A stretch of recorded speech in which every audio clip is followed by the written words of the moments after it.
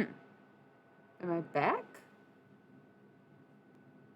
All right, there we go. I'm unstable. Maybe it is my internet connection. It never at any point told me I disconnected from the internet, and it still says that I'm connected to the internet, so I'm not really sure what's going on. I pissed off heteronormative Sky Daddy. I think that's what's going on.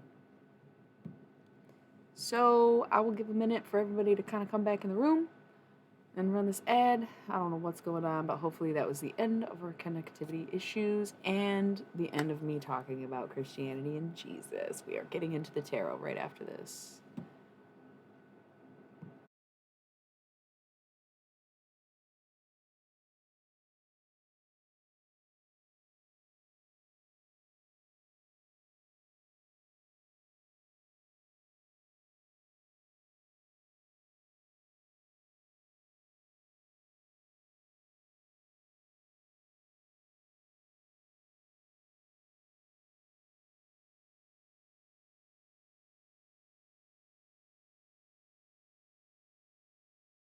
Okay, well, I can't run the ad. So I'm actually just like sitting here um, doing things I'd be doing if the ad was actually running. I guess it's because I ran one right before the stream ended. I was just trying to let everyone who was here before come back, but maybe I've lost them for the night, and that's okay too, right? Anyways, we are about to get into the tarot cards for anybody who's getting a little antsy, impatient, or otherwise uncomfortable during my rant and whatnot. Okay. I am. What's up, though?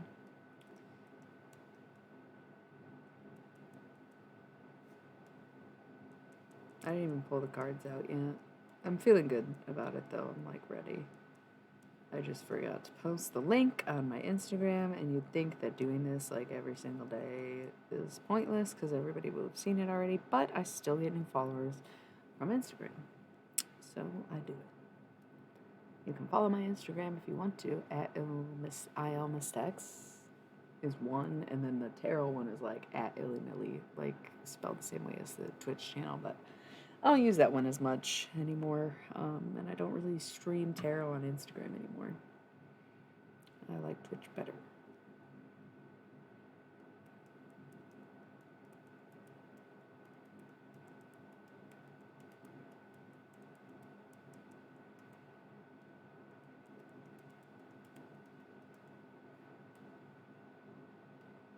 Okay. That was dumb. Tried to make a really long title for the link on Instagram, and they were like, okay, sure, and then it just was cut off. That's silly. Okay. Try again.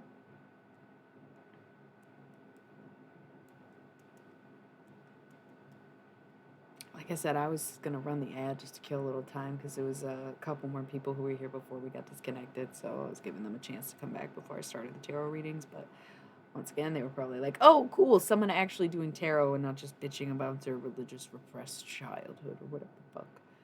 I get it. I don't care.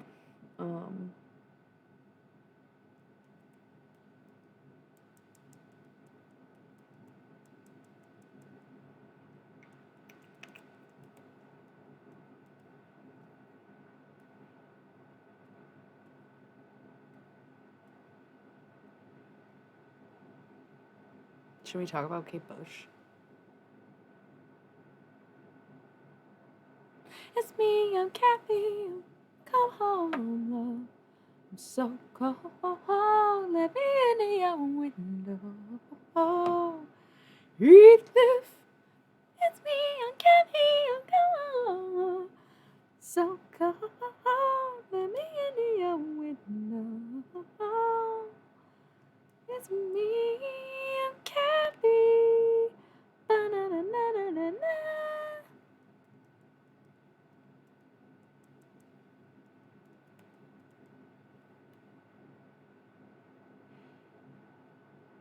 Perfect. I love it. cool. What just happened there? I don't know. I saw something out of the corner of my eye. All right. I guess it's just us. And that's great because I love you so much. Even if I don't know who the fuck you are, I'm sending you love anyways. That's like the whole gist of it. Life. And not to bring him up again, but also Jesus.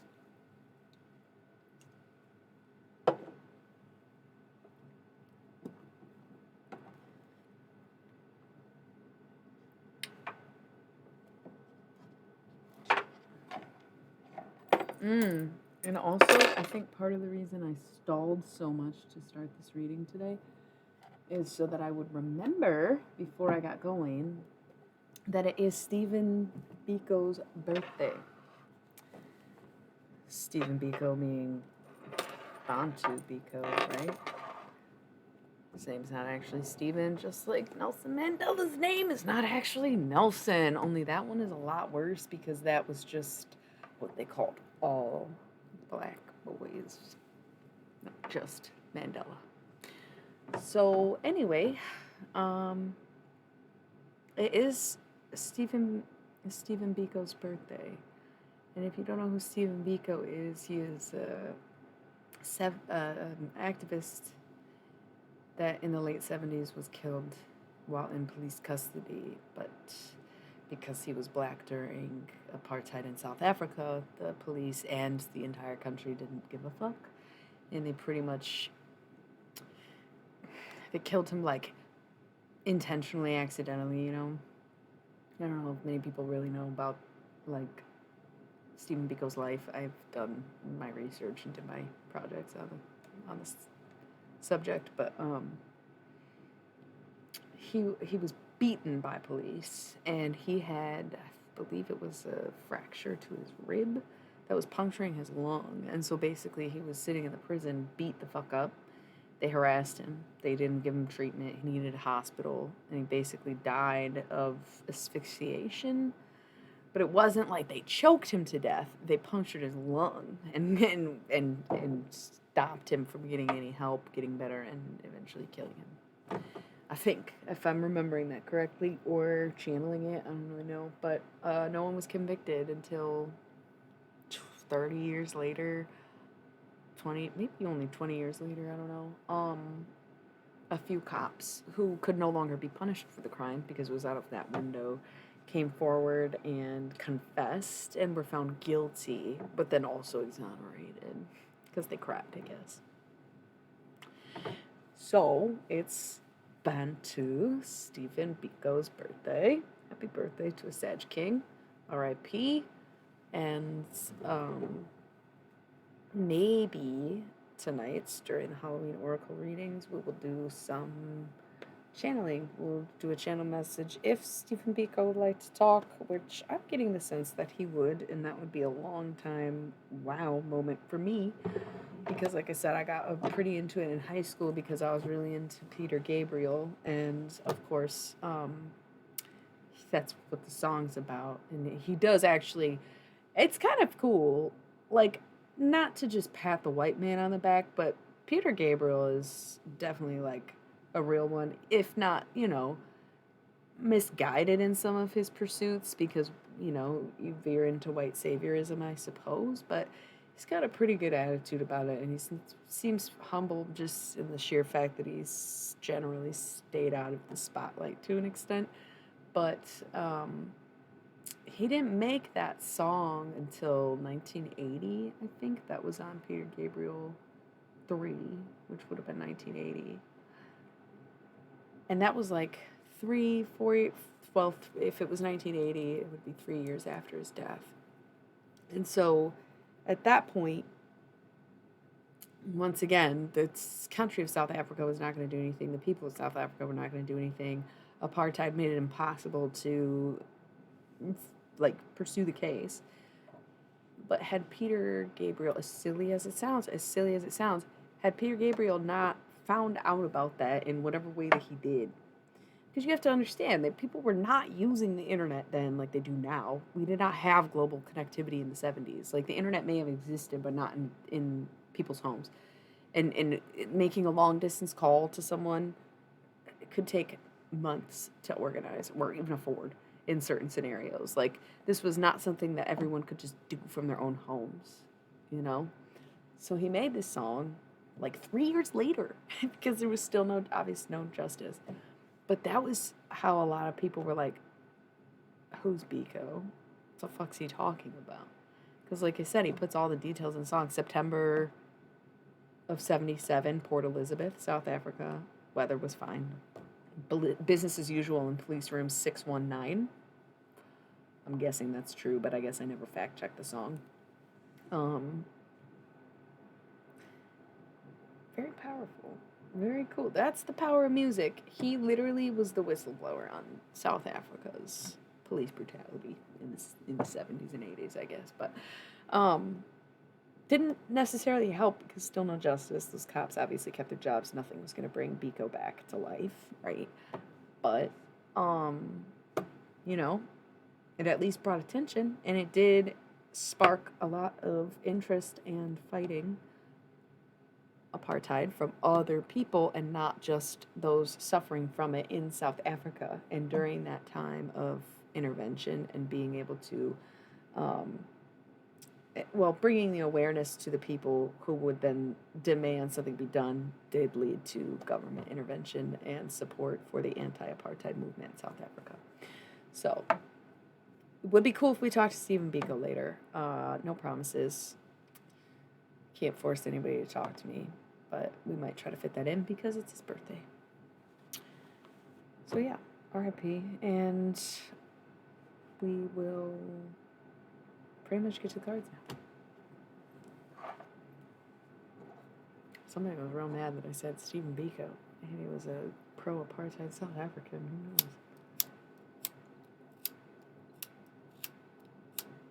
Is this lighter dying? I think it's dead. How sad. No, I don't hear anything. I'm shaking it. I don't hear shit. Look how cool. This is the lighter I've been using. I guess I see everything I need to see. Decisions made. I love it. I love life. I love everything. Well, I need another one. I guess I'll let you look at my art because I'm not planning to roll an ad here. September 77, Port Elizabeth, weather fine. It was business as usual in police room 619. Oh, Biko, Biko, because Biko. Oh, Biko, Biko, because Biko.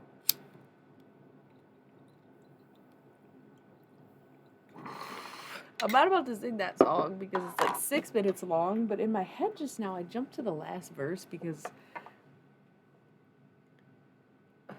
it's a good line. I mean, it's kind of corny because, again, this is like white savior complex, I suppose, but it was not some kind of trend that he was following. He was just doing what he genuinely felt was right. But in the last verse, he says, when I try and sleep at night, I can only dream in red. The outside world is black and white with only one color dead. Oh, Biko. You know. It's really interesting, and I'm really grateful to have grown up in a world before the internet. And I think it's like an underrated blessing. I think it's something that we took for granted, and that people, like the younger crowd, can make fun of us all they want. It's not about being old. It's about things genuinely being very different and them having no concept of that difference and no understanding of what it was like before. And it's not necessarily the older I get, the more I realize this, but the more intense technology gets, because in my youth, it's like it was there, you know? But it was not everything. It was an option, but it was a treat. It was not this like endless connectivity that we have now. So thinking about all of that is just mind-blowing in itself, isn't it? Yeah. So I think we will maybe talk with Biko today. That's cool. No, I like it. I think we'll do it. Look at that. Did you hear me? I'm shuffling cards, assholes. They're like, I started an hour early just so I could literally do this because I knew I would need to be warmed up before I started doing tarot. I'm starting still earlier than my scheduled start time. Because I knew that even though I did this a couple days ago, I knew with my state of mind and the way that I feel and the way that I function that I needed time to warm up and to get all my goofiness out and to be able to tune out and tune in and get down and whatnot. So thanks for sticking around. Thanks for sticking by me. Here's what you wanted. That's hilarious. Oh, fuck. I gotta run an ad. Why? It's okay. All right. I'm just gonna do 1 minute for now. We'll have to just do them every 20 minutes. And then maybe we'll switch. Okay, I'll be right back. I have to.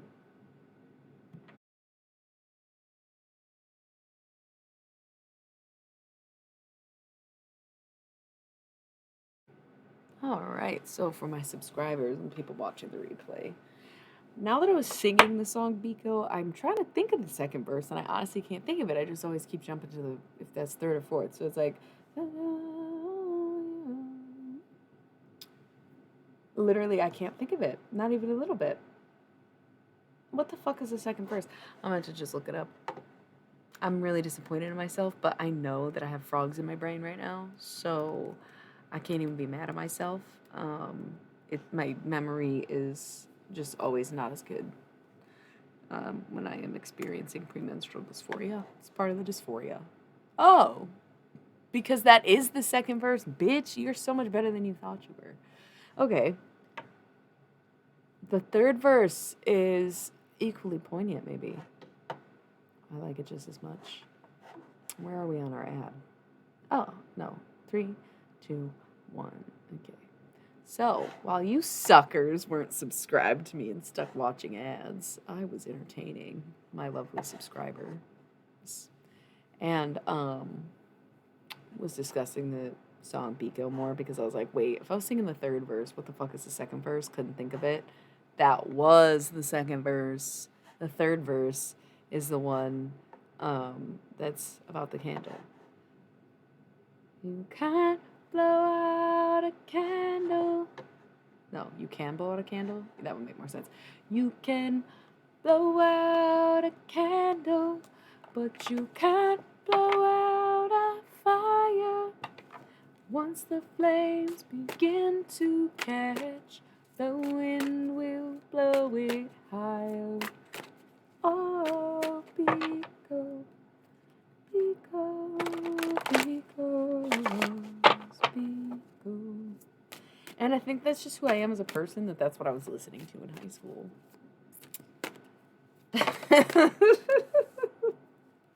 I don't know. Somebody called me like a geek or something today, and it's like, yeah, for sure. Like, duh. Fucking weirdo, freak, nerd. All of it's true. Literally, you can't hurt my feelings. I mean, you can, but not like that. Yeah.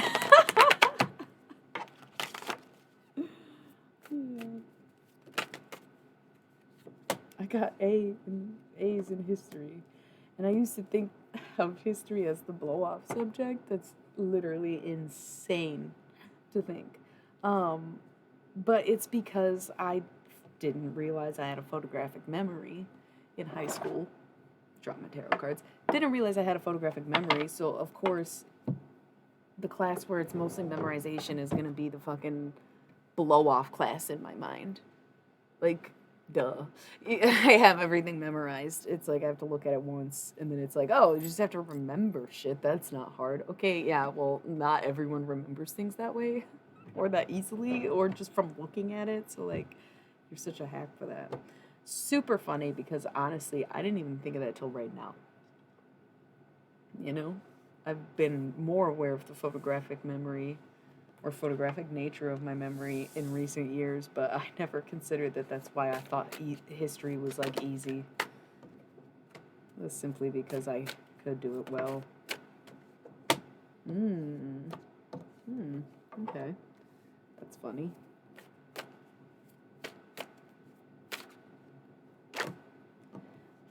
You know, and now I'm really resonating with that third verse.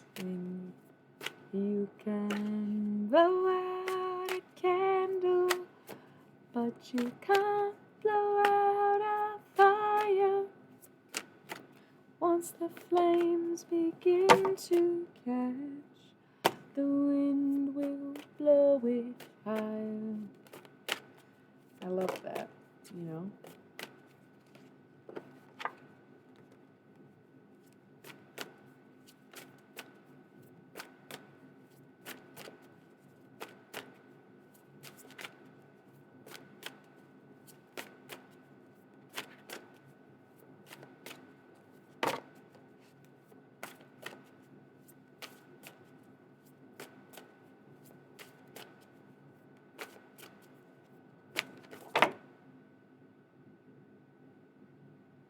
I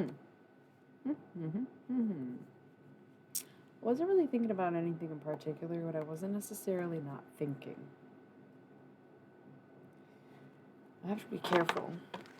If thoughts are manifestations and manifestations are visualization, it's very difficult to combat intrusive thoughts in a constructive way, okay? But it's very important that you do, right? Like, I don't know, maybe this is like someone on here is dealing with PTSD. I'm a pro with that shit, bro. I've had PTSD my whole life, dude. No big deal. We can get through this together, okay? I give myself PTSD every fucking month because I have flashbacks to things that never happened, right? Or happened in other dimensions, or that I saw in a dream one time, right? And so if you're dealing with PTSD, oh, good. Yeah, I have tarot cards out now, brat. Just kidding. Nah, look, I've been back. Where were you? Waiting for this? Are you a Gemini? I can't remember. I don't know if you ever told us. You are fairly new here.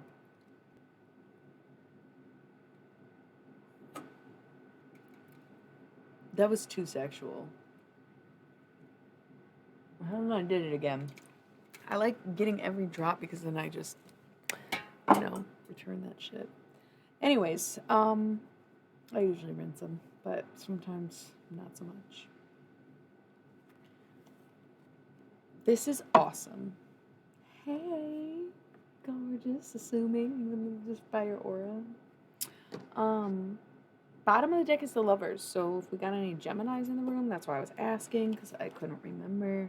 But the Lovers is a Gemini card, but it's also very much relationship stuff and also making a decision.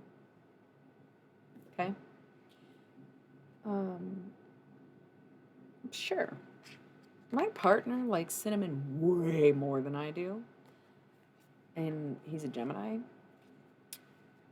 But I fuck with cinnamon. On a level of like what people commonly believe in the community, I have no idea. I like cloves though. I feel like cloves, slap. I love to smoke them, eat them, put them in my coffee, chew them, smell them. I love cloves. But cinnamon's cool. I fucks with cinnamon. I got nothing against cinnamon, but nothing really for it either. Although my Virgo beauty also is low-key obsessed with cinnamon, so I feel like the mutable signs like cinnamon a lot, huh? Not sure.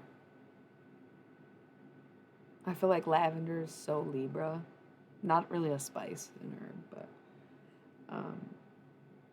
yeah. By the way, if y'all didn't know, on Thursdays I stream just to answer random questions like this. If you ever want to join, I don't use any tarot cards and don't even pull them out. So Thursday we can ask all these questions and more. I am just at the beginning of the reading right now and not really into anything, and thought that was pretty funny. I don't know if I've really had a pumpkin pie with more cloves and cinnamon. I've never made a pumpkin pie myself, but let me tell you, clove pie would be nice to me. I think that sounds lovely. It fucking numbs your mouth. Like, it's so fun. Like, even as a drug, it's like low key and very cool. It's not a drug. Nutmeg would be my favorite spice drug. But either way, dope. Love clove. If I had to pick one spice, I would probably have to pick clove gum. Have you ever chewed clove gum? Bro, don't get me going. Don't get me going. Fucking love it. Love it, love it, love it, love it. All right.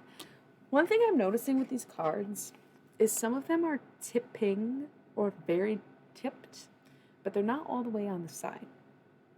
And that, to me, is kind of like an indication that things might seem rocky, but because some of these cards are face down, it's almost like it's even rockier than you think it is. Kind of energy.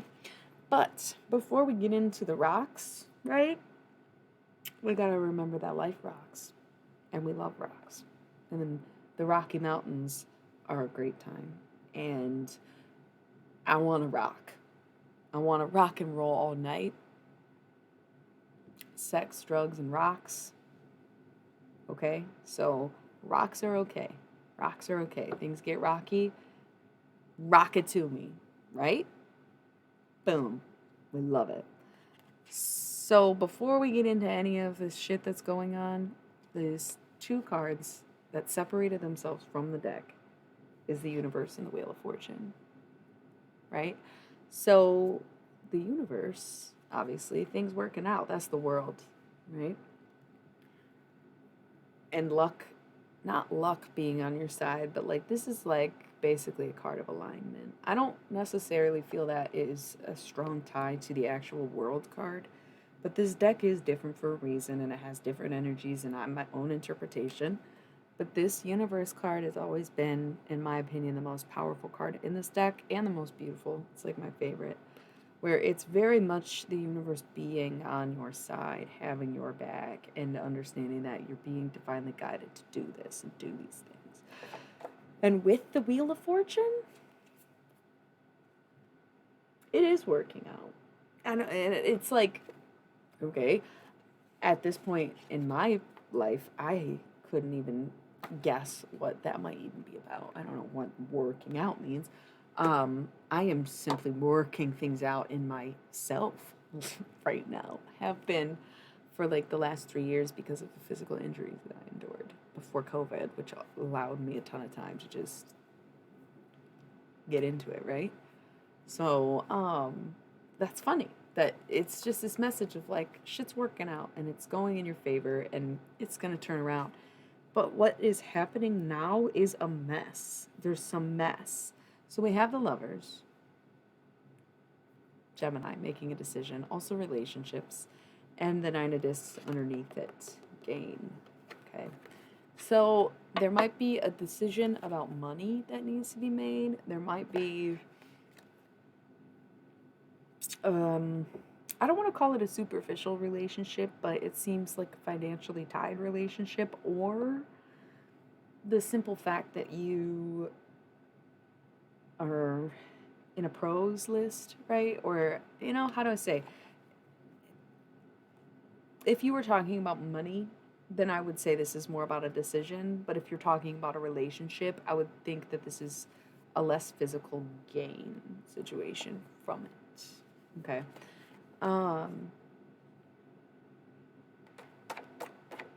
There's something here, and probably to no coincidence that the Devil is beneath them, because I just pick up cards off the top of the deck if they have moved at all or are sticking out. So there was no intention to pick up this card, but I'm forced to stare at it. The Devil here. Dick and balls. Oh yes. Oh yes. The Devil is Capricorn. Okay, so maybe you are a Capricorn, you are dealing with a Capricorn. You might be also an addict or dealing with an addict, whatever. My guess is this is more about Capricorn season because it's coming up quick. It's coming up quick. I think it's just Cap season in general. Oh, and it's 11/11. somewhere right now. So, yeah, I think it's cap season is what this reading is truly about. And I didn't even intend that or think about that. And they're telling me this is the cap season energy. That's cool. Seems rough. I thought this was the rough, but now we're getting rougher. Sweet. Sweet. The Lovers. Gain. A decision about a financial situation or the evaluation of a relationship. That's what's coming up. But everything working out, whatever that means to us. So that's where we're at in this. Now, like I said, a lot of cards tipping and turving here. Few things face down up front.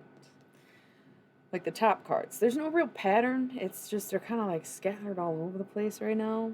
And I don't know how to read the cards that are tipping or explain it any better. That if it's in the upright, it is what it is. And if it's in reverse, it's the opposite. So if it's on its side, it could go either way. These are like the scales are tipping in certain directions kind of energy, but it's going to get annoying trying to even flip these cards and respect the degrees that they are angled. So we'll see how it goes. Up top, we have the Hanged Man. So the Hanged Man is dedicated, but he hangs himself by the foot. So it's a choice. This is not a witch hunt. This is not a lynching. This is the Hanged Man putting himself in a position to help or benefit others, but also like kind of self-sacrificing. Damn, no wonder I stalled. Did the internet get interrupted or just my browser? That's funny. Gotta focus the thoughts. Because I got negative things. You never, oh, God. Sucks. So, gotta focus the thoughts. The Hanged Man. Okay. He sacrifices himself. What is going on? What is going on? I don't, okay. Probably, likely, someone who just joined has something to tell me. I don't know if that's personal. It's just like this very disruptive energy of like something you need to tell me. So somebody asked you that, or you're asking yourself that.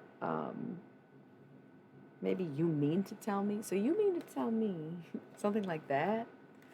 I wonder if people are, they left. I wonder if they fucking felt. I have no idea who the viewers are. I see who subscribes to my channel and I see who chats, but I have no idea who's watching. So when I get those moments of like, somebody's energy, oh, that's cool. And I appreciate that. I figured you were. 33333. Yeah, it's like, I hate to say I know, but it's those moments where it's like, that seems like either a familiar energy or a very strong one, because it's hard. Thank you. K9, you've followed me several times this week. Are you okay? Maybe it was a different K9 screen name. I thought you followed me like multiple times this week. Hello. Appreciate you. Either way. Maybe not. Maybe it was a different, there was definitely like a K9. Maybe it's just like I saw two K9 names in the same week.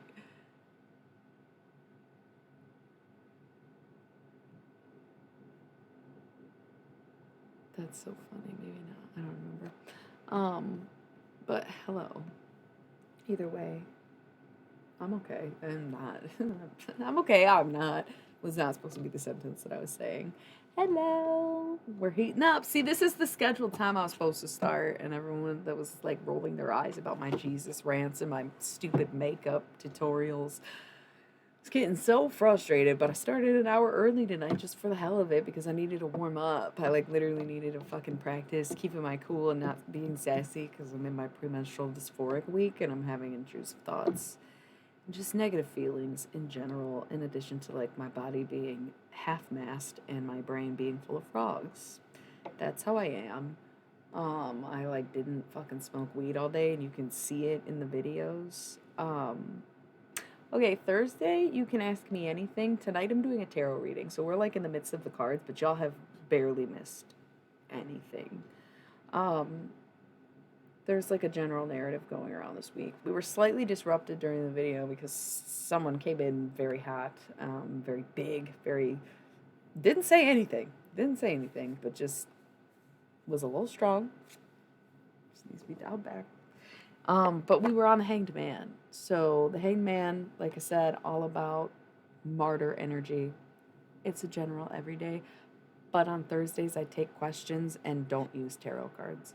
So you can ask me for my personal opinion um, on things that you would normally ask a tarot reader. Or you can ask me about tarot itself. Or you can ask me weird conundrums and stuff like that. Um, I'm available for personal readings.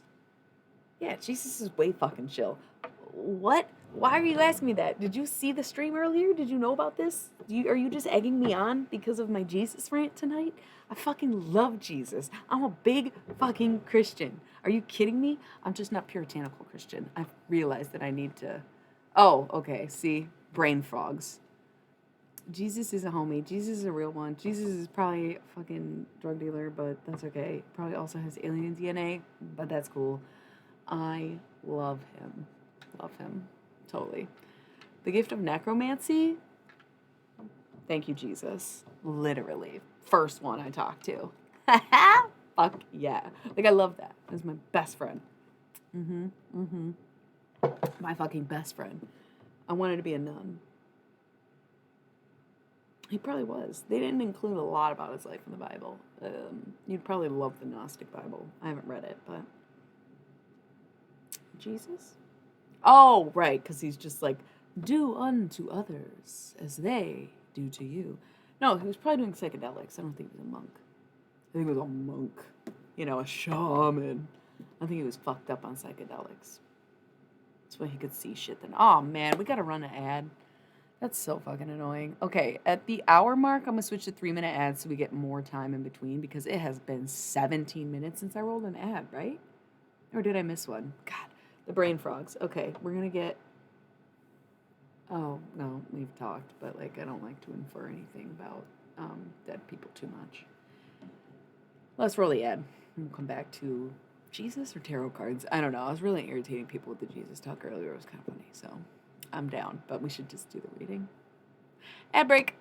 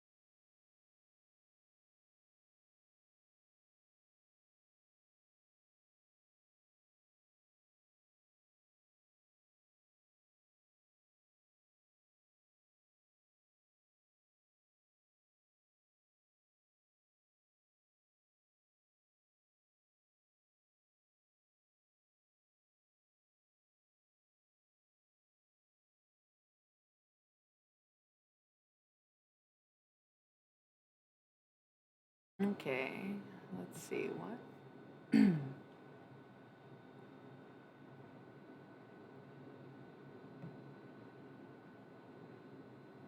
LOL. That's literally exactly what it was.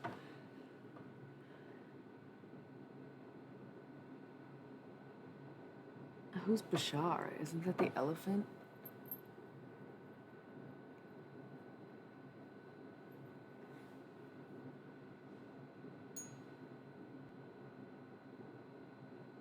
Hmm. Me too. I don't know. I think the only channel that I've really like watched is Bracha Goldsmith. Or Goldsmith, I think. And she's great. She's the best. She's like the cutest, like old lady, and she gets up there and she's got the silliest alien voice, and it's not her voice; it's the alien voice. Like she'll pop up, hello. It's so good. I fucking love Braca, but I haven't really. I didn't, and my godmother's really into. Actually, my godmother has a Chiron channel. I never understood why Christians like ask for so much money and don't even offer that kind of thing, and then bitch about Jewish people. Like, well, at least they're hooking us up, them up. I'm not Jewish. Yeah. I guess because I do other things, I don't have that energy, or do I? I probably do. I just, lol. Yeah, I get that. Um, You're kind of new to the channel too. Have you not been here for any of the alien channelings? That's why the Jesus stuff comes up so much. There was one time, I don't know why we're talking about this. I guess nobody gives a shit about this thought deck because I'm literally telling y'all it's about to be a rough week and like possibly a fucking wild Capricorn season. So like that's not necessarily fun. But now that I said that out loud, it seems like week 1, week 2, week 3, week 4, and that will be Cap season. So we'll do that. But anyways, one of the big conversations that I had doing a channel message on this channel, which I'm working on getting all of my past streams up on Patreon. The early half is up there. It's only $5 a month. Don't complain about it. You should have been here the first time if you wanted to see it, and if you don't want to see it, then don't buy it. But there's some good fucking channels in there. They're just not all labeled as such, because I just pick random things to name the stream and then do whatever happens, so I don't really mark when who is there unless I am planning it. So yes, so totally get that. I think it's also the human interpretation of it, and I think the humans equally odd energy and equally neurodivergent. Because when you say alien channels, I thought you meant the people who do the channeling. But no, one of the biggest streams, not biggest in gravity, not biggest in views, stream was the conversation about like alien DNA being mixed with pre-Nathan, Nathan, Nathan, Nathan, Nathan, Nathandrial humans, pre-Nathandrial humans. Um, yeah, you guys, I have a stutter. Okay, thanks. You missed that part. Before that, the fucking aliens were mixing the DNA with the human monkey things, and that's how we get like modern humans. But then also, Jesus was the second coming, not of Christ, but of fucking aliens. So that's. I kind of already had my suspicions that Jesus maybe was an alien. The more I thought about aliens, and the more that I thought about Jesus. But there was actually like a channel that we did where it was like, oh yeah, like it's literally exactly. Of course, that's what happened. Like, how else would a virgin bear a child if it was not an extraterrestrial incubation? Just tying it all together for you, real quick before we move on. Neanderthal. I just stutter sometimes.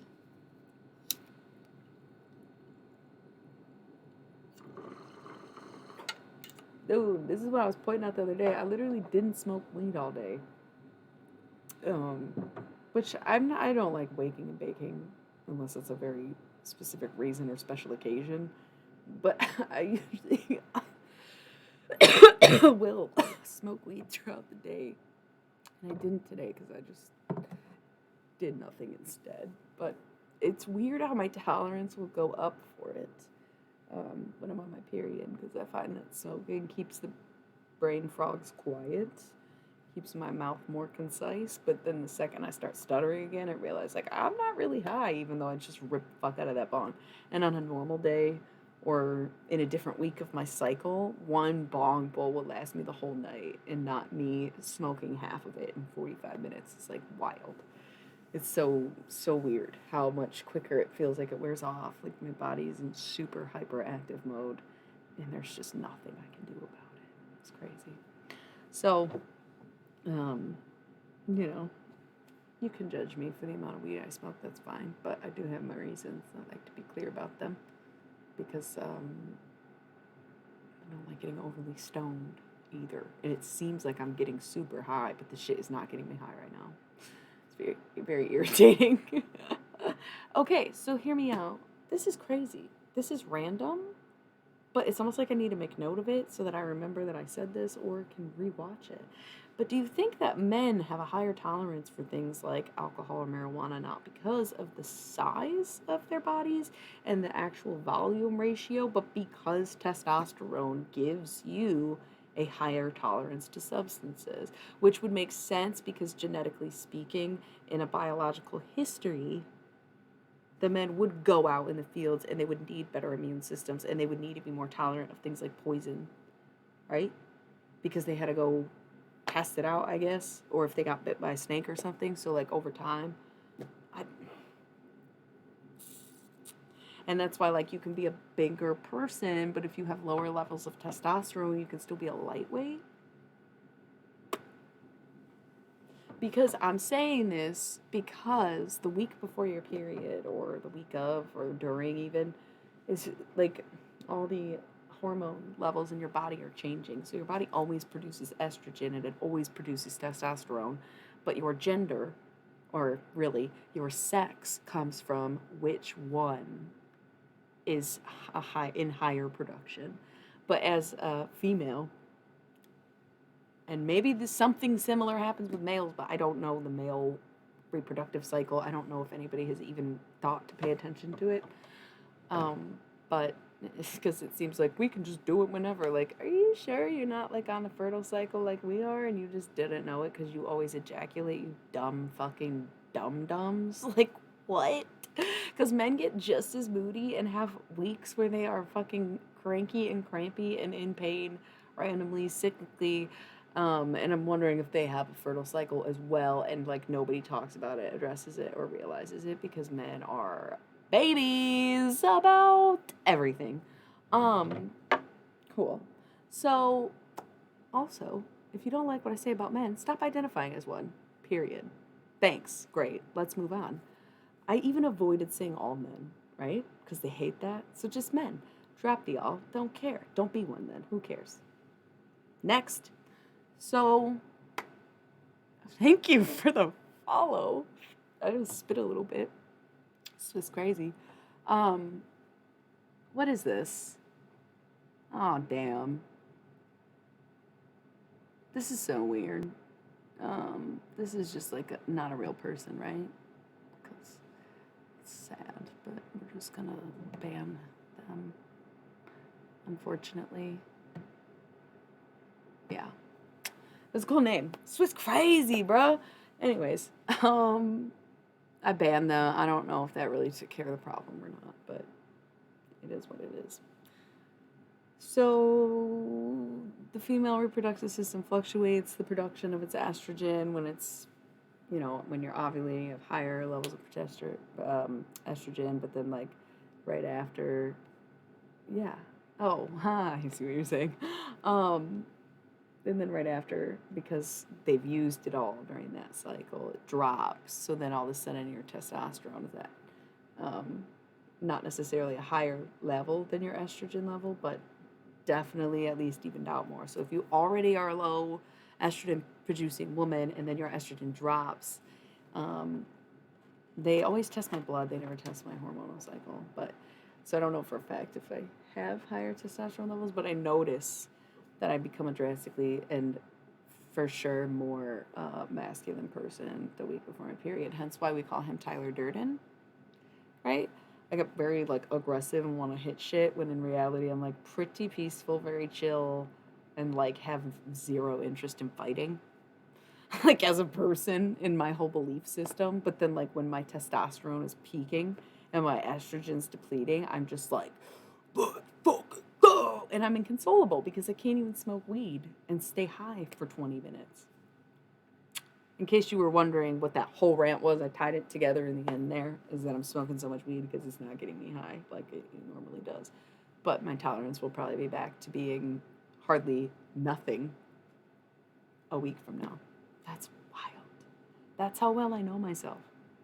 Because I tracked my everything, my moods and my body and everything that I've ever consumed in the last 5 years and put it in a fucking diary. And now I know. Because it's Mike's super short show. Cool. Ready to do some tarot? I feel like I'm getting some incoming downloads. Go with where your heart takes you. I'm hearing something about Let the Wind Blow. And I think it's a song, but I think it might be a song I don't know because it's not Pocahontas. And it's not Rent. But I'm hearing Let the Wind Blow. So if there's a song that you really like and there's a lyric in the song that's like has that phrase or something very similar, then I am referring to that song. There's like a message in that, or if you want to share, if you know what song it is, by all means share it so that we can all look up the lyrics and get the message. I'm also thinking Bonita, esa bonita. I don't speak Spanish. I really like that song. Thank you, by the way. I'm very beautiful, if that's what you meant. Oh, that's crazy. I love that. I feel like that's totally cool. Be sure that you're not copying the song Bonita. If you don't know that song, I don't know who sings it. I haven't heard your song, obviously, but the melody might be very similar, where that might be the message right now, because you said that, right? It just came to me where it was like, Bonita.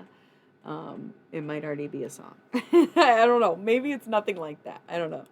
That's just so funny and random. Or someone just thought I was beautiful. I don't know. Or maybe you are beautiful, okay? Maybe you're beautiful. And the gods or angels or higher powers are coming down to make me remind you that you are the beautiful one. Bonita, ese gente bonita. I think I just said like, yes, and you, Bonita. Not even, because I didn't even say two. Love that. I'm the opposite. I have a bunch of vocals that I'm never getting around to doing instruments on. Hey, Twitch, let's get the band back together. You guys want to form a long-distance Twitch band? It's like Postal Service, but it's Twitch.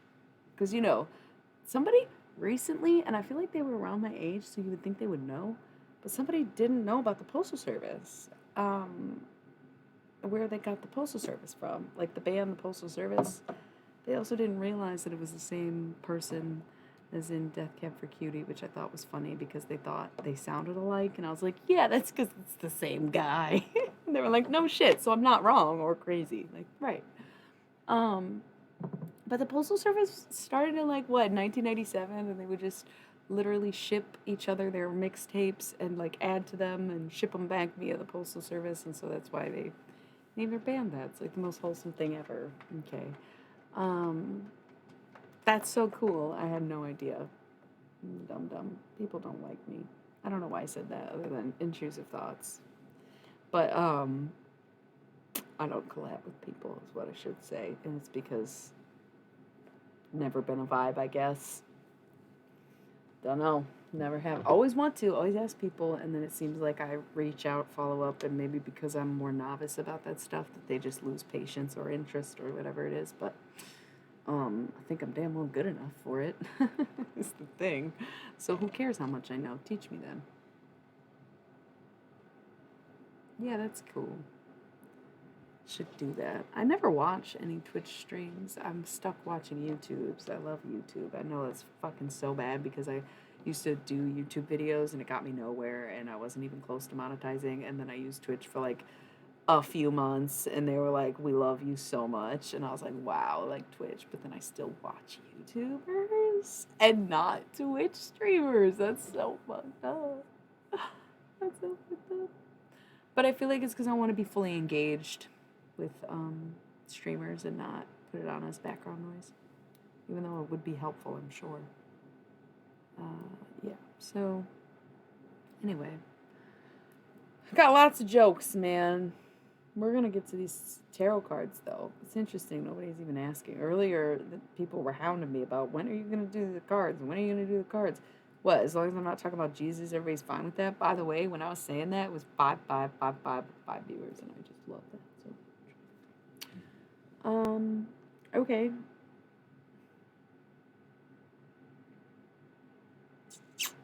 Let's just do the ad break now and get to the cards. I was like, I could wait a few minutes and then do an ad, but I do want to go back to the fucking cards. Yeah, me too. I love him. I love him. And sometimes when you deal with a Judas, you can't help but feel like Jesus. I'm kidding, you guys. I do not have a fucking God complex. But I do really fuck with Jesus, and they were like, he's so human. So it's like, who's to say that I'm not like him just because I'm not, you know, right? It's not a God complex. It's a good thing to want to identify with someone like Jesus, right? I'm just not trying to walk the walk because, bro, they told me 100,000 times what happened to you, bro. No thanks. I'm good. Even though I did the whole thing. That was antichristic. Um, that's hilarious. But that's the point, right? Like, that's what I was just saying is like being Jesus. It's in a reincarnated energy. It could have been anyone, could be anyone, right? I always said, like, they put people in the psych ward for being like, oh, next coming of Christ, I'm Jesus. How do you know that they're not right? How do you know that that's not Jesus? You don't think if Jesus showed up, he would sound fucking insane? You don't think it would sound insane? Like, no matter what body Jesus was in, if he showed the fuck up on this planet and was a second coming, regardless of what he looked like, and y'all just locking him up, he keeps reincarnating, jumping bodies, jumping souls. You don't think it's gonna sound crazy when it is legit? And you just assume that all these people are illegitimate? It's your damn story. The fuck? How many times did you block the coming of Christ, bro? Come on. Anyways, let's play the ads and we'll do the tarot. I don't know why this is such the conversation tonight, but it is.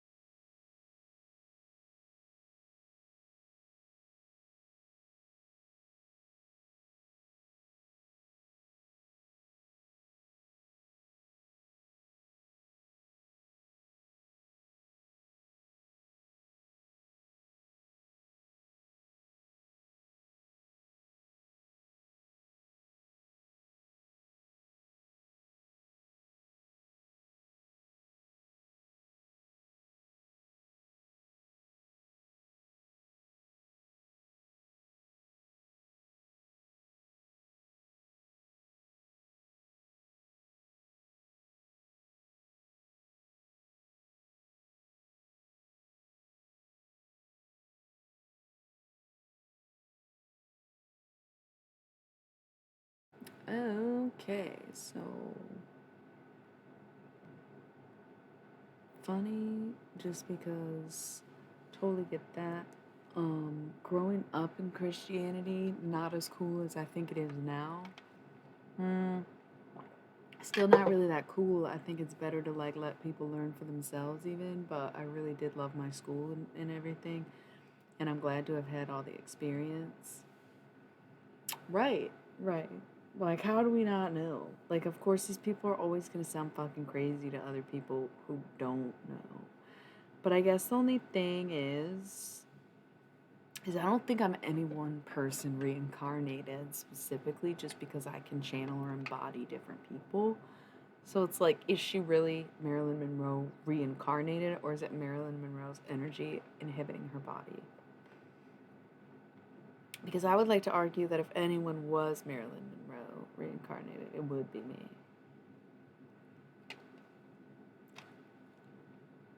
No, I'm just kidding. A cobbler, I love that. Like a shoe cobbler.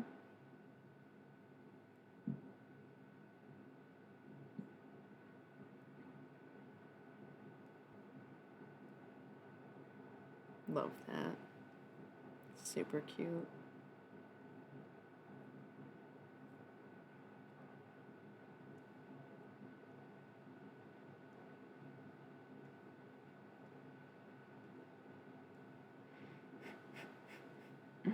I do love my life. I think it's funny how there's like this assumption that there's only like certain things that will fulfill a person or fulfill their life. And it's crazy because I feel like, okay, yeah, do it. The fuck? Dom rocks. Um, I feel like there's so many ways to find fulfillment. And I think it's funny too that, like, I don't know. I think of kids as karmic lessons, and so it feels very on point that you would think Jesus had no children because he should have experienced no karma. If he was born God, he'd essentially be born all knowing. But he was human and he did have karma and he did most likely have kids. So it's very funny to think about that. But we're getting off the topic of Jesus and back into the tarot cards. It is a very interesting topic, but also like you said something about Buddha, and when I questioned my faith, immediately went to Buddhism. Yeah. Okay. No preferences. I just think of something. First, anything.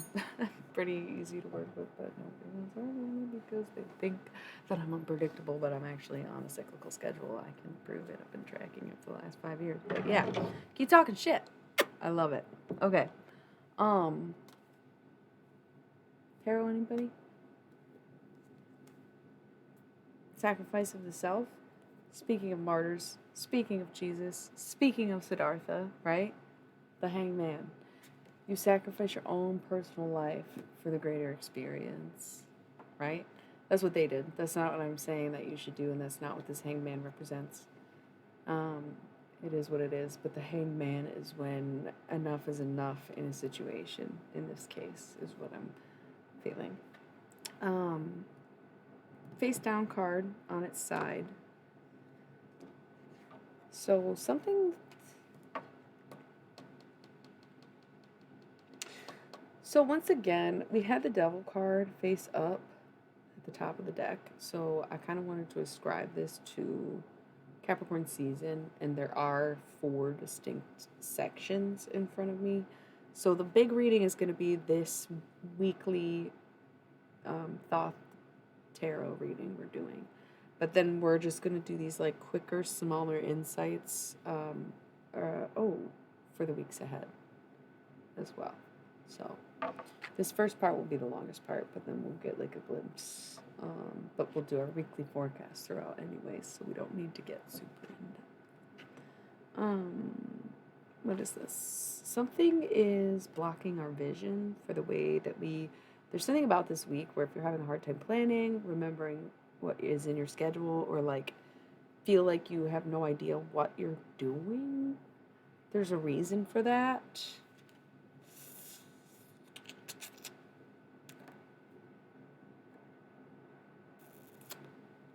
because it's a balance. This is interesting. It's interesting to have debauch on its side because debauch is to do something in excess. But if you were to think of it in medieval terms, debauchery is when somebody from your side crosses you for the others. It's different than a traitor though, because it's like I think they cross you once they've crossed the other. It's you know, whatever. There's a reason we don't use it. It is a little naughty. I used to think this was, I thought debauch was when you cross somebody, so I always said this was my cheater's card. So it's very naughty in my opinion. It even looks like a female reproductive system right in the middle there because all of the cups cards are pretty yonic and the wand cards are really phallic because it's hyper femininity and hyper masculinity. So with debauch on its side, that tells me things are getting right. That tells me things are coming in a balance. That's like when debauch is in the upright, it means you're doing too much, you're doing the most. Like doing things in excess is like drinking too much, even like casual sex, cheating, whatever it is. And in the reverse, it's like abstaining. And I don't truly believe in abstinence unless it's like really imperative to your life that you abstain from something, right? Um, sure, I don't know if I can answer technical questions about Jesus, but we are doing the reading, so I'm not going to be as answering as many questions now that we're into it, or we're going to get distracted again, and it's already been an hour. But go ahead and ask, because Jesus is really such an interesting topic that I could fucking talk about all day. Okay, that makes more sense. Um, Especially though with debauch on its side, it would indicate that we are not abstaining or excessing in anything. So if this week feels uncertain or unclear for some reason, it's because things are truly coming into balance and you or others or something in general is going to stop being so much or feeling like so much without it going away completely, I guess. Oh God, that sounds awful. Um, Something even like if there is alcohol involved and someone was drinking a lot, now they're drinking less. They didn't quit drinking, but they're drinking less. True facts, drinking less.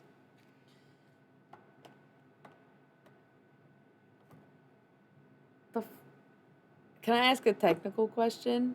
No, it's just a specific question. Then you ask the most interpretive, metaphysical, up for debate question possible. You are trying to get me on a Jesus tangent. You're horny for Christians. I can't answer that. Save it for Thursday. I'll actually write that down. Because I don't even know what you mean, and I don't really feel like spending the time to talk about it when I have made it clear several times over that I will take questions on Thursdays just like this, and there won't be tarot readings to interrupt, and that's why I'm doing it, is so I'm disrupted less in the tarot readings. The only reason I've been feeding into it tonight is because I wasn't ready to do the tarot for the first couple hours that I've been here. But now that I'm in the reading, y'all gotta stop interrupting it. That's just how this works. I'm sorry. I don't mean to be rude, but I am sometimes. Blame it on the PMD. Blame it on the PMD. It's 2D, but still, it is the premenstrual week.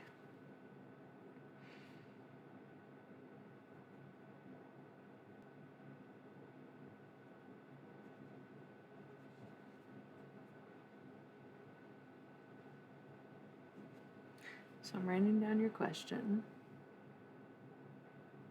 And if anybody has any other questions that they want to ask on Thursday, you can drop them at any time because I will be back again tomorrow night with more tarot cards. And then Thursday will be no tarot cards, but taking questions. And you can ask me questions that you would ask the tarot cards, and I'll just give you my most first thought, opinion, or whatever.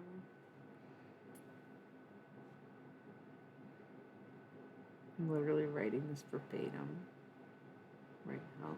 I also thought that was experimental. I don't know if I even know what that means, so I'll have to look it up and figure out my answer even, but I try not to think too much about anything before I do it. So I'll probably look up that word and come back with the answer Thursday. Can't wait. 11122. All right, back to the cards.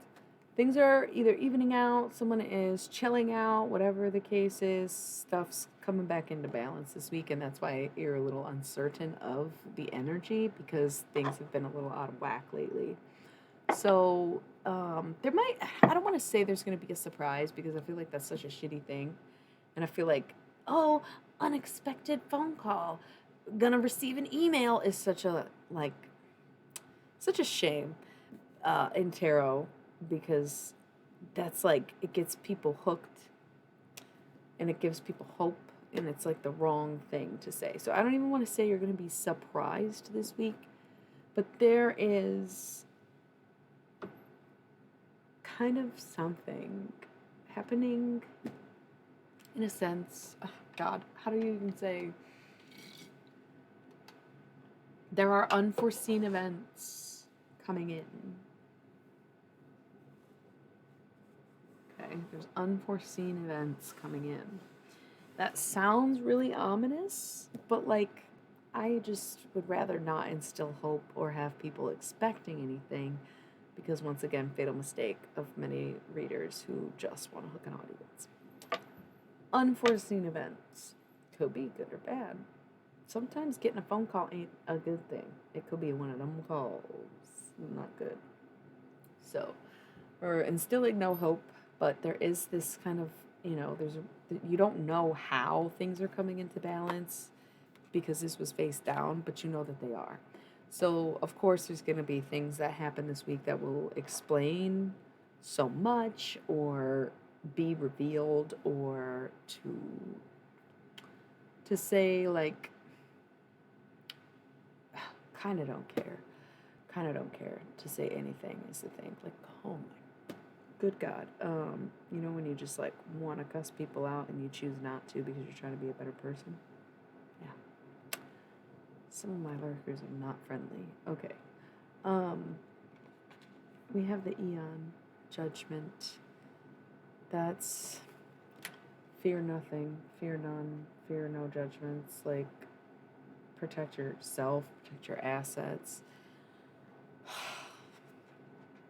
I will admit that this Sag season, I didn't take a break from working, but I took a break from magic, in a sense.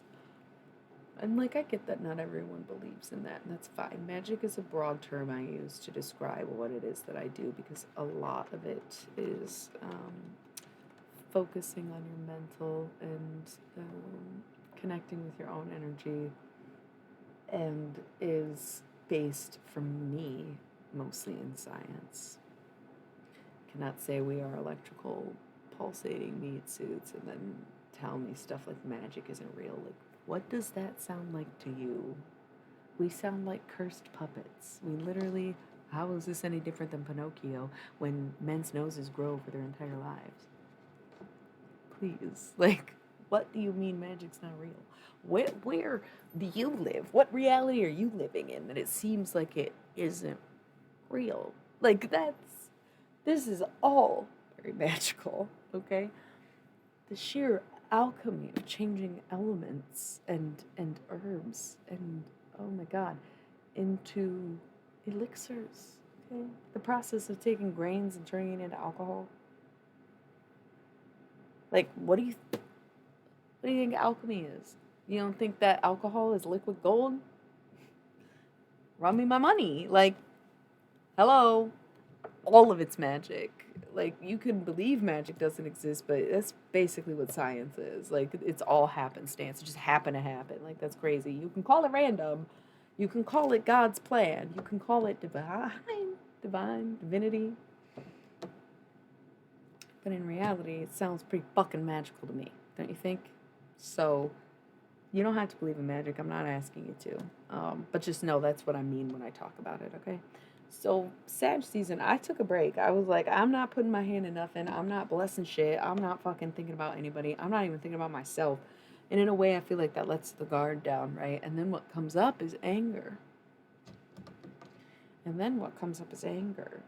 I get sick of, doing this and that or slow results or whatever it is. right? Impatience. But instead of being impatient, I just stopped doing it. Take a break. But I don't think that was the wrong thing to do. I think it's just a reminder that Capricorn season's coming up and to even maybe go harder, right? So, that being said, if any of you fell off your game, out of your practice, even in a religious way, we've had the religious conversation all night. I'm not going to exclude anybody's practices because manifestations is prayers is same thing, right? Across the board.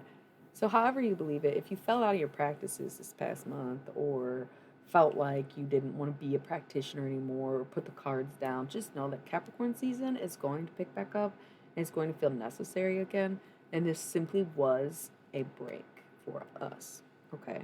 It was just a break. Um, I obviously took a bigger pause doing like tarot and stuff in Libra season or Scorpio season. It was Scorpio season, my bad. I just straight up didn't touch the shit for that month or whatever. It was between Libra and Scorpio. But like I said, on the low, in my personal life, I haven't been doing any rituals, no spells, no potions, nothing. And it's not because I stopped believing them. I just knew I wanted a break. Just to see what would happen, especially for everyone else. Because maybe people have no idea who or what I look out for when I do my prayers or whatever. And maybe people don't know who prays for me. But I know I got at least somebody praying for me because he tells me all the time. Right?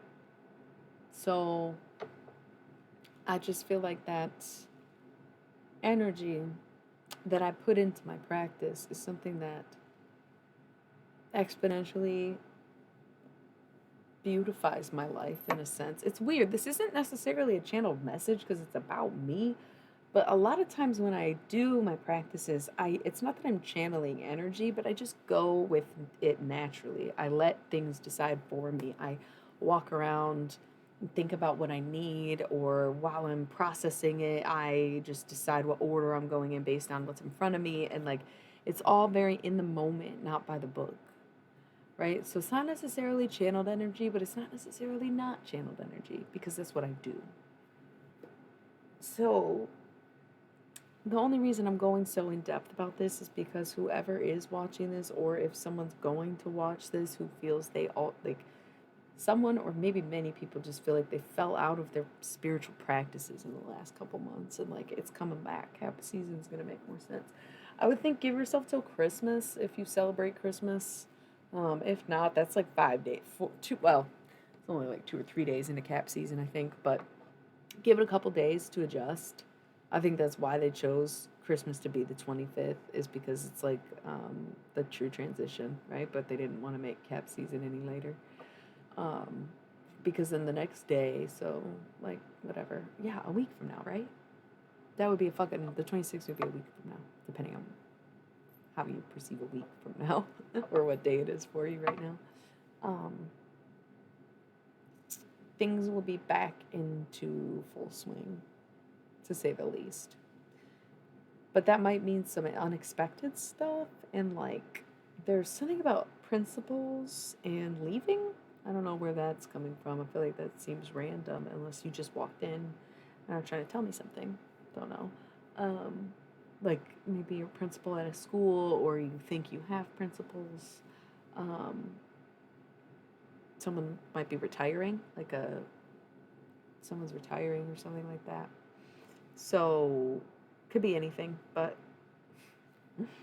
yeah. I'm seeing more face down cards. There is this pile that isn't.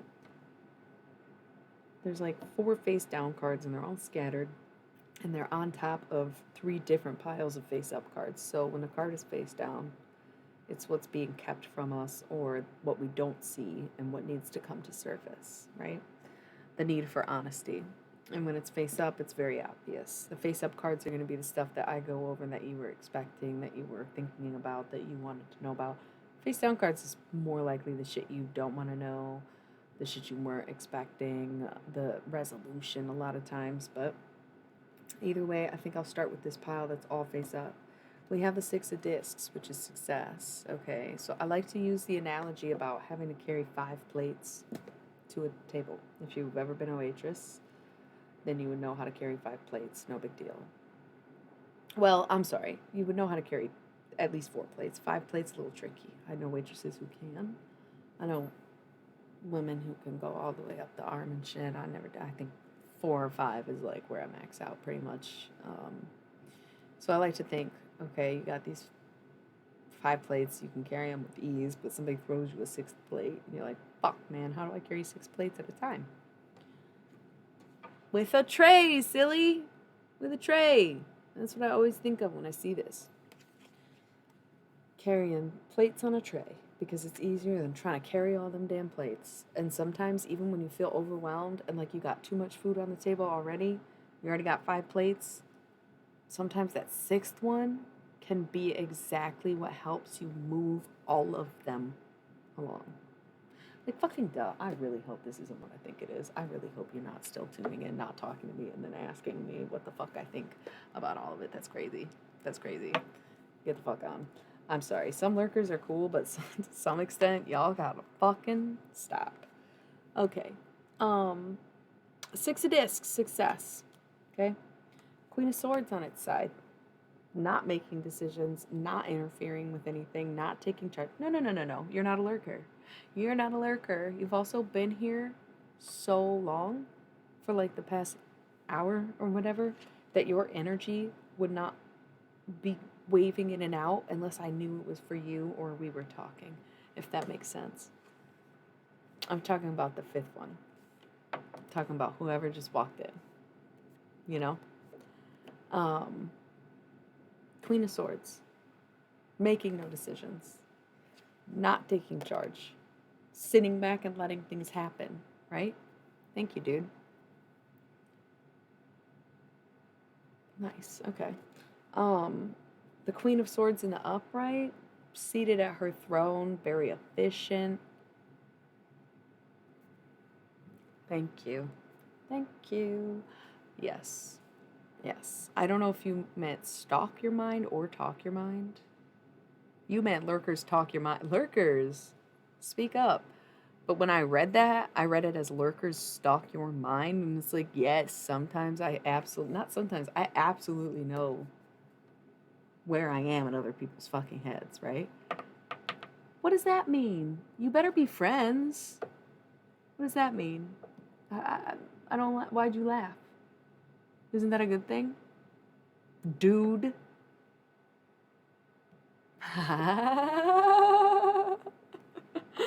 Love that. LOL. Well, welcome. I'm abrasive. That's okay though, because I'm sweet too. Just depends on the week most of the time. That affects my mood. So the Queen of Swords in the upright is in an awesome position. She's seated at her throne. She's ready to battle. She's ready to take initiative. She has a plan. She might be a little bit hot-headed. Oh, okay, good. But she's effective, right? She'll go after what she wants and she'll get it. Queen of Swords in reverse, probably pretty petty energy, kind of doing things for the sake. It's like chaotic evil. Like, I'll just cut to the chase. I feel like the Queen of Swords in reverse would be chaotic evil. So if she's showing up on the side, it's passive. All passive, no aggressive. Because even in the upright, she's got the aggression to go for the things that she wants, if not just being completely aggressive. Lucy's cool. I did like Dude, but you can be Lucy. So yeah, there's gonna be no decisions made. No decisions are being made. None. And everything falls apart. I don't know what that's in reference to. I don't know what that means, but I'm guessing that if you are the Queen of Swords and you are like, I'm not going to do anything about this situation, I'm going to stay out of it, I'm not going to rectify it, I'm going to just sit back and let it unfold and deny my part, not do my part, whatever the case may be, this Queen of Swords airy energy, then your life is going to fall apart around you. Okay, cool. Some of the coolest people ever to walk the face of the planet go by Dude, you know what I'm saying? I'm a dude, he's a dude, she's a dude, we're all dudes now. Okay, Um, that was like the Kate Bush rendition of the Cal Thompson. No, Kenan Thompson. What is Cal's like? Cal Mitchell. The Kate Bush version of the Cal Mitchell classic. I'm a dude. Anyways, everything in your life starts to just fall the fuck apart because you decide to make no decisions. And it all just falls apart. Thank you. Found it in a basement. Pretty much stole it from some family member, but don't know which one, so I claimed it as my own. Thanks. Better than being hidden in a basement. It was in a box, not hanging up. I would never take something off someone's wall, but it wasn't hanging up, so I was like, yeah, belongs here. Love that. Yeah, so not making any decisions is definitely going to cause some chaos. And the thing about the Ten of Swords is it's the world around you. It's the things outside of you, at least in this deck. This lag is hilarious. The Nine of Swords would be more of the self-inflicted wound or things coming back to hurt you. But in this scenario, you pulling back your energy just means that, like, the world around you is falling apart. Doesn't necessarily mean you're falling apart. And guess what? The less you fucking do, the more the Emperor does. The less that Queen of Swords is doing, the more that Emperor is doing. Now, I'm not going to sit here and say this is about relationships or bring in twin flame connections or any shit like that. This is not the deck. This can be a work situation, a family situation. This could be anything. It does not have to be romantic. It does not have to be twin flame. But I know you like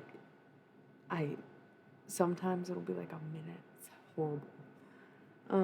Where it's not a minute for anyone else, but sometimes it lags on my end too, and then it's really bad. But you're not gonna get this message for another like 45 seconds. Just kidding. I also wanted to like kind of figure out what I was saying here. So the Emperor is Aries energy. Aries is a fire sign. The Emperor is a masculine card, doubly so because he's male presenting and also a fire sign. The Queen of Swords being queen, representing feminine. Swords being air is masculine. So this is basically like if you have a situation where you're dealing with a feminine and a masculine, or two masculines, then you could describe them by saying the queen would be the feminine and the emperor would be the masculine. But the reason I say it could be two masculines is because it's fire and air, and those are the two masculine elements. Right? I don't. What Jack Skellington?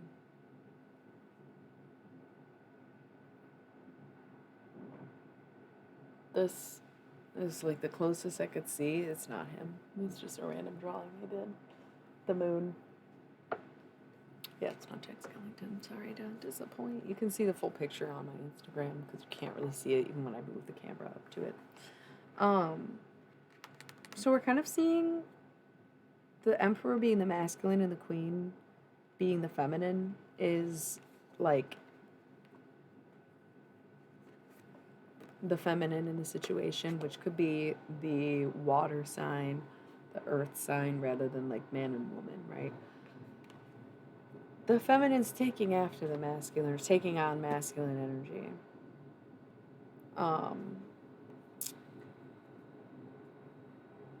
She's basically doing as the masculine has been doing and doing nothing. Withdrawing. Draw, actually, really. Like, it's a draw. Stops caring, stops putting in effort, stops making decisions, stops putting anything forward. And that is what inspires or makes the masculine realize that he has to step up and do things. And on that, by the way, I don't take distractions well. I don't like them. I've been nice because you're new here, but you do need to stop or just go. I don't care that much. And I appreciate you, for sure. Love having new friends and followers. But Thursday is for questions, no tarot cards. When I'm in a tarot reading, respect it. Thank you. The Emperor is the masculine stepping up. So like I said, this doesn't have to be a romantic sort of partnership. This could even be you stop fucking doing so much work at work until your boss realizes how much work you were doing. let's say you asked for a raise and you got rejected, and you were like, but I do this. And you're paying me the same as everyone who's not doing it. And they say, well, sorry, but it's not, you're in your job description to get paid that much. And then you realize, oh, well, it's not really in my job description to be doing all this extra bullshit. So you stop doing it. And then boss man says, well, damn, why aren't you doing this shit? And you say, it's above my pay grade. It's not in my job description. It never was. You pointed that out to me. Thank you for reminding me that I don't have to do this shit. And they're like, no, that's a good point. That's a good point. So you saying, okay, that's fine. I'm not going to do anything then. You don't want to give me what I'm worth, then I'm not going to do it. Oh. Finally, boss man steps up and says, yeah, okay, you can have the raise, the promotion, whatever it is. Just please start doing that shit you were doing before. I got to run an ad break already? Damn. Okay. Forgot. Let's do it.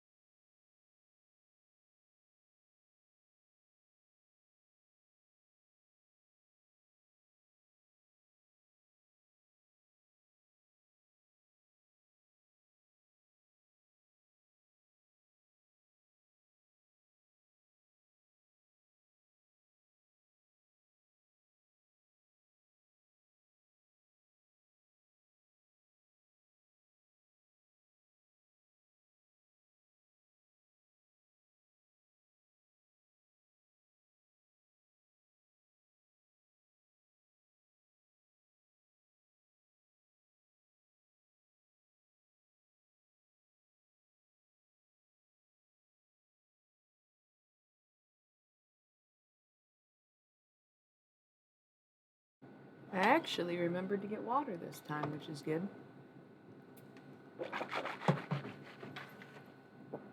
ASMR. I'm a dork. I'm not really into ASMR. But some sounds I like better than others, that's for sure. Okay, we're back. We're back. Not going on that tangent again. So yeah, the less you do, the more they do. Great, love it. Because they realize their world falls apart without you. Oh, right, because that's what was in between this queen and emperor. It was the Ten of Swords ruin. It was everything falling apart around you, not within you. That's great. I love it.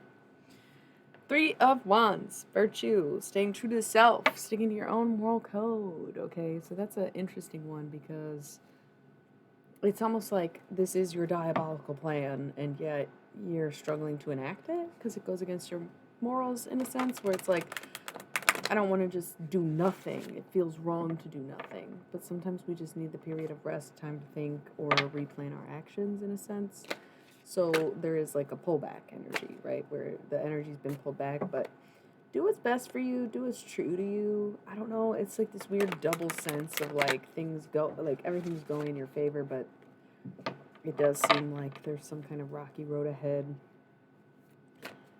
I don't know. That's so weird. That's so weird that it ended with the Three of Wands like that. It almost makes no sense. You know what I mean? That's really wild.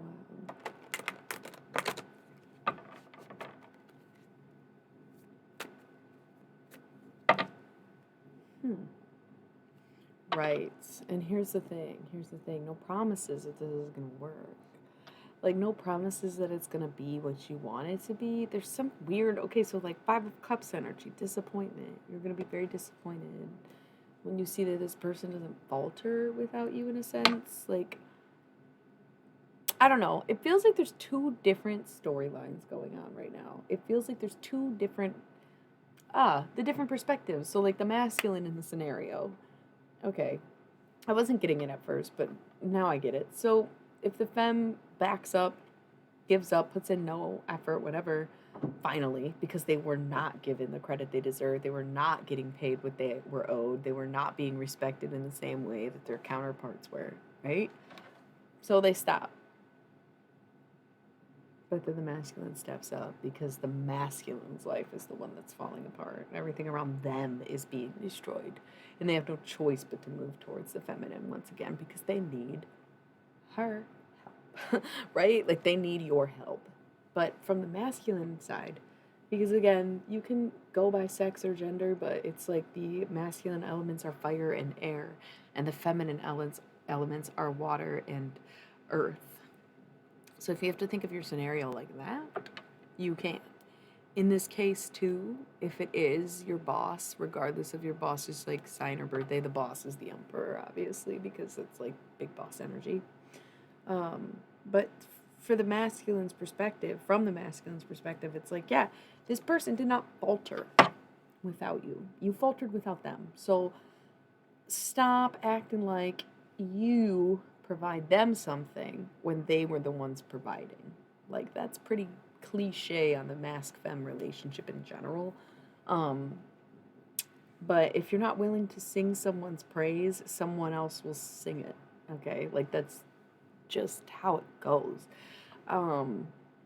Like being quiet or like nagging, people still do that where they like somehow are even allured by these people who like be really negative toward them to get them to like you. Like, y'all need to heal your psychological issues and deal with your childhood trauma. Jesus fucking Christ. That's not dating. That's not like friendship. Like getting to know someone just to use it against them, that's psychotic behavior. That's psychotic behavior. Why are you doing that? Why would you do that? You know, you gotta like really truly ask yourself why you would do something like that or why someone would do that to you, right? That's why I was thinking about Lady Gaga this week. Oh, oh, oh, oh, I'm in love with Judas, Judas. I used to listen to that song because I'm Christian, so I was like, fuck yeah, Lady Gaga, I'll talk about Judas. Bring it. But then I started to think about Judas and Jesus. And I was like, damn, Judas literally kissed his ass. Gay. But also what? Oh, hi. Turned around, sold him out. Gave him up. Pretty much said, yes, that's the dude you've been looking for. Here he is. What the fuck? After dinner? The wine and dine? And you still had the nerve to kiss this man that you're gonna betray for the rest of eternity, bro. That's so ridiculous. That's crazy. But when I didn't understand Lady Gaga's perspective. I now know. Right? Now you know. Now when you get out of it, once you are betrayed, you're like, damn, you were Judas all along. You were Judas all along. No one cares. So, moving on from Jesus. It was not even intentionally supposed to be about Jesus. That was about the whole betrayal and the masculine seeing that, like, okay, let's stick with the Jesus Judas analogy because it's two masculines, right? Which the odds are this situation might be about two masculines, which it could be like a masculine relationship, but also, like I said, air and fire, or you know, two men dealing with each other in any capacity and not just a romantic one, right? So Judas goes for the immediate payout. I think it was like you got like some fucking silver for it. They were like, yo, Judas, can we tempt you with this money? Can we tempt you with a fucking bedroom? Yeah, okay. Yeah, of course. I would love to take this silver. I would love to take this silver. What do you want for it? You want Jesus? I don't give a fuck about Jesus. Fuck Jesus. Yeah, Jesus ain't even really my boy. What do you mean? Jesus? Who's Jesus? Oh, yeah, the guy you want? Give me the silver. Give me the silver. I'll go kiss his ass. I don't care. I don't care. I'll hurt him so bad if you're going to pay me right now, up front, like that. Ouch, yikes, burn. Ouch, yikes, burn. So what happened then?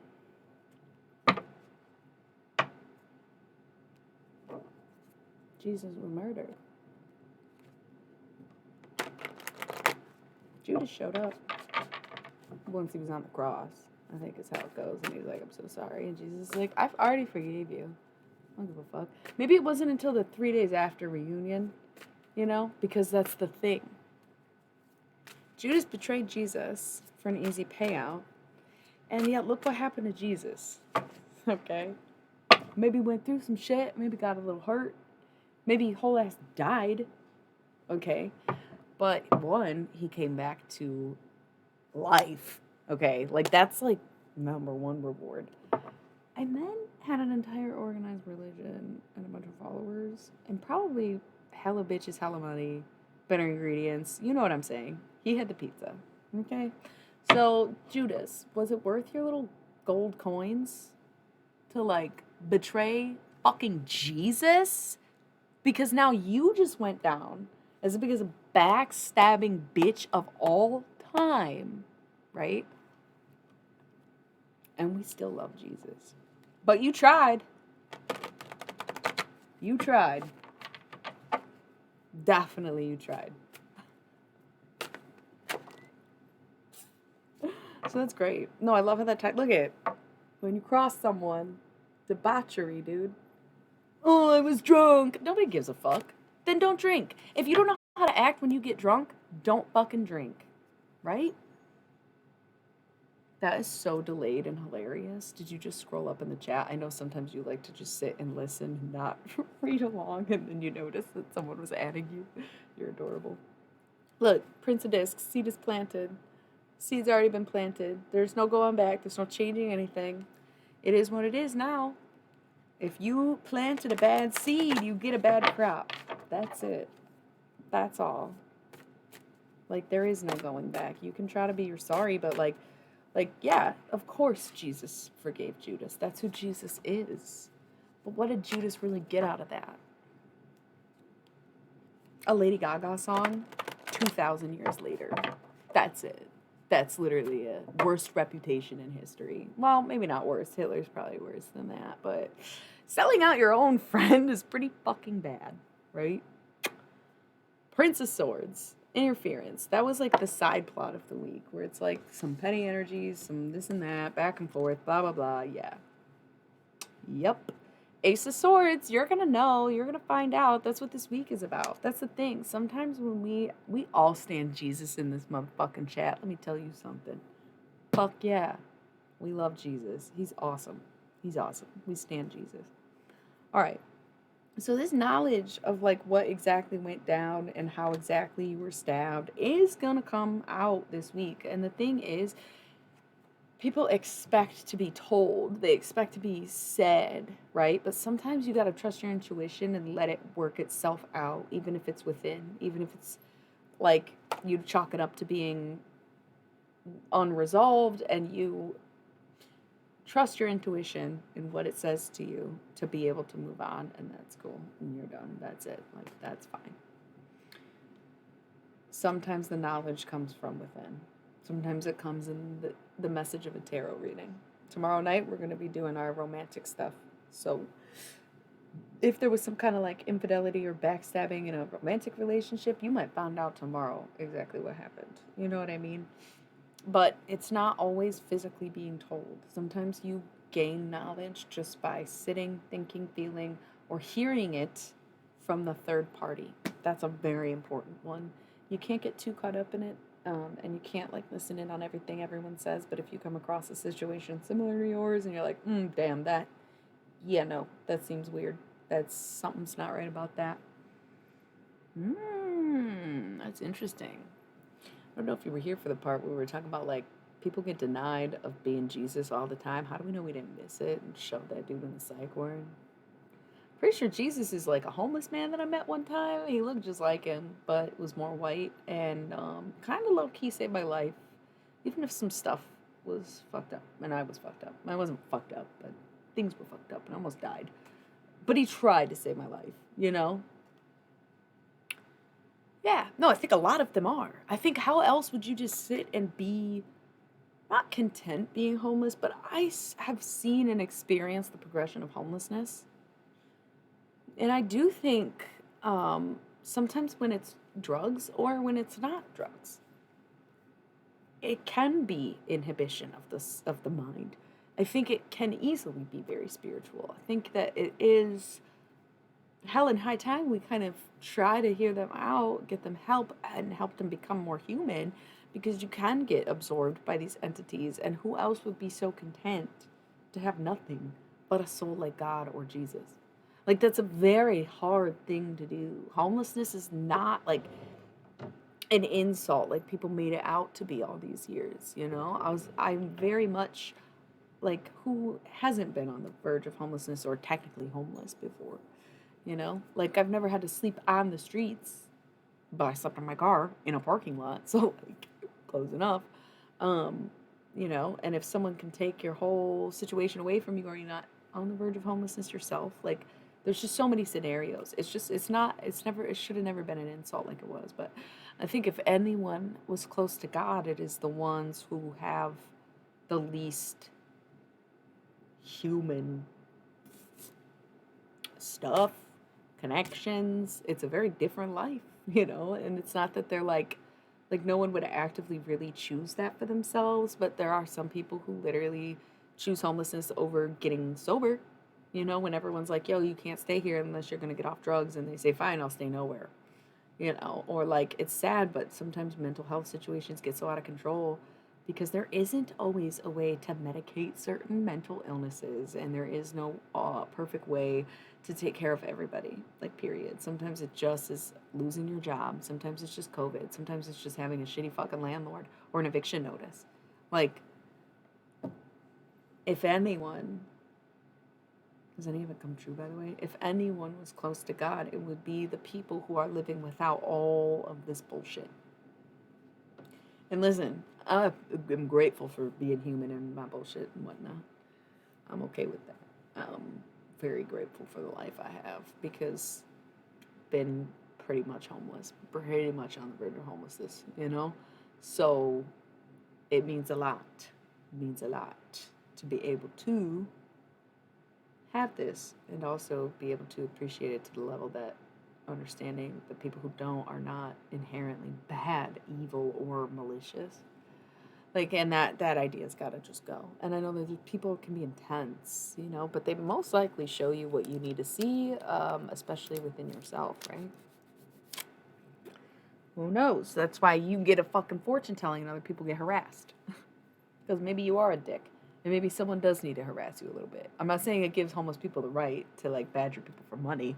I'm just saying, in the same way as any channel or any any guide, any, right?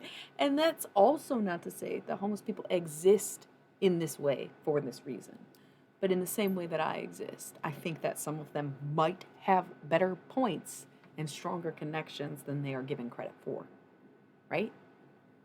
That's, yeah, it's hard. That's considered very political, homelessness and stuff. And it's like, how did humanitarian efforts become politics? And that's why politically I am a humanitarian. Help the people. That's it. There's no agenda, which honestly makes me an anarchist, right? So silly. No, I'm totally cool with anarchy. That's not what I meant at all. Anarchists are the most organized political party ever.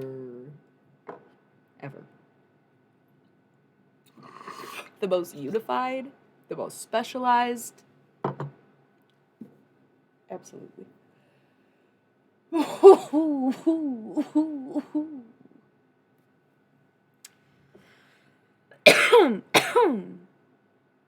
Okay, so you're gonna get some knowledge probably this week. Gonna let you feel really disappointed. Five of Cups, Knight of Swords. Suddenly the masculine's putting in effort. Ooh. Chances are you're gonna find out something about this masculine person in your life, and they're gonna come try to put in effort or make it right again or whatever, and they are going to experience a tower moment, or you if you are the masculine, right? I mostly assume that the people watching would be like the good guys in the story, but I know that you're not all earth and water signs. I know you're not all women, so some of you probably are the masculine. So when I say they, I might mean you. When I say we, I might mean them. Okay? Personally, a sign cat at birth and an earth sign, I'm a double femme. So I know I'm the femme when I come up, unless I'm dealing with a hyper femme or someone who's more femme than me, and I clearly take the masculine role, right? So of course I'm saying like us or we or whatever because I'm identifying with the femmes, but I am not necessarily identifying all of you with the femmes, if that makes sense. Some of you might be masculines, and that's okay. It's like a learning process, but you have to understand that if people don't want to forgive you, that they're not going to. And like, Jesus may have forgiven Judas, but that doesn't mean that I did. Not who I thought it was, honestly, but makes sense. Capricorn, devil energy, addiction, possessiveness, lacking control. Okay. That was crazy. I literally just like picked up the deck and was like Capricorn. We are going to talk a little bit more about this. It's really funny too. Interruption. What the fuck are you doing? What are you doing? This is so weird. You know. That's so bizarre. Prince of Swords. Interruption. It almost feels like a broadcast. Like we interrupt this incoming Leo energy, lust. Yeah, no. Treating in possession for obsession, not the upgrade you think it is. You have to complete your own emotional cycles before you move towards your twin flame. That's like the whole point, right? It's like they're not supposed to help you. You're supposed to know exactly who you are before you get to them. Eight of Discs, Dear Prudence. You want me to sing? My voice feels really shot, but I feel like Biko came out good, but I was like just coughing. Dear Prudence, won't you come out to play? Dear Prudence, greet the brand new day. The sun is up, the sky is blue, it's beautiful, and so are you, dear Prudence. Won't you come out to play? It wasn't there. That's all right. I didn't think it would be, but I tried anyway. So, peace. Coming to terms with that. Making peace with that. Not a big deal. Don't make it a bigger deal than it is if you're going to be the one to say it's not a big deal. Double eights. What is this? What is this? What is this? What is this? Because this was seeming like not a great message. It almost is very annoying. Like I said, this was literally like We interrupt. What are you interrupting for? What are you interrupting for? What are you interrupting them for? What are they interrupting you for? What's with the interruptions? And I'm not talking about anybody on this channel specifically. This is not me hardcore coming for you guys commenting, even if sometimes I'm like, hey, cut it out. This is not that. This is disruptive energy to your life. But it's also in alignment because we have triple eights right here. The bottom of the deck right now is the Eight of Discs, Prudence. And then the next two cards were double eights, Swiftness and Interference. Prudence, Swiftness, Interference. So being who you truly are is what leads you to the life that you are meant to know. Like, that's so weird. There's a lot that's happening this week. It's cool. It's like you had to know exactly who you are and what you were going to do and what you wanted to do, and know that you were never going to fucking waver. Never going to waver on your beliefs. Never going to waver on your morals, no matter what. You know, you've already seen the world. Now you get to go experience it. And knowing what it is, there won't be any harsh disappointments. There won't be any loss of innocence. You've already seen it all, and somehow still have hope. That's crazy. That's very, most people, that was talking about me. I don't know if that was like a channel message for if someone else is watching this and is very hopeful. I'm a very hopeful person. It's not always helpful, but I'm always hopeful. If I'm running out of faith or losing hope in something, or in myself, then it's bad. Like, then you know it's bad. Because I am the one who has always kept hope alive. Okay? And that's rare to find in people who are, like, over the age of 25. Like, usually once you hit that first quarter life crisis, you stop giving a fuck and you no longer have hope in anything because that's what you're supposed to do as you develop into an adult. So they say, but there was nothing that could fucking break me and nothing that could truly change me in that way. I've been through a lot. I've seen a lot. I've done a lot. I've experienced a lot. But at the end of the day, I still hope to God, to Satan, pray to everybody. Fucking practice with everybody, right? Like, I still have hope. And what? Nothing in particular, just hope that things are good and things work out and things get better and that, I won't struggle forever, even though I know I will. Just having hope in everything and anything, and especially yourself. That's wild. But that's this energy, this little disruptive, whatever this is. I gotta roll the ad before it starts bitching at us in a minute here. We have the High Priestess knowing, the Emperor again, coming in for it. The Star, Aquarius card, right? We've been heavy. Look, I'm holding the Capricorn card right here. I'm just going through this pile underneath. The Star is things taking you by surprise and being the center of your own movie, the center of your own attention, and the star of your own show. And the Prince of Swords, what started the interruption in the first place, and then we got the actual Eight of Swords interference, but we got it with the other two eights as well, Prudence and Swiftness. The quicker you are the faster it'll happen, basically, yeah? Three of Cups, abundance. It's clear as day that, like, everything is fine. Do you think Jesus got persecuted for being gay? Now that we just put the whole damn story together, why did that just hit me? I guess because when I think of Prudence and, like, that song and people, like, good, I'm glad it did. Because you gotta appreciate your life for what it is, and that's a very watchable film when you think about it, or you wouldn't be living it. Amen. Okay? That's interesting that that's what you said too, because then I picked this up again with the Star, because yes, center of your own movie. I love that, especially because it's not really a phrase, right? It's center of the stage, center of the show, or whatever. But center of your own movie sounds interesting because instead of saying main character, you're at the center. I like it. I'm glad you said something. I like it too. No, but when I think true to yourself and the sooner you be yourself, I do associate that with gay stuff. Like, we were talking about repressed homosexuality and Christianity's ruining gayness for no reason because the Bible's super gay and blah, blah, blah, blah. So, of course, Prudence is going to make me think that. when it's, it's like coming out, like being your true self, like dipping into your identity more and figuring yourself out and whatnot. But um while I saw that, I had that thought. What did I just say about, was Jesus persecuted for being gay? Like, was it just like not kosher to be gay back then either? It's still not kosher. And then like he was killed for it because he wasn't a criminal. They all say that. Like, people fucked with him. Maybe Pontius Pilate was on the DL and he's like, yo, it can't be exposed. And everyone was like, nah, it's chill, dude. We get you. Is that why Jesus died? And now they still try to stone the queer. That's crazy. That's literally probably it. That like makes it all make sense. I can't wait. I can't wait for the Catholic Church to come for me. I can wait. Please don't. Jesus Christ, leave me alone. You indoctrinated me. It's your own fault. Move on. All right. My clip is all loose and shit. I'm moving around too much.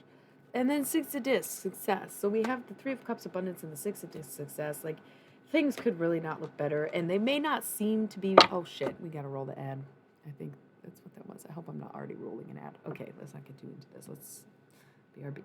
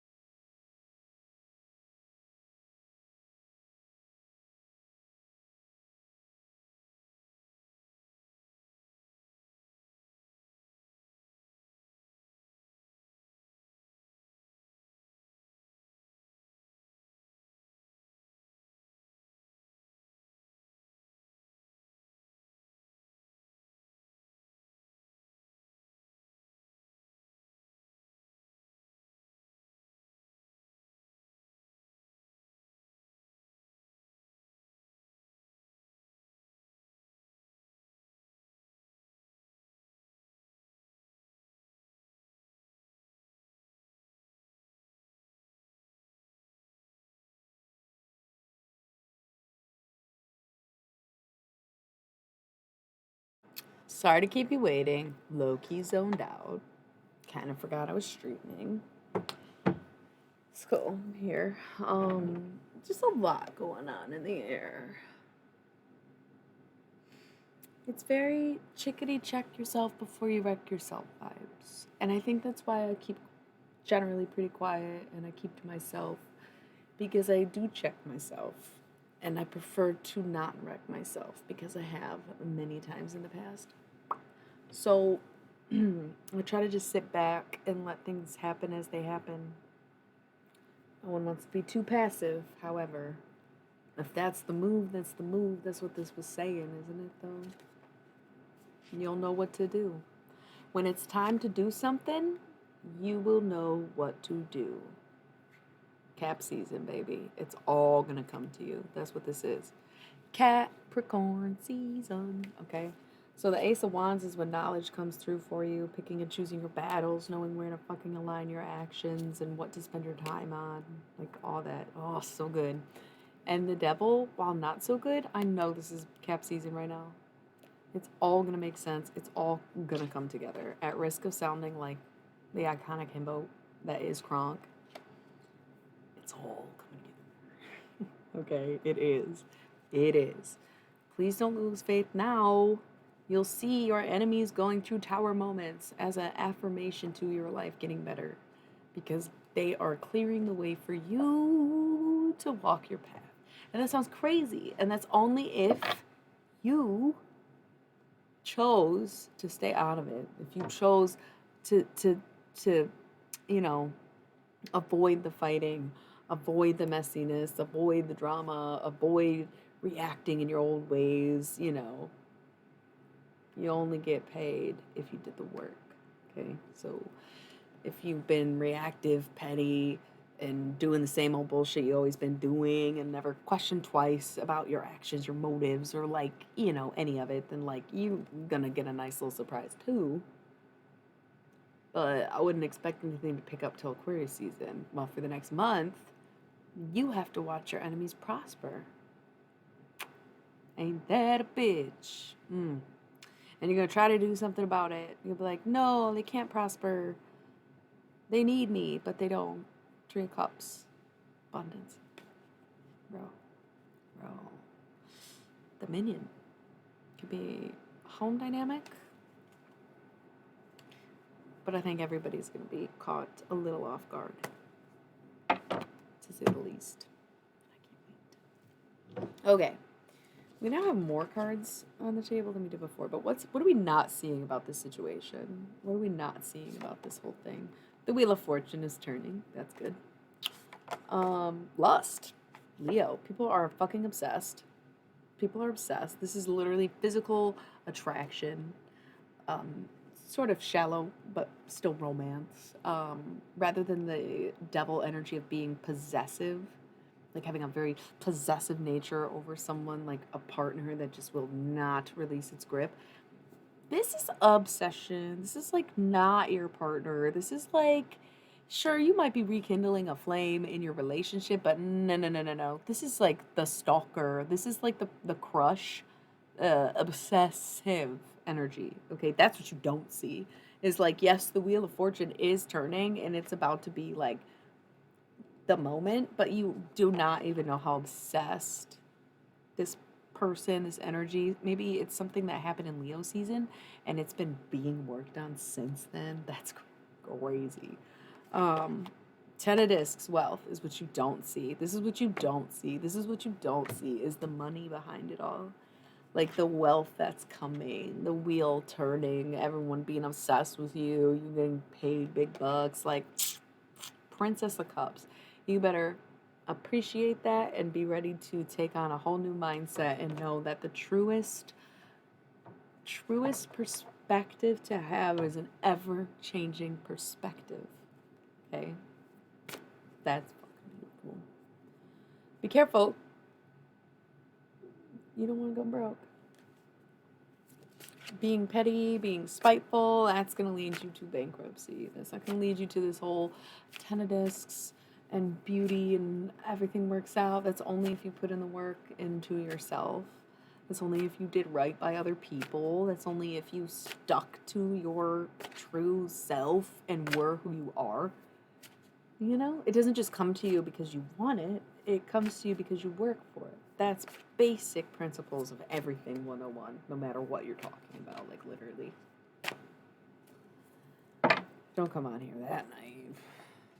You have to actually work at things. And listen, I always have. Whether or not y'all knew what I've been working on is a difference than not working.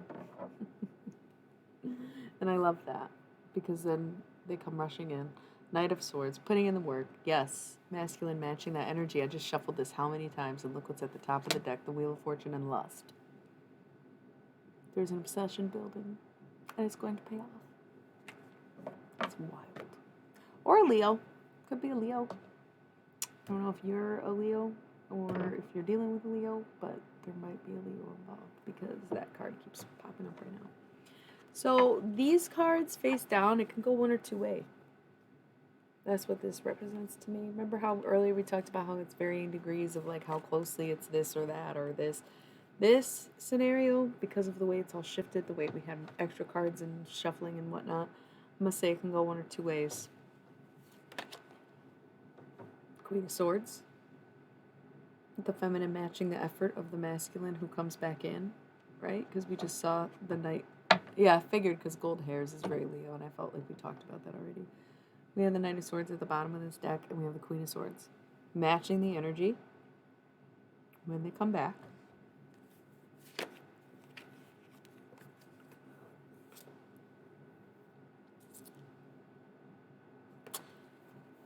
Or finding your love and securing the bag. Okay? People are going to test your patience. People are going to test your petty. People are going to test your loyalty. They're going to test your very essence, okay? And also because you're Leo, I would say that this directly is for you like the reminder, like the Wheel of Fortune's turning. Like everything is working out in your favor. So it may be like you're a masculine sign, but like the Leo is the card that's representing like yes, or you're obsessed with somebody, I don't know. Could go either way, I guess.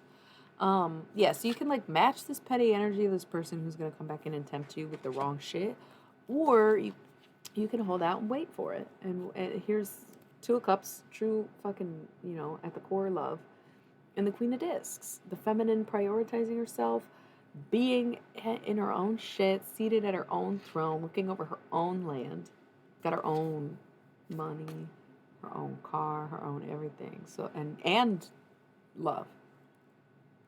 If you stop playing games, you can have it all, but you have to just keep rejecting this person, unfortunately. Lots of air energy. But it is that it's the soft masculine.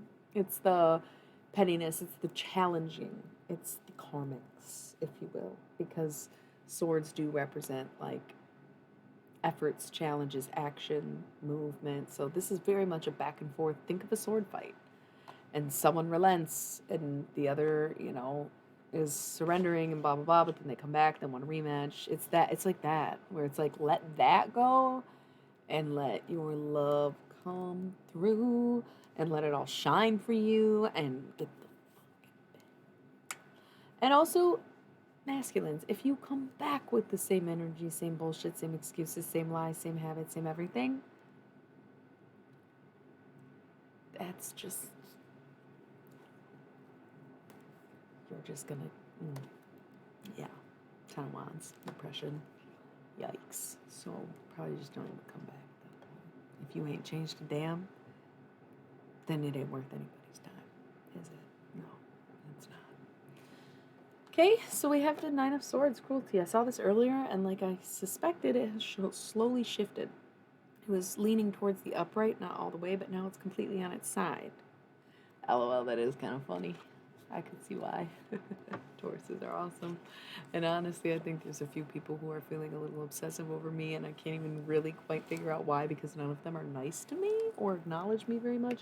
But I'm intuitive, I'm psychic, I'm a channel. I talk to dead people, I talk to aliens. It's funny that people still think they can act like I don't know things. it's literally funny. Um, People who I know are lurking like we don't know. Never mind. I'm not gonna get into it. But people lurk hard and have that obsessive energy. And I know I've had obsessive energy before because I've always had like OCD like nature. I don't know. Never really been diagnosed OCD and also realized that it's my PMDD for the most part. But I feel the obsessors for sure. That's why I keep calling out lurkers and stuff on the channel. I don't know the names of them. I like the Dorothy one, not Dorothy, the Elvie ones, like the Elven ones, the ears, like Don, if you've ever seen People of Earth. Okay, so because this is sort of tipping back to this, we are lessening the self-inflicted wound. We're stabbing. Oh, no problem. Still way so many cards on the table, but we did have that little side pour, so I feel like that was like a nice little message. And this is more for everyone who just walked in. Thanks for joining. I feel like I got rated, even though I didn't. Thanks for the follow. Just stay tuned in. Just go with the flow. It's a vibe around here. Please don't ask me for anything and just enjoy what you get. You know what I mean? Let's do it. So I like seeing that this Nine of Swords is coming back to neutral because with it in reverse, it would kind of suggest that we have no accountability, nor are we taking responsibility for ourselves.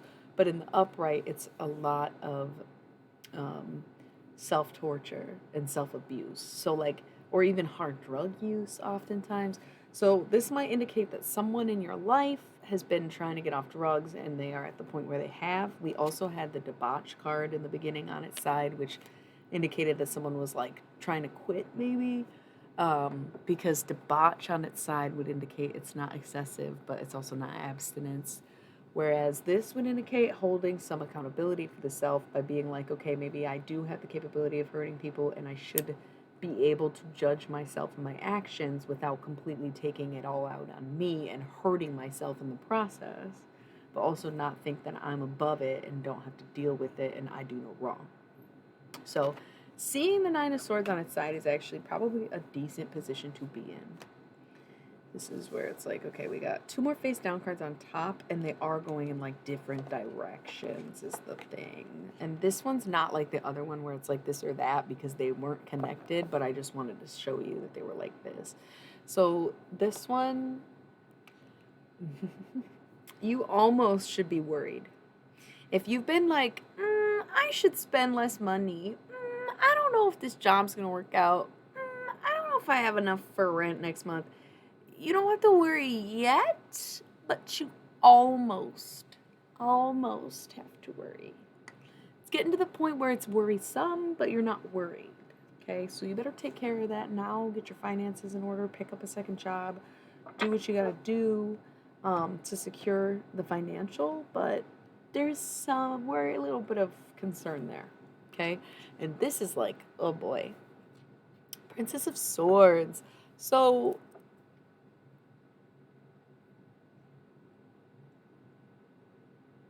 if the Princess of Swords in the upright is super petty, I feel like this Princess of Swords in the reverse would be like super giving, right? Super kind. So this is like trying to find a balance of being able to stand up for yourself and being a pushover, people pleaser, however you want to put it.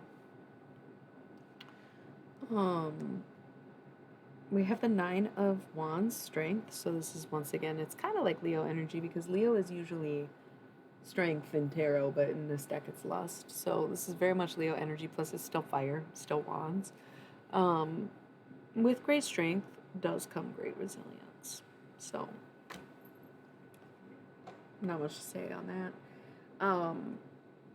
It will take some time. It will take a lot of effort. It'll take some emotional strength over everything because the wands are very much tied to feelings and emotions and whatnot. But it's also like the fight continues, right? The fight continues. I don't know if I said thank you for the follow, by the way, Beep Bop, but thank you. Probably already left. Looks like it anyways. Prince of Wands is a little bit of fuckboy energy, but it can also be starting a new emotional journey and taking it back and being like, okay, maybe I don't need to be so emotionally strong, but instead be emotionally vulnerable because the prince is still a child, right? and the sun, which Leo is ruled by the sun. So I don't think in this scenario it's as much about fuckboy energy as it is about being like, okay, maybe I don't know as much about feelings, and emotions as I thought I did. Maybe I just am a little less emotionally apt than I had suspected I was. Right? So, oh, that's okay. It's just the numbers were drastic where I had 4 people and then it jumped to 10 and then it was 4 again. So I just figured the 4 people who were already here were the ones who were still here. You don't have to talk necessarily. I just like, it was a delayed reaction. Knight of Discs. Money, breadwinner, bringing home bacon. But also masculine presenting feminine energy. Coming home. Which is ironic because the other title of my video was like, I've come home, because it was the Kate Bush dress and song situation, you know, or don't. Working towards something, moving towards something, putting in the effort, realizing, you know, where the complementary pairings are. And 7 of Wands, Valor, facing things head on, being very brave about them, you know, not letting things pass you by so much and facing them because it's for some reason difficult for people to face their emotions. I don't get it. But hey, sometimes you just have to put on your bravest face and do that shit and just own up to it or whatever it is that you gotta do. We have indolence, 8 of Cups. Indolence. Loneliness, isolation, even laziness, kind of just giving up in general. That's the thing. You might find that you withdraw or recluse once you start to address some of your emotional issues, where you like lose friends or you don't want to go out and everything seems different and you don't know how to feel about your family and all this other stuff and everything you liked you don't love, and it can be very hard times. So I can understand how like that would make someone feel like withdrawing, right? But Princess of Wands, it's a continuous journey, and you kind of have to learn how to do that simultaneously while you live your life. And like that's part of the difficulty of it.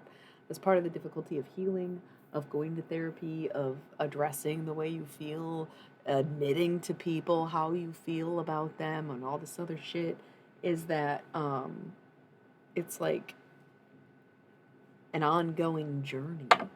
You think there's not going to be other tower moments in life. You think you're not going to feel on the bottom again. You think you're not going to have big things to work through just because you work through one big thing. It just makes it easier to work through the next big thing. It doesn't make big things go away. Right? Like things will always get heavy. They'll be sad. Everyone dies at the end of the day, right? Or the end of their life, really. So there's always going to be moments and things to work through and handle and grasp. And so you can't just be on an emotional journey and give up everything because it's too much. Debauch, excessive, once again. Oh, it's too much. Oh, wow. Oh, wow. It's an ongoing process. There's always going to be stuff to handle and like emotions to go through because it's such a spectrum. It's not just like the 4 basic food groups that they show you in fucking Inside Out, Boy, or whatever. The up, inside, you know, the emotions, joy and whatnot. So, are you going to have everything that you ever wanted? Not without a little mental taxation, okay? You have to do this emotional bullshit, basically, because you're getting everything that you've ever wanted and more. You know? And if you don't go through that emotional bullshit, you don't get everything you want and more. That's like the whole thing. In order to achieve this, which is 10 of Cups, satiety, and satiety is to literally be overly satisfied. So think about what satisfies you and then add a bag of chips. You feel me? Like that is, it's everything that you've ever wanted, but then more. Okay? Satiety, bro. Everything. Everything. But first, you gotta know what it's like to be on the bottom. You gotta know what it's like to be maxed out. You gotta know what you can deal with, how you can handle stress, what is too much for you. Because if you don't know yourself inside and out and know where your mental capacity is, how the fuck could you handle all this? If you can't handle these little things, right? Yep. And look, Split the deck. Wheel of Fortune again. This is some serious money coming through. And that's because payday is usually Libra season, but there were some bigger payments going out in 2022. That's the thing. It's like a very karmic year because 2012 was the end of the last one, right? And some people did really good the past 10 years, some people not so much. And that's okay. It's none of our business. But it is what it is. Okay? Ten of Wands, oppression. The Priestess. You know exactly what holds you back. You know exactly what holds you down. You know exactly what affects you more than anything, like puts you at your mental capacity. And yet, what do you do about it? Why is it there? Why are you dealing with it? We have a face down card. Let's find out what's the blockage, because you obviously don't know why this is happening. Let's find out why. Are you feeling so stressed and maxed out to the max extreme D5? Oh, probably because of an earth sign? Are you kidding me? No way are we stressing y'all out that much. Why would we be stressing you out? We ain't even doing anything. Literally, I posted that video. I posted this like little clip of High Vibrations Tarot. I was like listening to a tarot reading, and I was like, you know, on Instagram, you know, saw something, got triggered, and she said in that moment, she was like, why would you do a Taurus like that? It's not a punishment to stay home and not bother you. It's not a punishment for me to stay home and not bother you. Why y'all so bothered? What you stressed about, bro? Queen energy. You got a femme on your mind. It's like taking up your whole mental. Oh, and a Taurus for sure. It doesn't have to be a woman, by the way. This is the Queen of Discs. Big Taurus energy. Big Taurus energy. That's like why I laugh so hard, because I'm a Taurus, right? So I'm like, damn, I got y'all bothered that much. Yeah, because me thinking about my own life does stress me out a little bit. I got a lot of weird shit going on. I do a lot of weird shit. It's really weird out here. And like, nobody likes me. And that's okay. Because I get it. I like me. But like, I'm an Aquarius moon. I didn't have a choice. So, it is what it is. You know who else has an Aquarius moon? Kate fucking Bush and Marilyn Monroe. Just to wrap it all in. And I bet you Jesus did too. Okay? Or Aries moon, because he was flipping tables. But I think he was in Aries, so could be. Does Jesus have a birth chart? There's a lot of speculation on when he was actually born. The reason I definitely like swung hard from tarot just now is because we have to roll the ad break soon. And that big reveal was pretty stressful for all of us, I think. So I just figured I'd calm us down and get us back to center, not think so much about the Taurus on our minds, and just chill. Let's take an ad break. I'm not trying to put anybody on blast. Honestly, that's the thing. I blasted myself. I got people stressed out. I don't even realize it. Why am I stressing people out? I literally, what did I do? I don't even know. I'm just trying to be me all the time, bro.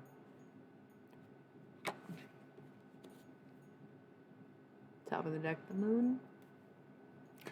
Bottom of the deck, 10 of Wands.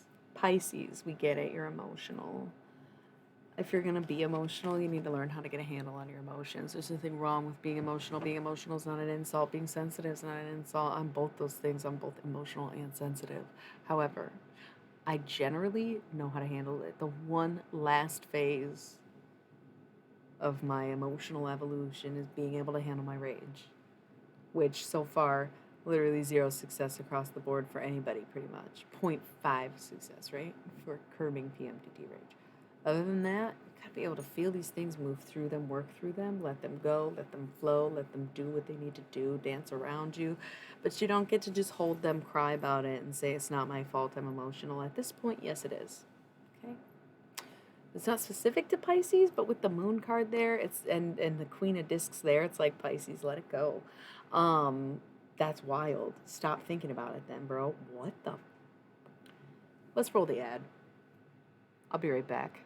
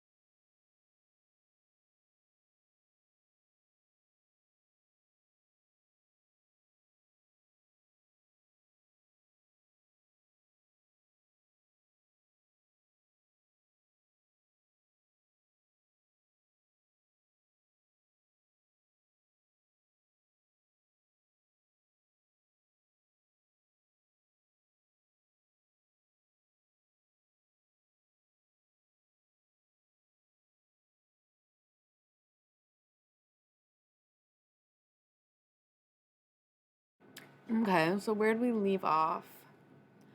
Because I'm flattered. I'm flattered that y'all are obsessed with Taurus. I love that. It is Taurus's time to shine, and people who have always seen Taurus shine are like feeling very fulfilled watching the process, but people who never wanted Taurus to shine are freaking out. And this isn't about Taurus. This isn't supposed to be about Taurus. It just feels like it because the Queen of Discs came up. In such good timing, right? But we also talked about Taurus, and I'm a Taurus, and we were talking about the stalker energy and the lurkers and all this other stuff, and how, like, when you're an intuitive, somewhat psychic, and talk to dead people, you know stuff, right? You know stuff. So, okay, anyway. Must be love on the brain. If you aren't dealing with a Taurus, though, if you're not a Taurus, okay, so if you are a Taurus, you're fucking people up. Like, literally, mentally, they can't think about anything but you. But if you're not a Taurus, then you're too obsessed with the Taurus in your life. And if you are not either one of those, this would probably indicate your money is on your mind. Like, we were talking about what is stressing us out the most. We were at the 10 of Wands. It's not a very good place to be. It's very high emotions in a negative way, things feeling overwhelming, right? And underneath the surface, what was it bothering you? We assume a Taurus, but other than that, it would be money. Okay, it would be like money. That is at the core of all your stresses. So take whichever narrative you want, but on the other side of that oppression, 10 of Wands, beyond this obsessive thought about money or this person or what other people, the way other people affect you or your life, where your life is going, there is love, 2 of Cups, okay?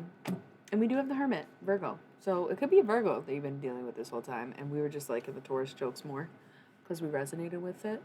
But at the end of things, you might still get the girl type situation. Not that it has to be a girl, but feminine energy, right? The Virgo, it could have been the Virgo the whole time.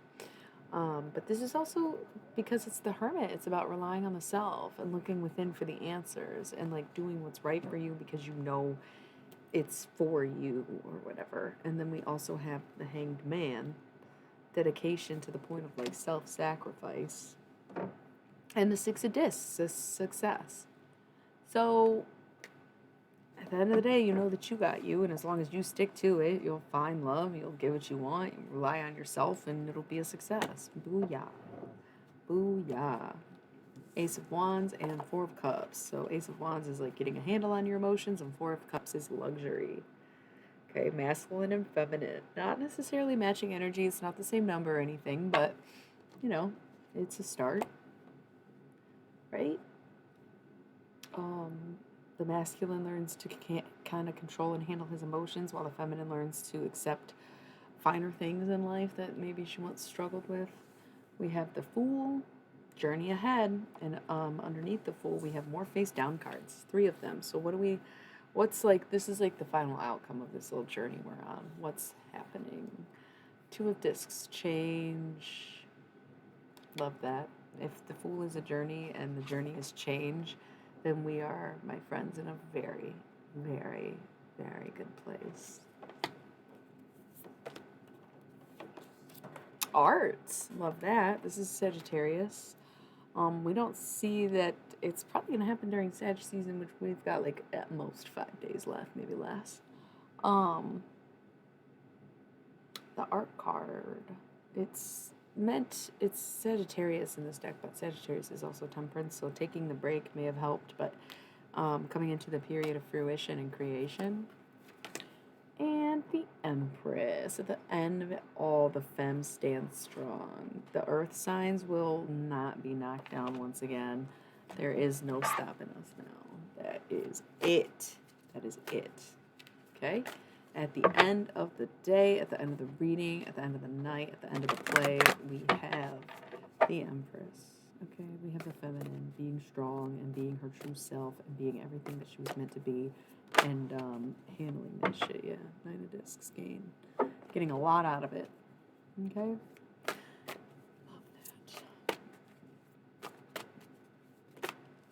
Okay. Bottom of the. Something is stressed. Someone, a situation. There is a lot of stress here. Oppression, mental oppression, emotional suffering, right? The Fool, again. What is this journey? Oh my God. Obsession, obsession. You can't keep coming in and out like I don't know, right? Like that's the whole point. Obsessed, obsessed, obsessed. Six of Wands, victory. Whatever that means. Just kidding, because this could also be Leo. Gold hairs, you're going on a journey. And you're going to win at all costs. Wheel of Fortune will turn. Ten of Cups. Satiety, Eight of Wands, swiftness. So you think something's going to make you happy, you better fucking do it. Go for it. Jump at it with the quickness. Okay? And sometimes that obsession is hopefulness. That obsession is never giving up. And knowing you want this person, this job, this thing, and like just like really sticking to it. That seems like really crazy energy, but it had like a good working outcome. So that was even kind of weirder than the cards themselves. I'm seeing that it worked out well to be like obsessed as fuck. Or it's something that started or happened during Leo season, kind of like being finished. I don't know. Something like that.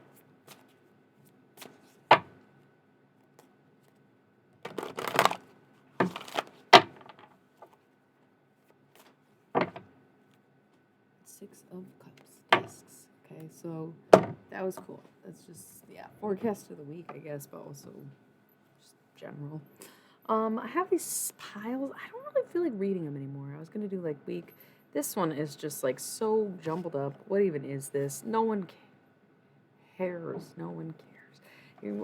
Sorry, you're not getting a spot for this.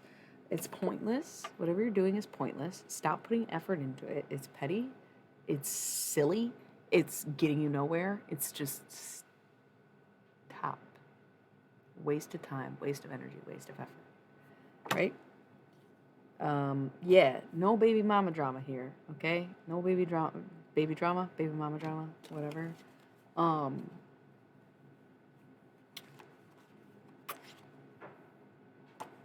There can't be a truce if you don't want peace.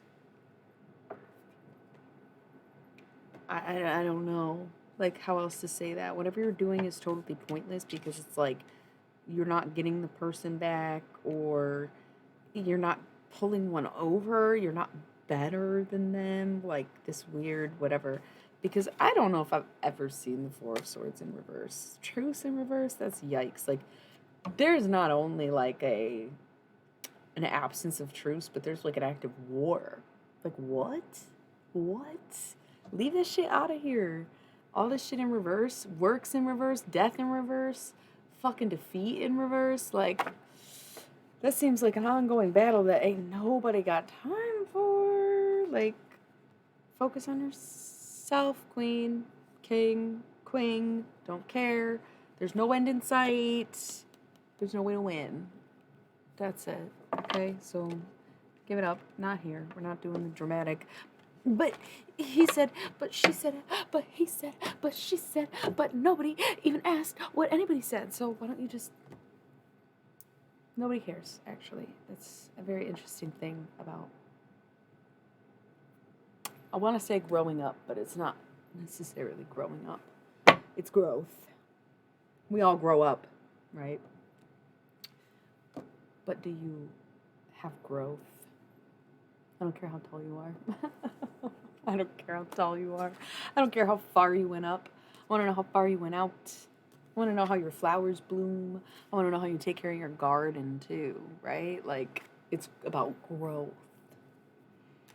Knight of Wands. I am sensing some growth here. The passionate man, the heroic efforts, the coming in hot and with fire, with that theory of love, of whatever that drive is that drives him.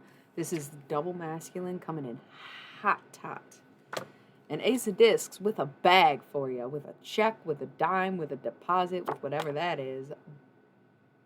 Bam. Okay, nice. Four of discs, power. You got everything you need. We stay hungry. We devour, I don't know. I like Kid Rock. Or, I'm sorry, I don't really like Kid Rock. I like The Rock. He's a Taurus, too.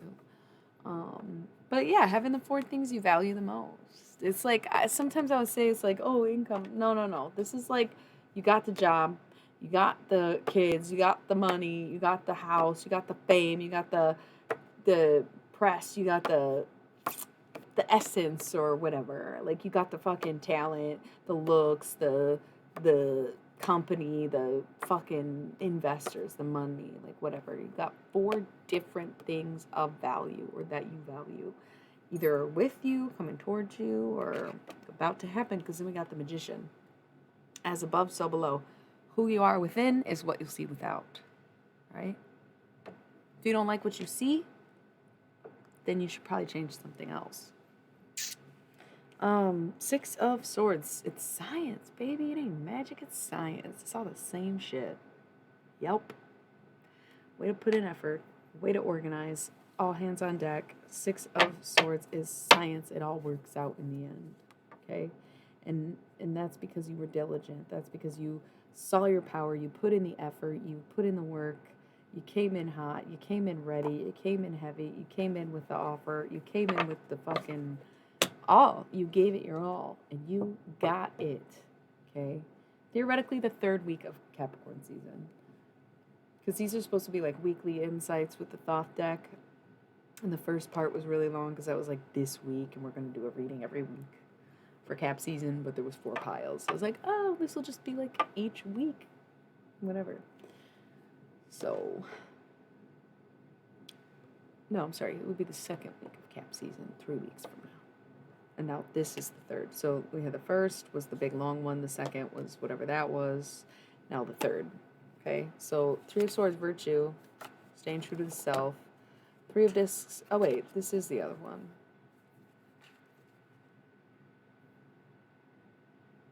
Okay, yeah, I was holding 2. We are on the 4th week. I'm sorry, y'all. It's my PMDD frogs. They're in my brain. It's hard to think, focus, talk right. Been stuttering all night. Is what it is. So we have the Princess of Discs making an investment. This is like the last week of Cap season predictions. Finding your fulfillment and the feminine finally getting what she deserves and enjoying every second of it. So cool. Let's be done with the Thoth deck already. Damn. I know I started the cards late, but it's been 2 hours. Oh my god.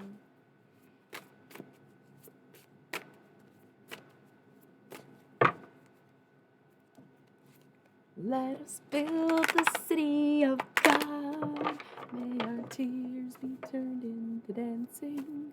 For the Lord, the light and our love has turned the night into day. Okay, so what if I started doing covers of hymnals? Is that allowed? Who would tell me it isn't? They'd be like, well, I guess if she's going to sing hymnals. Is that how that works? We used to listen to CDs of like people singing Christian songs, so I just feel like, am I allowed to do that? I should be allowed to do that.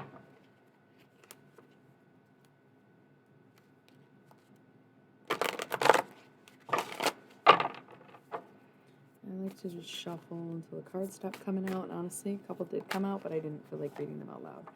Wow, Ace of Wands and 4 of Cups luxury. They have not separated. They have yet to separate the Ace of Wands and the 4 of Cups. Even with all that shuffling, Queen of Cups at the bottom of the deck again. You're mad because you wanted to tune in for the theater, but we're not doing it.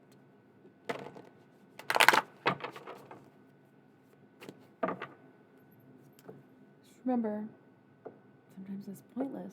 It's pointless to try to stop faith. It's pointless to waste all your energy pouring into someone else's downfall.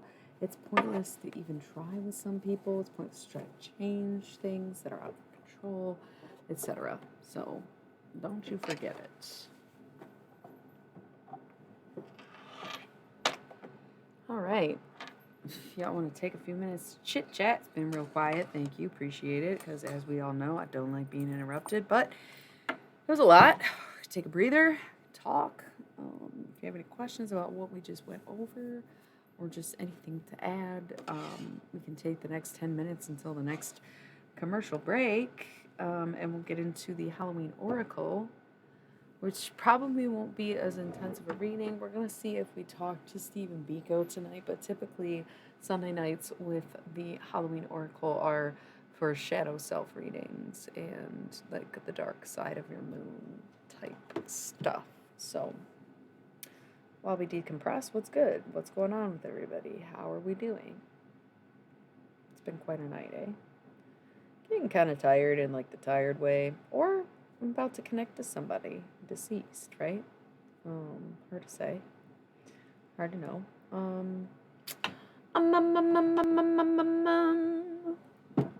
If ain't nobody got shit to say.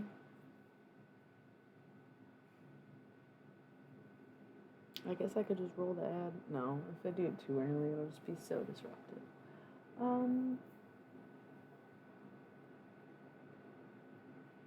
Maybe it'll take longer than 3 minutes and just take some time to myself because I'm a little exhausted.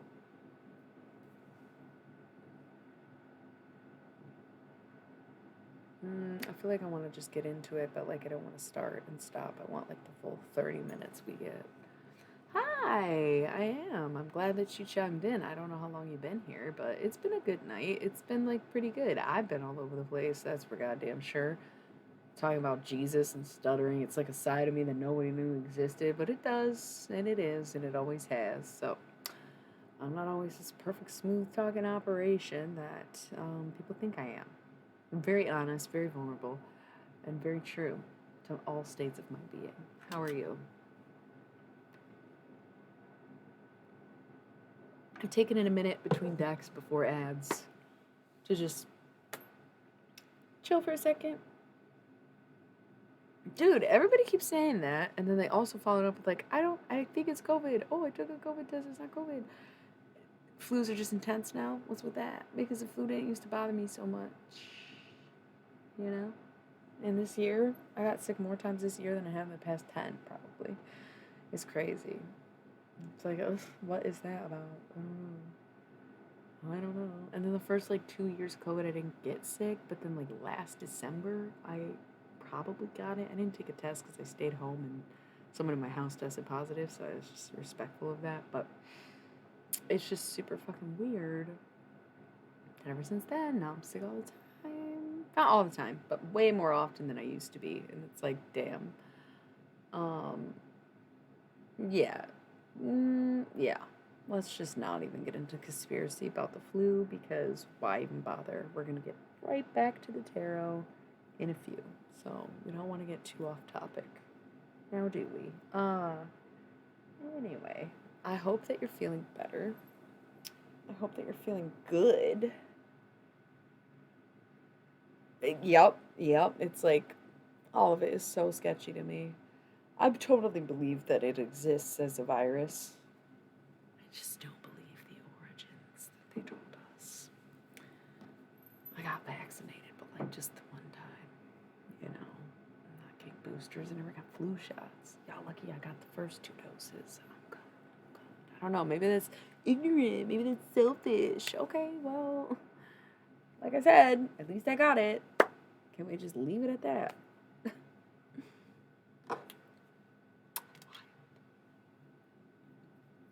But not dogging it or doubting it.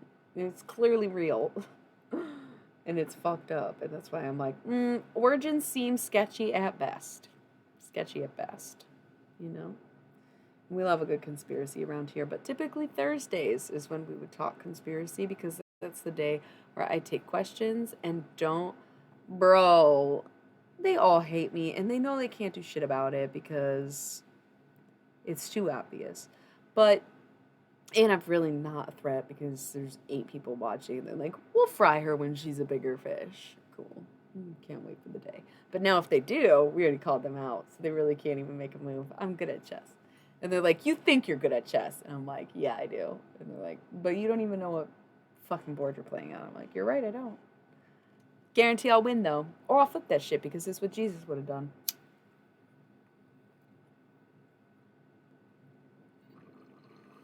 Never played, never know how to play. Queen's Gambit was fun to watch.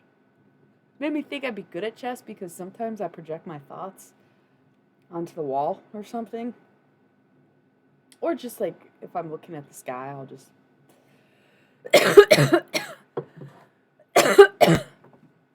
envision stuff. That'd be fucking wild, dude.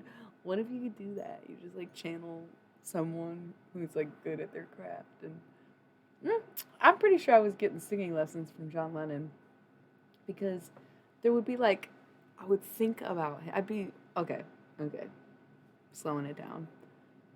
I like to practice my vocals not like with a coach or like with a scale or anything, but just by um, walking around and singing because it's like the breath work of it. Gotcha. You're talking about Bobby Fischer or John Lennon?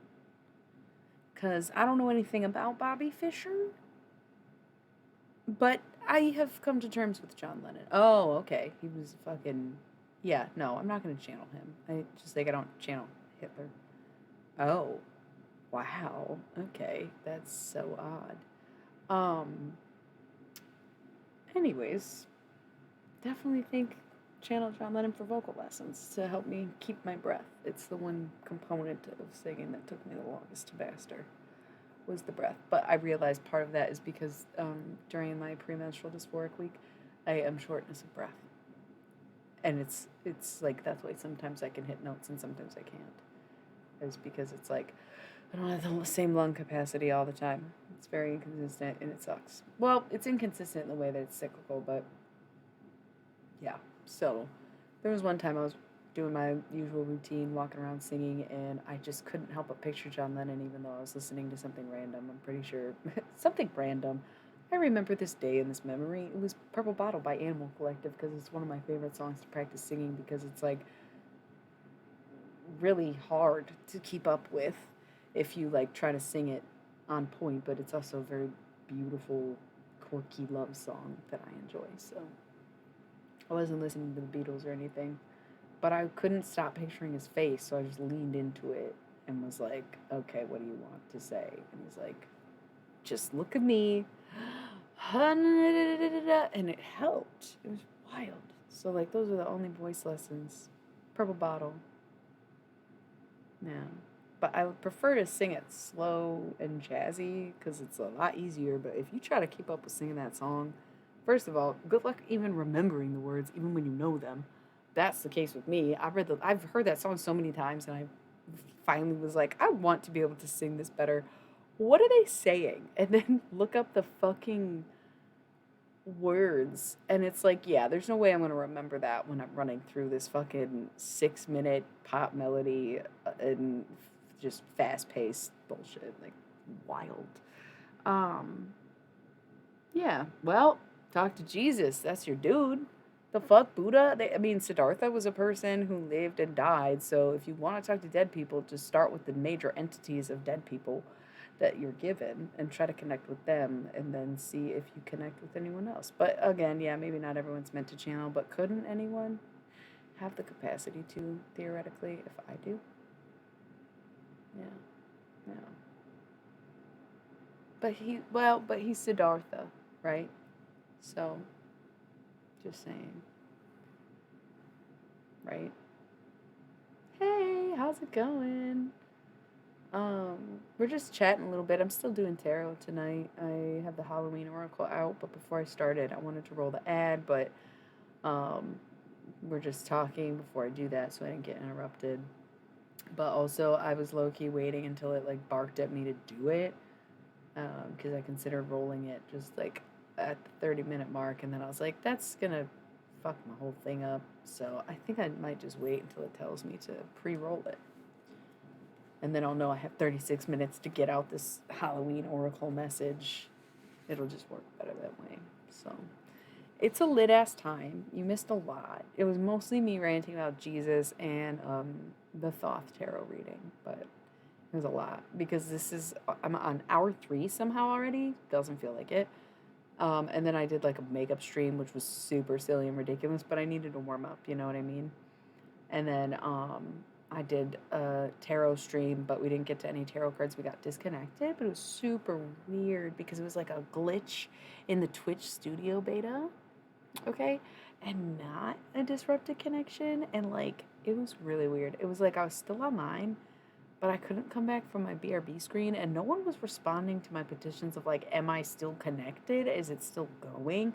And then my like monitor screen shut down and wouldn't reload, and I'm like, what's that about?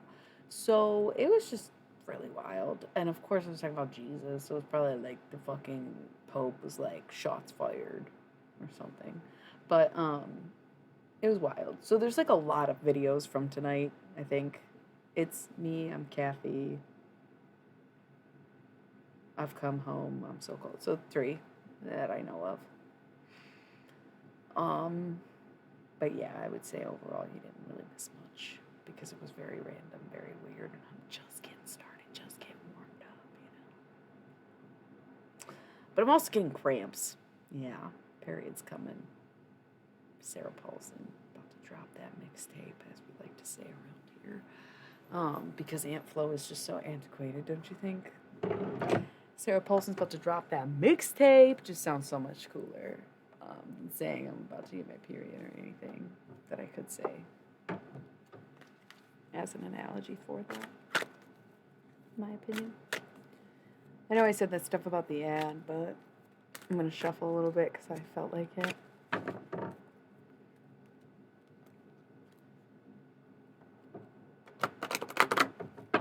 And it's Stephen Biko's birthday, December 18th. So I might try to sneak in a channeled message tonight. Haven't done that since October. Kind of ended on a bitter note for me because it was like, man, I'm getting overrun by these Christian Russian bot trolls. That is so annoying. Have really nothing else to do with anything than that.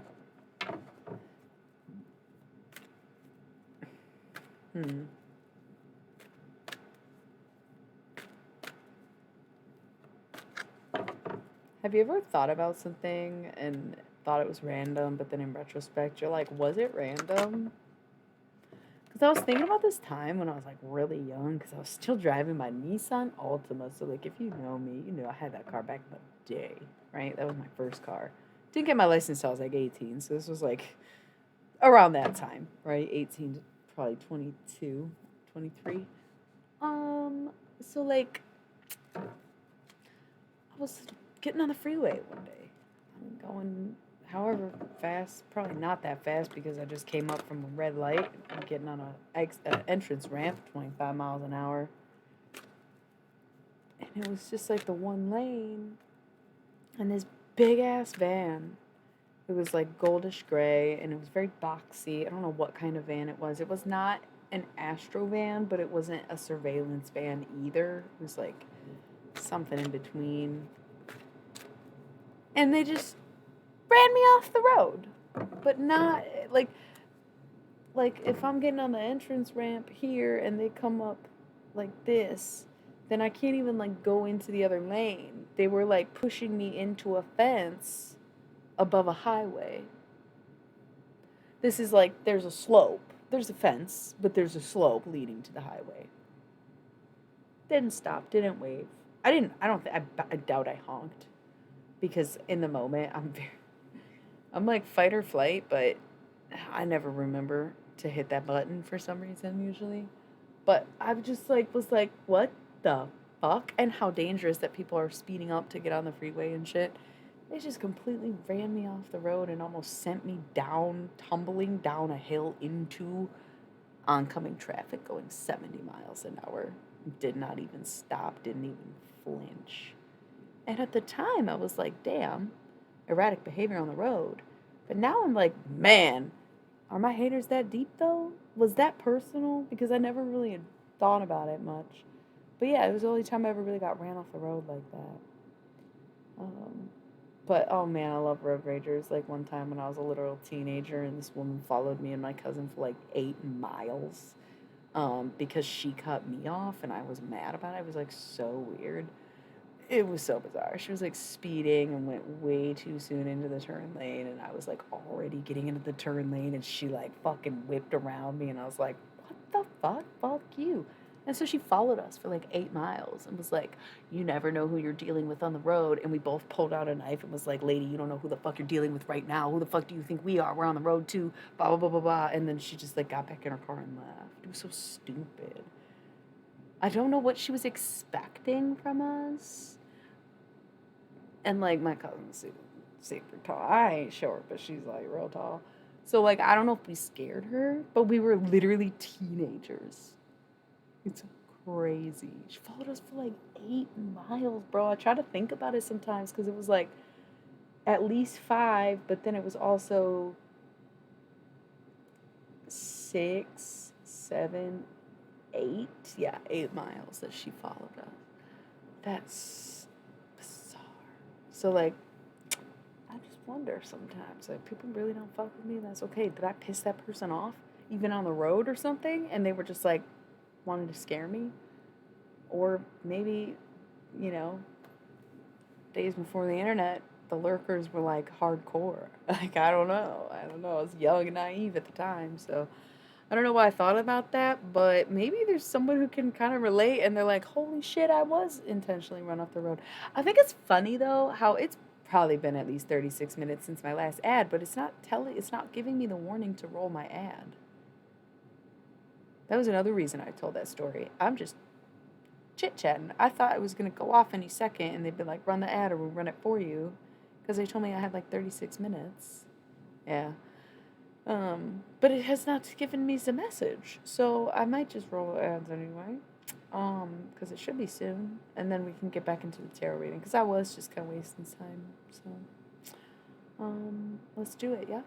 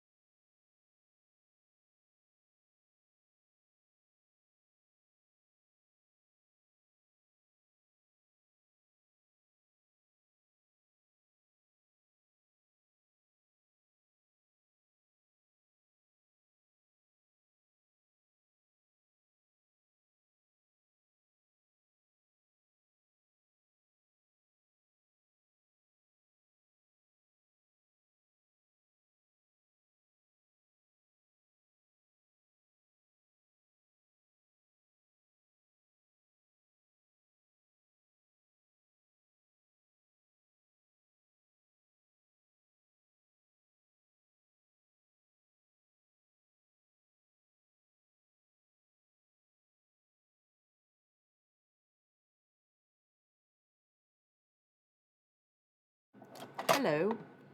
So, before we start, as soon as I played that ad, I started having this thought about, like, defending Christ all night. Just want to take a second to talk about my boy Satan. I think we've made it pretty clear that this is a demon-friendly channel. The Thoth deck is Aleister Crowley, and he was a Satanist, if not the first Satanist, technically, because Satanism wasn't necessarily an organized religion before that era of witchcraft, if I'm not mistaken. But I could be mistaken. I don't fucking know. Dude sucked. Don't pay attention to him. But then, we were talking about Jesus all night, and I do consider myself a Christian because I am indoctrinated Christian. Like, I did my time. I went to church. I did my sacraments. Like, I'm a confirmed Catholic. I am an indoctrinated Christian. There's no arguing that. I follow Christ. I choose to follow Christ every day of my life. I love Jesus. We've been over this. Very much identify with Christian.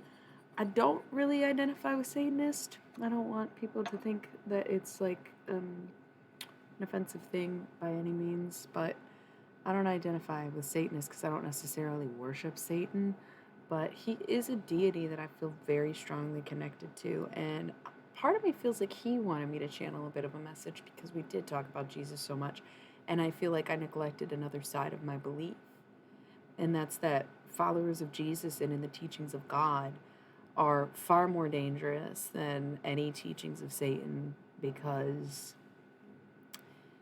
God will tell you Satan is tempting you when in reality God tempted you. If God created Lucifer's position in hell, then he inherently is the one who created temptation, right? But beyond that, Lucifer is not always the same entity as Satan. I think of them as different people, but Satan is this like beautiful solid red demon energy. I don't know how to explain it. He's very calm, he's very loving. He's just like this big demon who has a bad rep, like teddy bear vibes. I think the most accurate depiction of Satan that I've seen is South Park, in my opinion. Just, he would never date Hitler. That's the thing. Some people learn, but ultimately, Satan's not there to encourage you to break the rules, right? God's the one who created the rules in the first place and decided that if they're broken, you get sent to be punished. Satan is just there to dole out the punishments. He's not choosing who goes to hell. He's not tempting you into hell. God did that in your own theology, right? So I just wanted to take a second to stand by my guy and make it super clear that I don't really pick a side in that regard, because the ultimate power that we see as the father of Jesus would be some narcissistic, psychotic, space daddy alien who used Mary as a human incubator for a crossbred, genetic, mutated, half human, half alien. Okay? Obvious. God is a neon space monster in the sky, anyways. God is so much more beautiful than some silly familial narrative. Okay? God is bigger than that. You know? Not that I'm trying to shove my beliefs down anyone's throat, but God is not the same guy that fathered Jesus and tried to fucking decide how humanity should live. That's not the ultimate source of power. You know? That's not... Ubuntu came to mind. That's a phrase. It means everything, encompasses everything. That's so weird that I would say that when I don't really know what it means, but I wonder...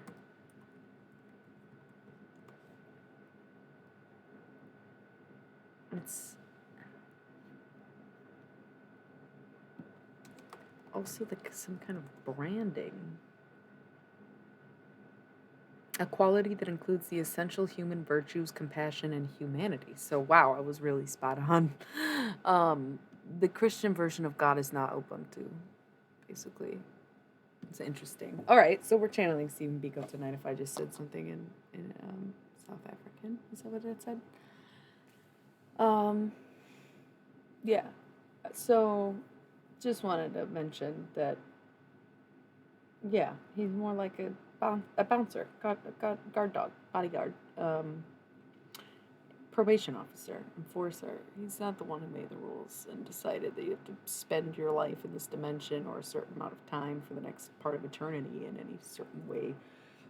He just runs the place. Like, he has such this rap of being all these things, but like, there was no what? That was like all God who said that, did that, blah blah blah. So we just wanted to take time, not to. Yeah, what do you mean by that? That sounds cool. What do you mean you heard it? Do you think that's God's real name? It's probably God's real name.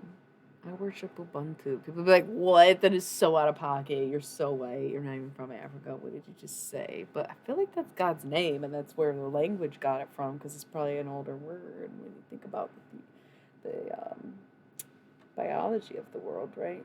And Pangea itself, the way that people evolved. So I think that's honestly God's name. That's crazy. This was cool. This was like a random, this was so random. Yeah. Demons are simply a different species or a different alien or a different whatever. It's like a tiefling. Oh, yeah, that's what I was saying. Ubuntu, yeah. Um, it's sad the rep that they get because it is probably aliens when you think about it. Different alien species trying to fucking colonize Earth, or one has the other enslaved, just like they did with the humans and all these other things. Where like, yeah, the concept of God or whoever the Bible's about, that's not like the big picture God. I don't think. It's just some narcissistic fucking reptilian, most likely. And Jesus was like, dude, humans are awesome. Stop killing them. Literally Steven Universe vibes. Steven Universe is basically Jesus Christ, his cartoon child, I would say, right? And like Mr. Universe is Joseph AF. He's just like, hey, I'm your Earth dad, I guess. No, I know. That's what's so even weirder about it is the first thing that comes up when you Google it is the operating system. And I was like, yeah, I thought I saw that on my fucking other laptop is got Ubuntu on it. And I was like, okay, but I'm pretty sure this is an African word. And it is. So it's interesting that that is the operating system's name too. And also really adorable because it's humanness and bringing people together, right? I already don't remember what I read, but that's okay. Brain frogs.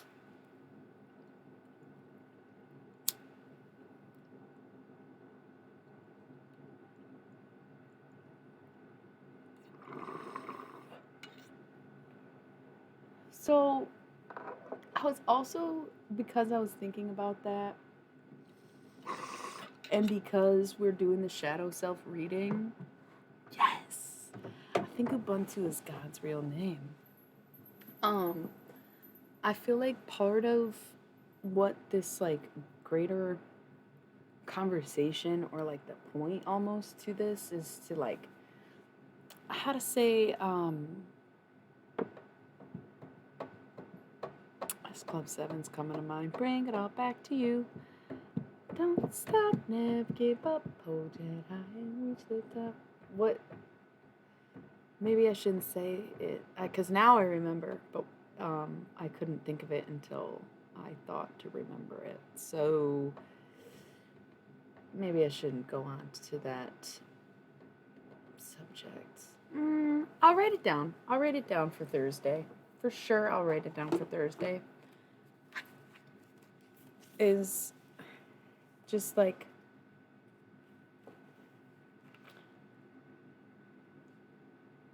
I don't know how to word what that's why it'll take too long for me to describe it. I'm gonna save it for a night without the cards so we can do this next deck. Okay,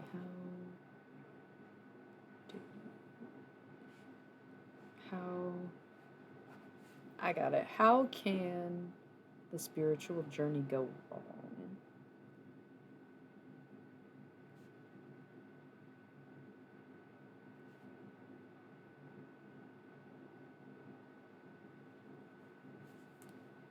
And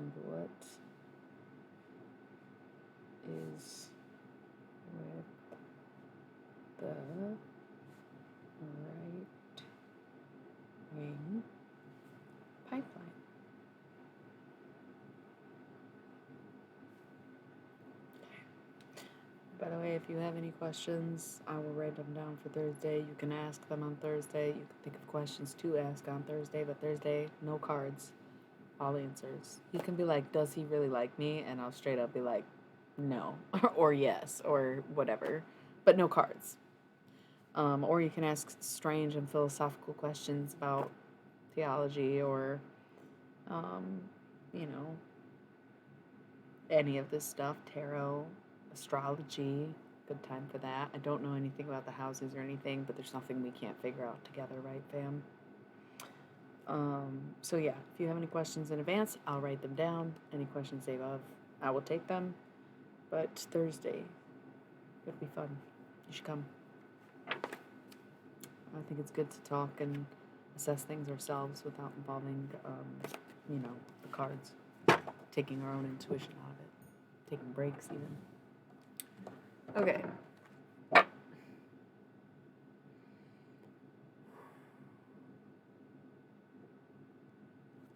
Everything's hitting me hard and all at once. And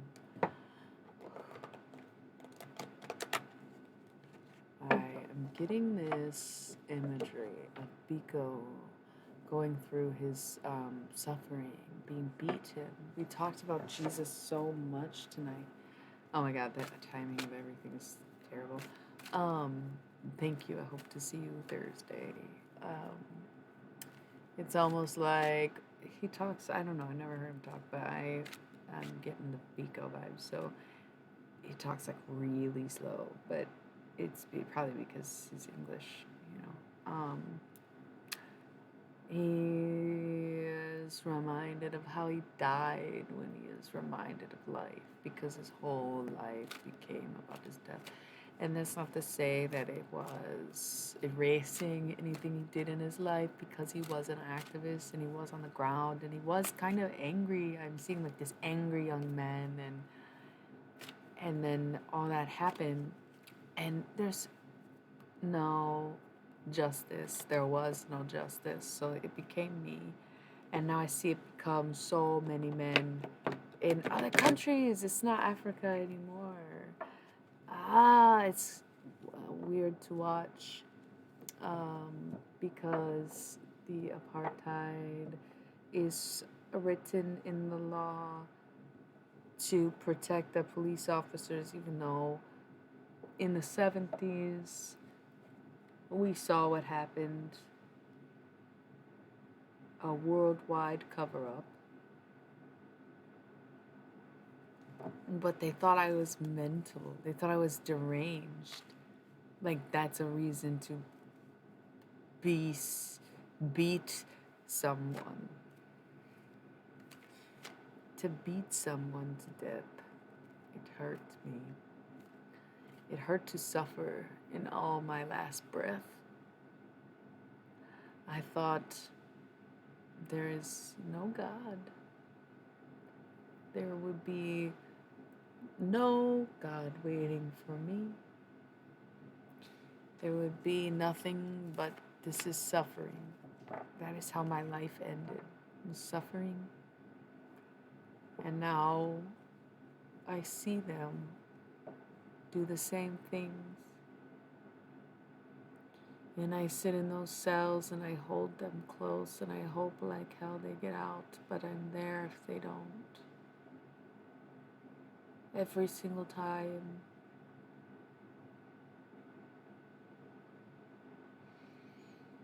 And perhaps I never worked a miracle, but sometimes you feel like a patron of a religion you didn't even respect.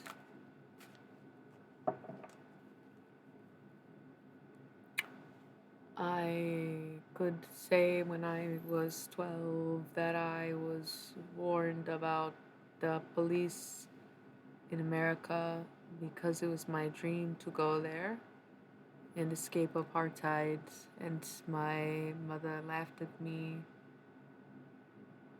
because my father used to think the same thing, and she said, "Child, it is just as bad everywhere."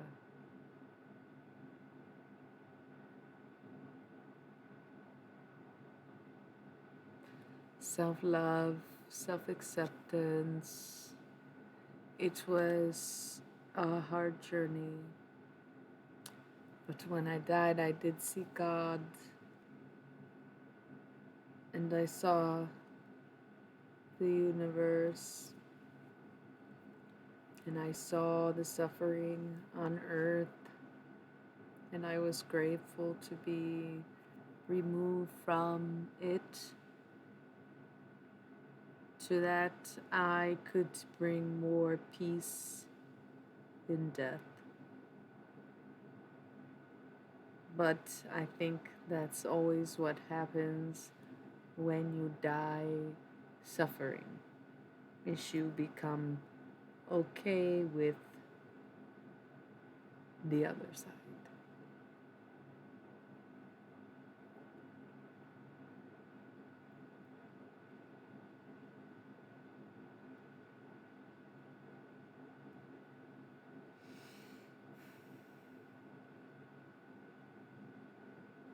I was like, any last words? And he says, no, I don't think I'm wise. Laughable. He says, okay, keep singing my name then.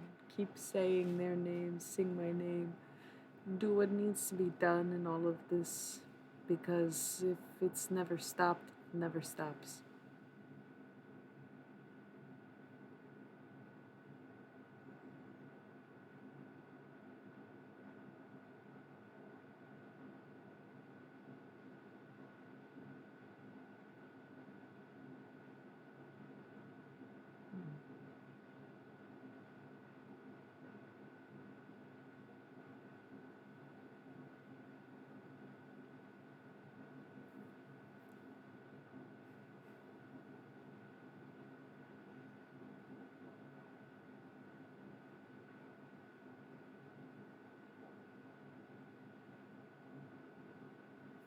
Okay.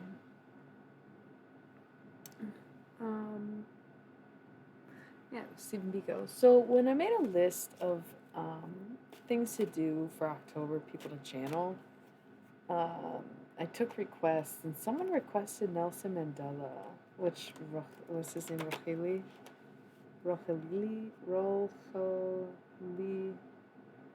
I think, Mandela.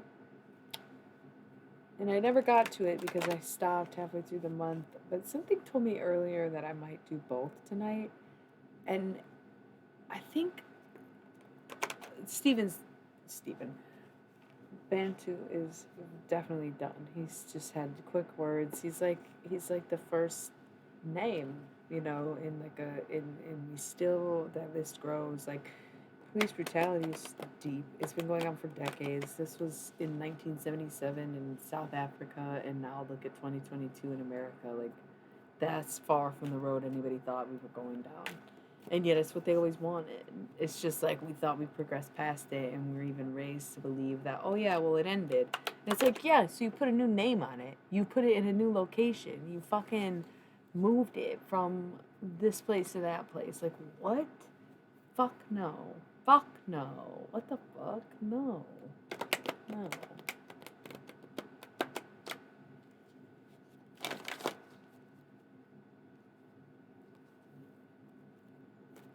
Ugly. People are ugly. Zombie control.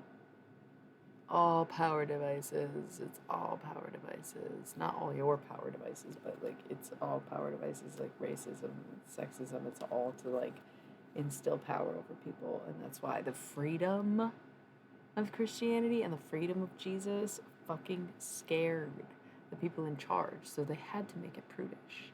They had to make it guilt-ridden. They had to make it straight and heteronormative and say, oh, that's a sin, because things would get too out of control if everybody was free to be themselves, right? That's such bullshit. But that's the vibe. So Barmbrack, sweetness and synergy. It's time that we truly be kind to one another so that we can actually come together and help each other. Be there for each other. Do the things we need to do, Like, be the person that we need to be or what have you. And some of these cards were face up in there. That's weird. I feel like I must have left them like that last time. jack-o'-lantern, protection, scrying, intuition, owl, wise seeing, wise action. Great fucking cards. And ghost, regret. Okay, so Lady de los Muertos, y'all owe me a tip. And now I gotta look at it. We're gonna remember how to say it. I am gonna do a quick channel message from Mandela because he was on the list, and I think he may have been in charge when they pardoned the cops who killed Stephen Biko. I don't know, because that's why earlier when I was thinking about Biko, he came up immediately. I thought of Mandela, and I think that's why. But I don't know how true that is, so maybe I need to look it up.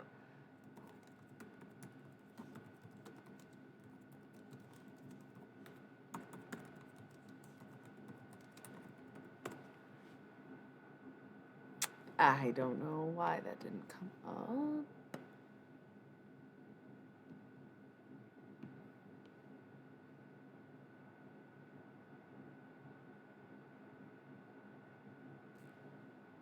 Okay, so it was a council of people gave them amnesty. And see, and I feel like, okay, Nelson Mandela was out of, no, he was still in prison. No, he was president. Sorry, read that wrong. So he was president from 94 to 99. So he was president when that happened. And that's why I thought of him, or he showed up so quickly just now, 333, because there's so much guilt, ghost, regret, that he was in charge. He was president when that was happening, and, punishing people then never brings anyone back. But if he could do things differently now, he would have definitely, probably not let that happen. He probably would have at least charged them, or, made sure his family was okay, or put more focus on the cause. He has so much guilt. Having been in prison for so long himself and lived and still came to power and still is president, he always felt very guilty about what happened to Biko, and that guilt lived with him, and he didn't even live much longer after that. I mean, maybe 10 years later he passed away. He regrets doing that or letting that happen. He didn't necessarily do it. I just looked up some council of people, but he was president at the time, and he just feels like he sent the wrong message to the world. He could have brought those men to justice in any way other than giving them amnesty. Even if they didn't serve time, even if they didn't, whatever, they could have been stripped of their badges or anything but amnesty. Because he just set up the world to be unforgiving in that way. He's very, I don't really feel like crying because, honestly, I don't feel like crying, and I do my makeup before I'm live, but he is, sobbing regret about the way he handled that. In particular, it was the downfall of his presidency. He thinks it was the worst thing he did while he was in office. And he never forgave himself for that. I really do actually want to cry with him right now, but, it'd be embarrassing. It'd be really intense. I can tell how much tears that I'm holding back. It's very emotional. It's very moving. But he lived with that regret, and he pays for it every day of existence for eternity, never knowing and never forgiving. It's just super sad, super painful stuff. And I think there's really nothing else to add. I think that is his only message that he would ever want to convey, because there's just nothing else to say. Nothing else was really that important other than he dropped the ball for a lifetime of global violence against not African people, but African Americans, Black people in general, and he assisted the life of apartheid by pardoning these people or allowing these people to be pardoned, even if it was 30 years after their crimes were committed. It was a goofy move, and it's just the same reason people still empathize with cops to this day after they've killed someone in cold blood or beat the shit out of them lifeless. Like, yes, there are some regrets, and that's the one. It's the one. So, the overall message there, no. Oh, yeah, I gotta look at his name. Rohilo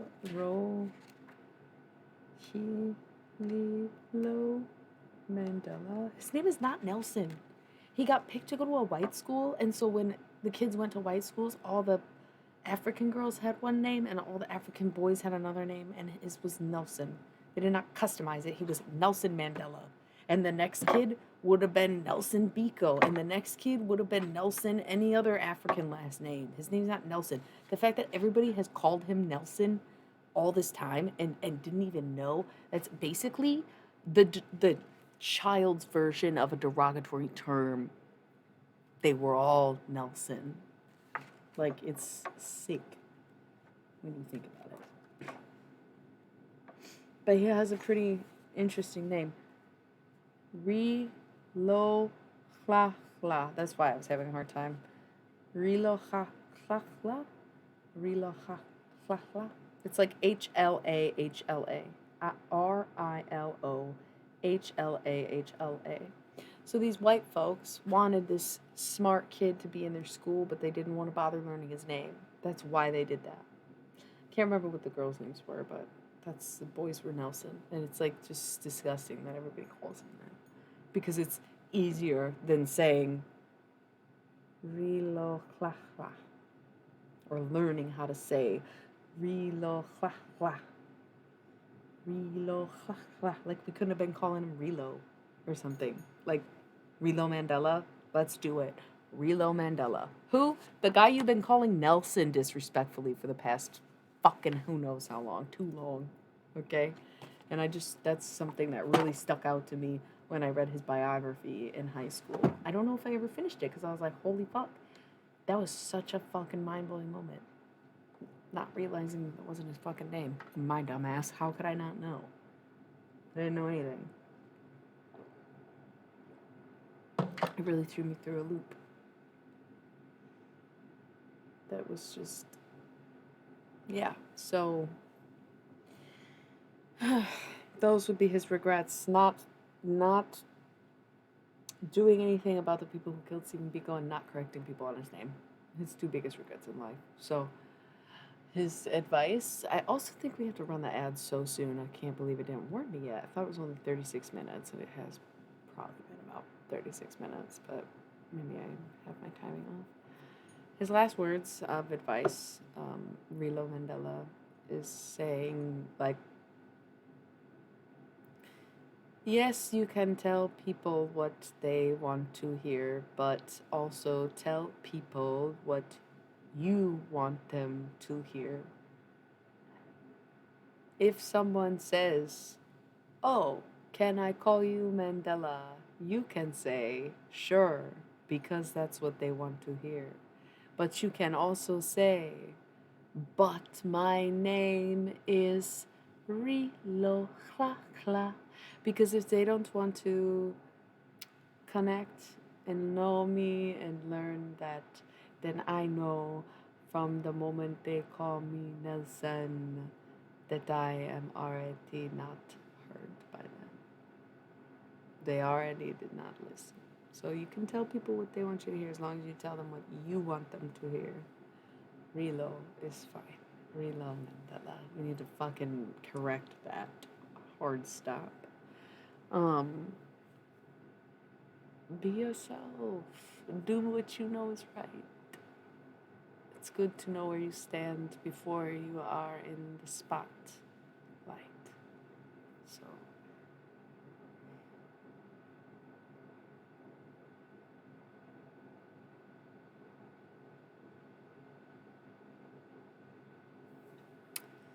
Okay, I think that's it. Some good chilling. Yeah. Really, it's like I would say a klakla, but I don't know how you'd say it like in South African. Rolly. So Rolly's fine. Wow, that's fucking. Oh, it's beautiful and sad at the same time.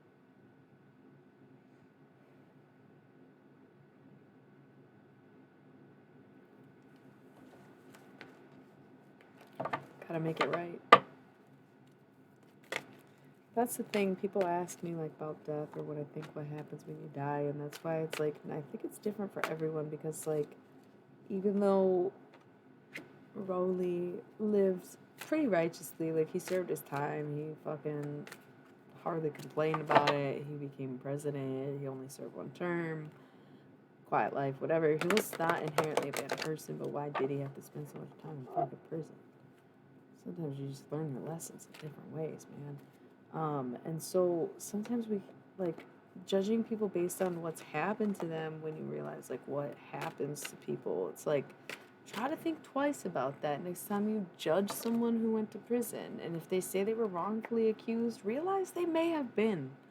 Like stop judging people for their past to such an extent that you can't see who they are now or give them a chance or learn why they were in that situation in the first place. And that's why he says whatever he said, like it's good to know where you stand before you're in the spotlight. Because like that's so true. It's good to know where you fall on moral issues or like what is a deal breaker for you. Thank you. I am too. It's good to just know that before it's questioned or before it's on the chopping block or before you're up to bat because once you swing, that might be it. And he feels like he didn't act upon his morals, but acted on the way that he thought he should and the way that they wanted him to. Like, oh, well, you should do this, like, performative thing where you give them an amnesty because all's forgiven, right? Biggest regret of his life. Biggest regret of his life. I feel like he did that a lot. I thought we were done with the channeled messages, but I don't know if that's like an South African thing, but it's not a word coming to my mind, just that. Just like an angry, speechless kind of thing. When you get like enough power behind it. The first one I did was very natural, and then I was trying to do it again. It was like not the same because it's different emotions. That's so funny.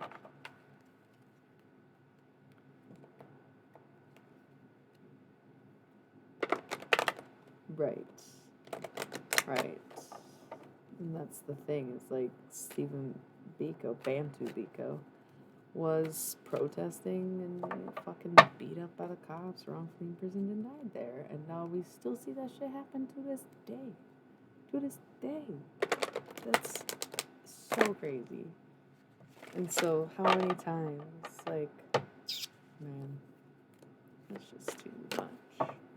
Too much to unpack. Okay? Scrying, intuition. I know it's too much for people, man.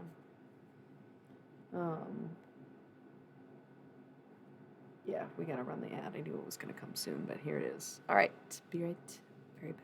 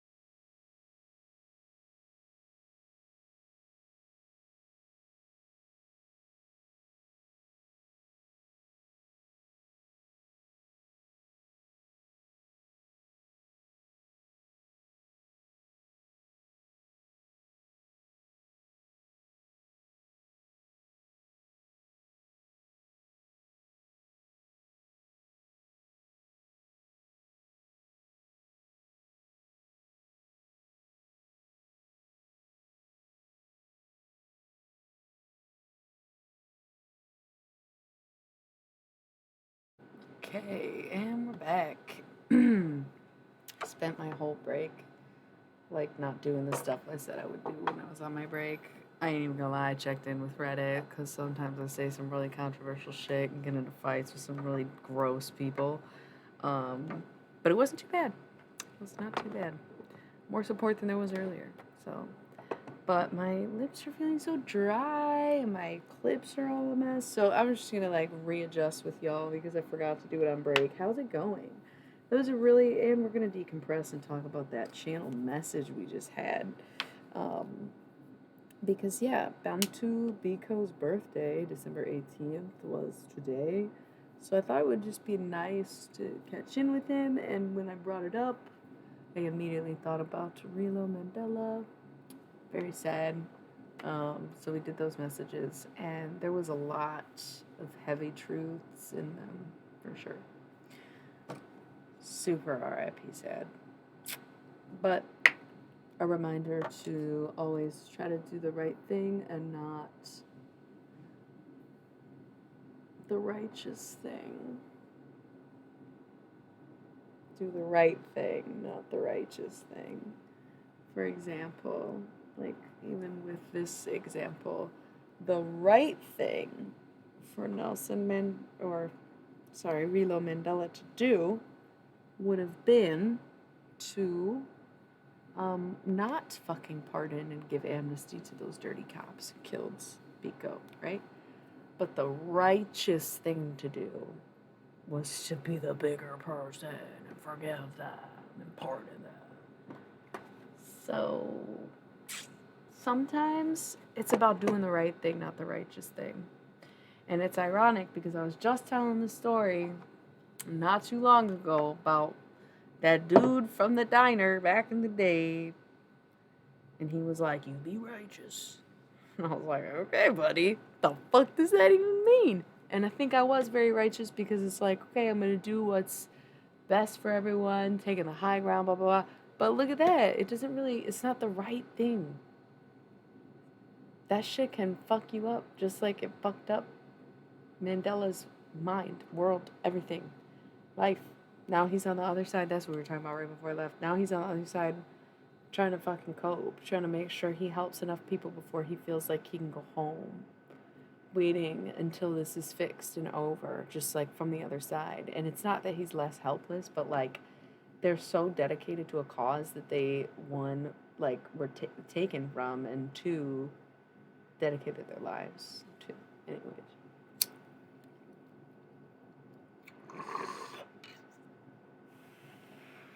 That's called unfinished business.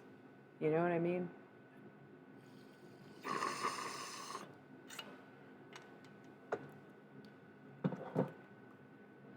I'm not... Okay, listen. The show Deadbeat is really good, and it's about a medium who channels dead people. And, like, I'm not that much of a mess, thank God. But it's pretty funny and kind of relatable and really rather hilarious, you know? Sorry, my lips are literally dry. I'm not trying to, like, touch up my makeup, but I didn't want to put my chapstick on when I already have color. You can still see, but I just need, like, moisture. Yeah, and like I said, I meant to do this on break, and I forgot. But I was like, yo, I can't wait.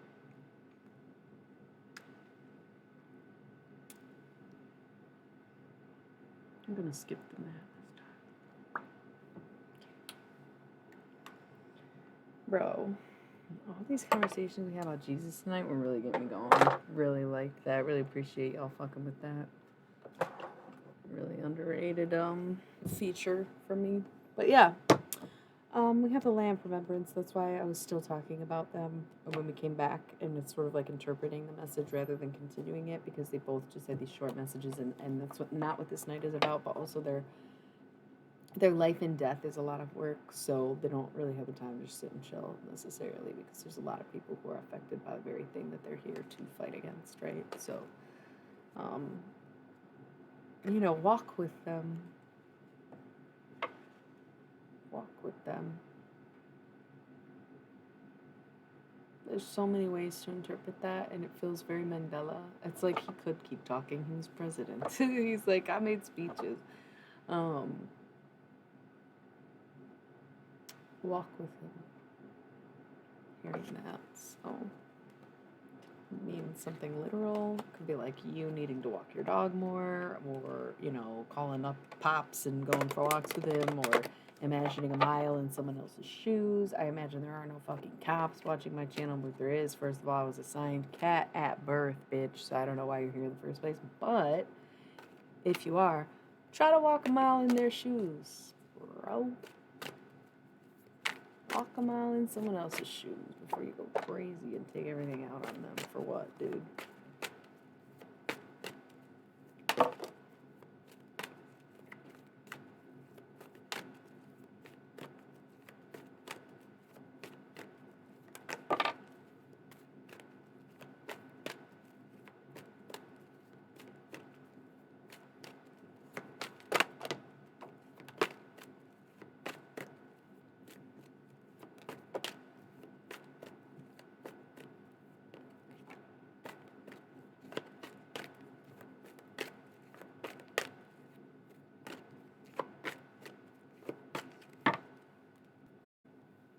Cauldrons, sweetness and not sweetness, synergy and healing.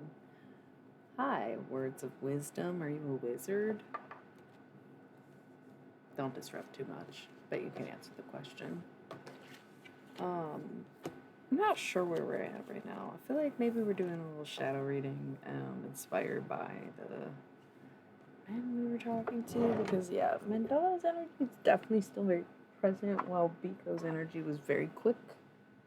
But don't want to dwell on it, so we'll just see what happens. We have the spider, community, and web weaving, so that's really key. Okay, so if this is a shadow reading, though, this would indicate that, yes, there might be a Judas among thee, where it's like the shadow side of having a community and web weaving is that you have frenemies and haters right in front of you, basically. And there's going to be people who are there just to sabotage you, and people who will sell you out for some stupid fucking silver coins.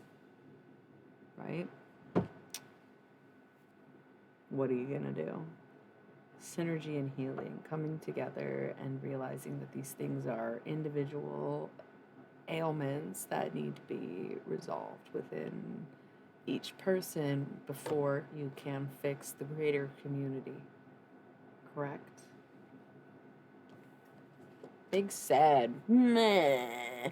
It's almost like people don't feel sad or look sad, but there's a big, big sad face.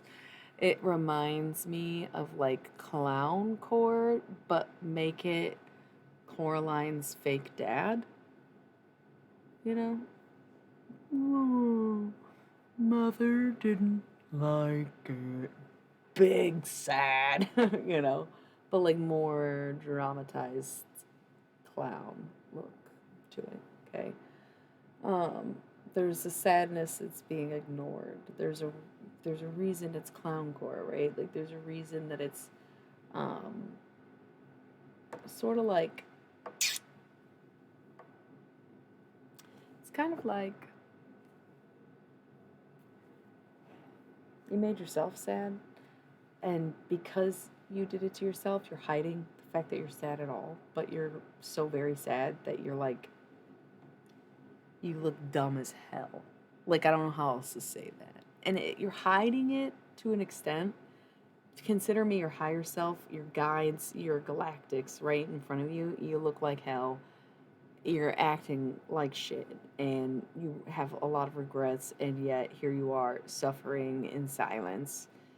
Being sad as fuck and, like, doing absolutely nothing about it, even though you made yourself sad and all this other pouty shit. Like, that's the shadow side, the bad side. That's what a shadow reading is, right? I'm sorry if you didn't know what you were getting into, and now you're like, damn, she's just chastising me. What the fuck? Yeah, shadow self, right? We're not just gonna address, oh, what's going on with love this week, or what's gonna happen in my career, or tell me about what the alien said. First, let's take a good long look and reflection at ourselves and address some of the not so nice things that we have going on within us before we analyze too much all these outer situations. Have you gone through your dark night of the soul yet? Because if you have, then you'll know it felt much like you were dying, quite literally, because it's usually how you get to that night in the first place, right? And if you haven't, that's probably why you're here, because there's a whole bunch of looking at the shadow before you can connect with it and before it can take you through the darkest nights, right?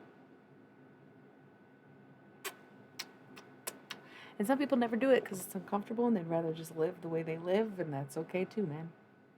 It is what it is. Community and web weaving. The chateau lies around you. You know, something ominous like that. Oof. Y'all owe me money. That's okay. I mean, okay, y'all don't owe me money. Y'all just owe a tip. Whenever she comes up, it's like, I wouldn't fuck with it. If you haven't followed me already, do it now. If you've been watching and already following, do something else. Like, my Venmo is in my somewhere bio or something. Do what you gotta do. Shout it from the rooftops. Leave a review. But if she comes up, you better come up with a tip. Okay? Either way, this energy of like you owe me money has not gone away over the last few weeks, and that's okay. So remember to pay back what you owe, and if you can't pay it back, just continuously remind yourself and God, the universe, or the person you owe it to that you are aware that you owe them, and you know that you owe them, and you will get them, and it's okay. You can address like, I don't have it right now, but I haven't forgotten. That means a lot to people, right? Skull of Darkness, blind spots. And still, even with all this preparation, there's still you don't see it coming. Still you don't see it coming. I said that earlier. Oh, no, I said that in a personal reading. This week is going to be weird. Still you don't see it coming. Still you don't see it coming. Blindsided you. Blindsided you. Okay? But joy, rejoicing in the present. Are you rejoicing in the present enough? If you ever are sad and it's like your go-to to listen to a sad song, challenge yourself to put on a happy song instead. If you feel like going for a walk, maybe dance a little bit. If you're like just trying to bring up your energy, just turn it up a little bit more. Because if you're not expressing enough joy in your life, then things are just going to keep getting hard. They're just going to keep getting hard, and they're going to keep getting harder and harder, and it's just not fun. It's really just, why do that to yourself? You need to express joy. Even if you're sad inside, once again, you made yourself sad.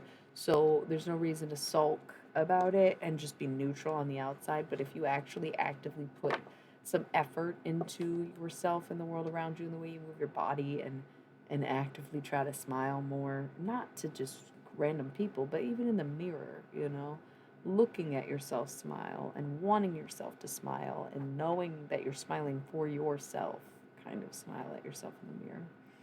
And just really ignoring how you actually feel and still being grateful is what this is really about.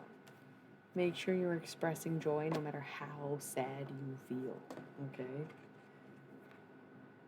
Scrying, intuition. There's probably something on your mind and you can't figure out why it's there, but you're probably right. It's probably true. Like, it's not like you can, I don't know. It's not that you can't trust your own intuition, but there's a reason that people trust other people's intuition, because there is a lot of practice that goes into the fine tuning and understanding how you influence it and shit. So, like, I'm not saying you should always trust your gut and never trust anyone else, but in this scenario, yeah, there's something that you know that you inherently know that's probably true.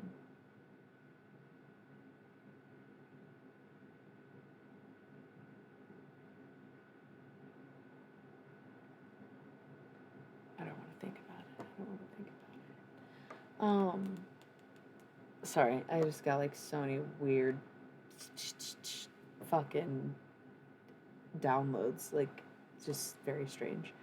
We have scrying, intuition. I already said that. That's, I just,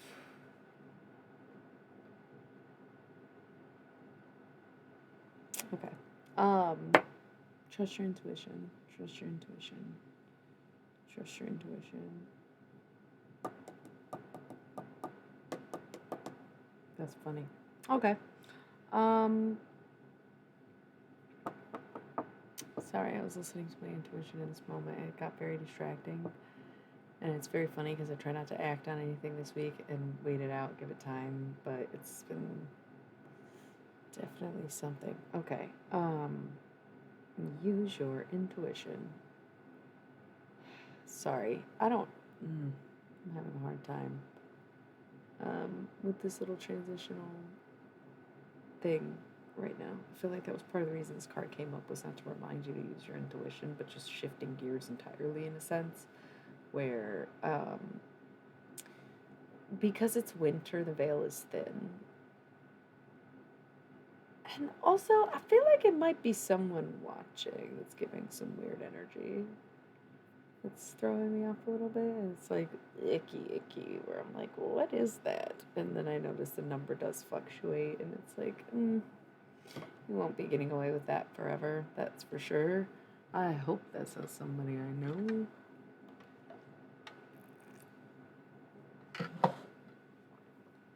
I wouldn't fuck with my intuition if I were you. No projecting either. Weirdos. Ancestors, the love and legacy of our DNA. Connect to your ancestors and recognize that sometimes they are also evil. They have agendas that they're pushing through you. In the same way that God can come down and talk to someone, so can their ancestors, right? And they might be spewing the same old school, racist, fucking, sick, murderous, colonizing mindsets that they're passing on to you. Where they fucking revenge and violence and overcoming, right? It's like, connect to your roots and figure out if there are roots worth having or if it's ready to pull the plant, right? Ready to maybe stop reproducing, if you will, even, right? Like, I don't know. Yeah. Werewolf, exploring wildness. Being free of a bloodline just means you get to do whatever the fuck you want for the rest of your life. And it's pretty awesome. It's kind of fun. It's very cool. It's exciting every day. Like, fuck yeah, dude. Fuck yeah. If you're having hesitations about that, just stop it from happening, you know? I'm getting this, I don't really want to say because it's some pretty dark content matter, and if the person is resonating with it like I believe they would be, because this is about a shadow side, shadow self, that there might be reasons to be hesitant about having children because of particular such and such things in such and such families, and like respecting the decision either way, but if you think it's maybe a bad idea, it probably is. So be careful and protect yourself before you agree to protect anybody else. Amen. Skeleton strength. Sometimes you just feel it in your bones when something ain't right. You know what I mean? Hi. Yeah. Yeah. I'm good. Are you okay? Is this our culprit or someone going through it? It's hard to say. Oh, you've been here before. Yeah, some pretty intense stuff regarding the bloodlines, though. And, like, that's the thing. We all have family secrets, and we all have historical secrets. And, yeah, I mean, it's just like a crazy time to be alive because we have, like, the option to consider these things because we are no longer at the point where we need to procreate to keep humanity going. There's 8 billion people on Earth. I think it's time some of us just get off of it. It's okay. Breeding is sort of a weird concept these days, and that's okay. If you're a breeder, no hate. Love the kids, you know. my nieces, nephews, cadoodles, and cadets, they mean the world to me. But like, it's crazy to think that people still feel a need to do it. You know what I mean? Like that. Like it's their whole life. Like that's all it revolves around. It's not like it's out of style by any means. Obviously not. There wouldn't be 8 billion people on the planet. But never feel guilty for refusing to participate based on what you know about your genetics, your ancestry, whatever it is. Like there's no reason to like be hard on yourself or think that this is some kind of realistic expectation that is meant to fulfill everyone. There are so many ways to be fulfilled in life. So if someone was contemplating that, especially if you're with like a not so great person or rushed it or anything, yeah, yeah, that's good. That's good. Amen. Not everyone has that kind of confidence and security in themselves. But I agree. If I don't want to do it, I probably will make it very clear I don't want to do it. And I'll make it very clear if you need to pay me to do it. And I'll be very clear if you can't pay me to do it, right? Yeah, past life ancestry is way different than bloodlines, though. And that's why I try to talk about them separately, right? Because your relatives are your bloodline. Your relatives is anyone who was alive in your lifetime. But your ancestors are like the ancient energies and the ancient bloodlines, I guess. And going way back in time. And, those are the ancestors who have no connection to anyone in your life. Everyone else is a relative. And your relatives were not doing great things the past few decades or centuries, right? But it's good to connect with those really old ones, too, I think. Wow, spider has come up again. Community and web weaving. But we're talking about the shadow self. There's something going on in the network that you belong to, and it's better to just stay home right now. That's so interesting because, like, mood AF. I am definitely noticing the way that groups work. Even when you feel like you're not a part of a group, you'll get involved in one. Even if you separate yourself or have individual connections with people, if they are part of a bigger group, you are inherently part of that group. And that is a very annoying energy because I am rogue.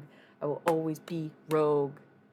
You will never, ever get me to align with anyone but myself and the greater good. Period. I'm rogue for a reason. I affiliate with anybody I align with. I am not bound to a particular group or entity or anything, like intentionally that way. Like, that is how I want my life. In the same way that I really would prefer to have zero attachments, hence why I'm child free. I'm speaking on that, like I was saying, like, oh, it's okay if you don't want to procreate as someone who intends to never do that. But as someone who was on the fence for a long time and did feel a lot of outside pressures to do that. The more I realized I didn't want to, the freer I got. And that's that. That's history, right? So it's been a good time. It's like, gosh, yeah, it's been a great time. It's been a great time. I'm super happy with the way everything works out.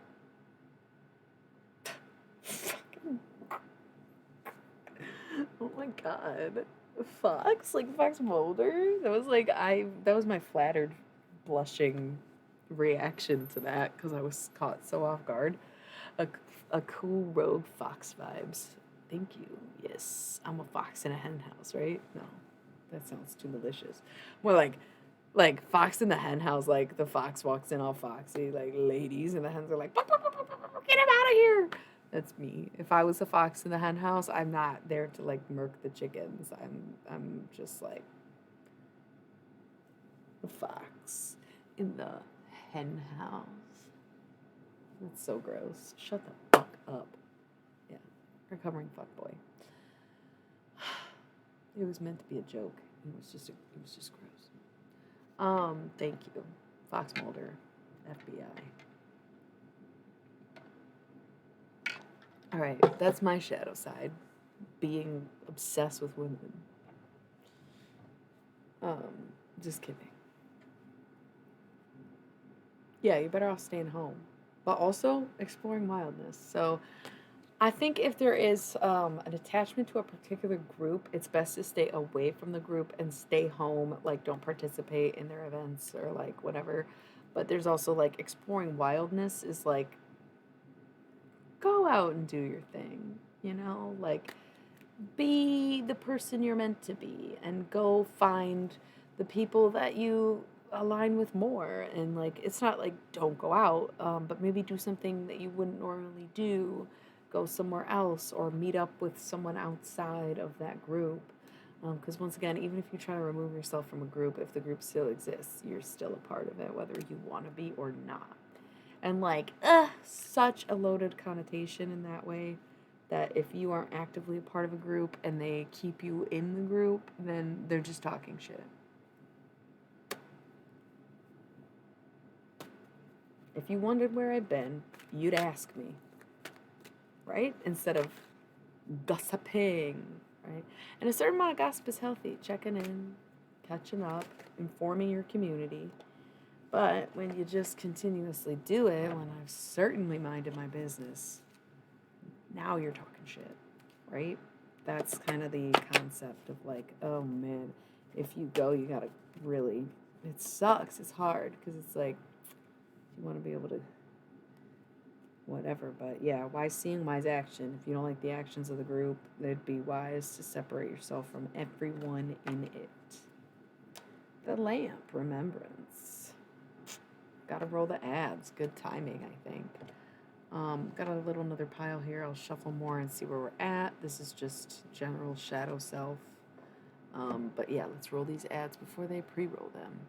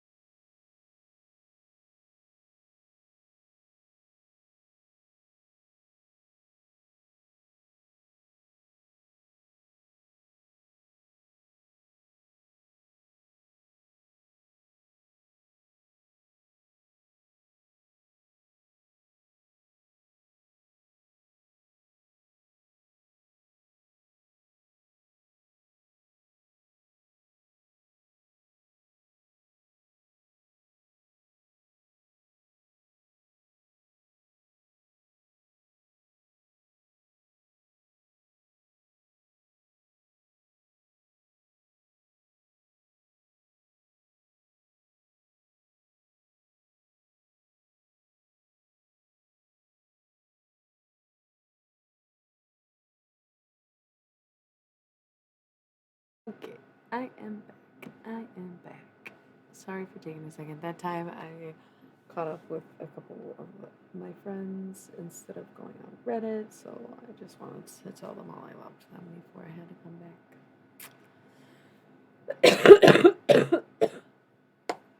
I'm not really sure what this cough's about. I didn't read the bong,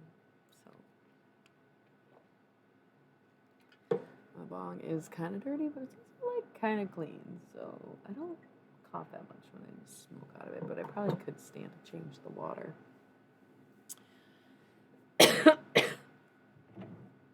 Anyways, by God, I'm getting kind of tired, but yeah, I've been streaming for like 6 hours at this point, so like that's not surprising that I would be tired. Let's just figure it out.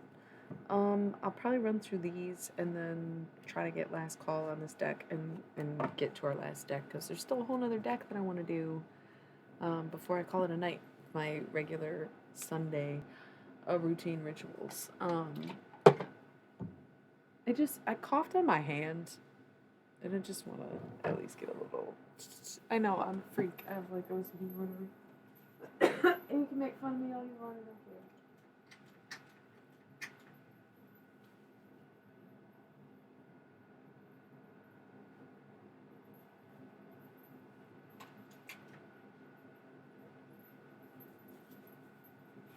Okay. Sorry. I'm here. So, also, I think it's time to trim my ends. I remember hearing in a reading or reading somewhere like to not change your hair until something went out of retrograde, but I wasn't paying attention. I don't know what it is, and today I noticed I have split ends.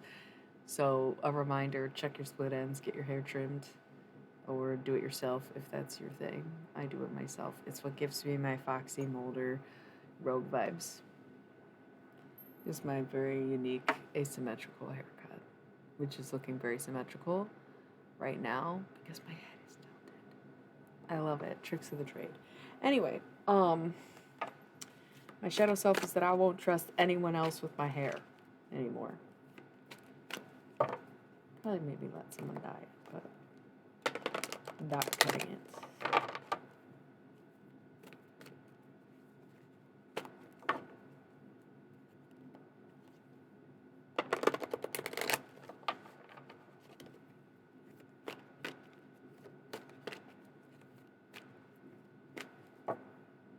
Winter, the sacredness of pausing, once again, slow season, staying home, avoiding people that associate you with groups that you're no longer a part of.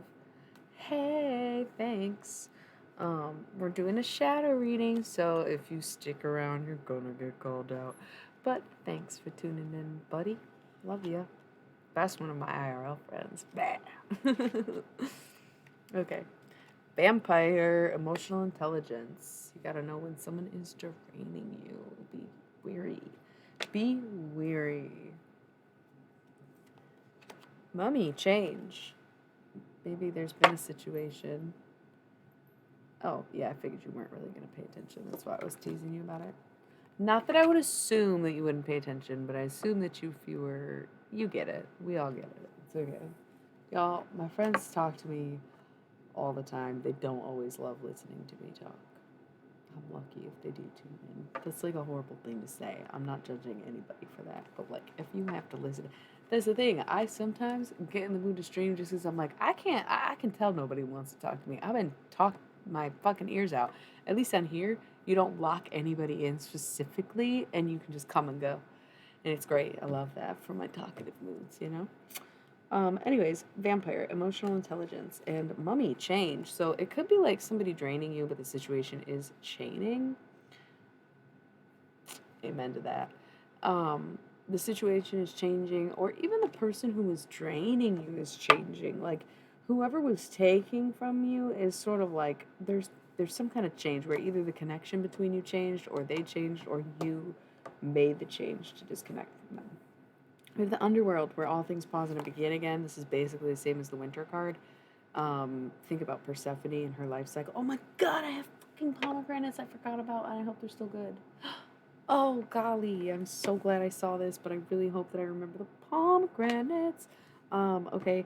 And then Apple risk and reward. So really,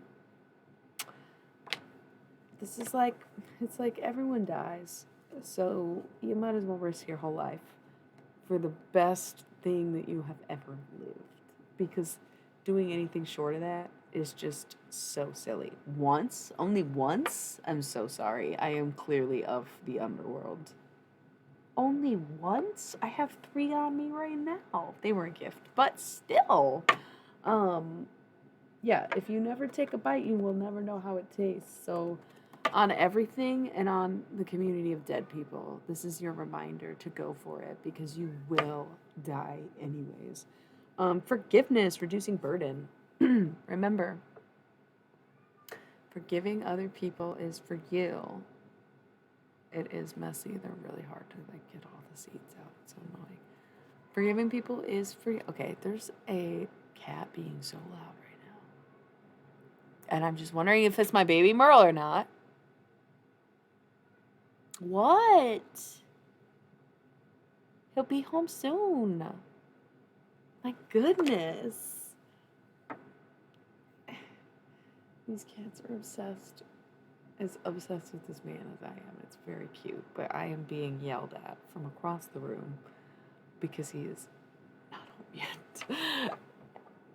My goodness. It's kind of adorable, but also so disruptive that if I didn't address it, he just would have kept meowing in the back. Thank you. I'm in my Kate Bush dress. It's me, I'm Kathy, I'm come home. I'm so cold, let me in your window. Heathcliff. You know, you probably don't know. That's okay. Anyways, forgiveness. You have to forgive people and move on, just like Jesus forgave Judas, right? Thank you. Jesus forgave Judas. Why? It didn't do Judas any good, but it did Jesus a lot of good.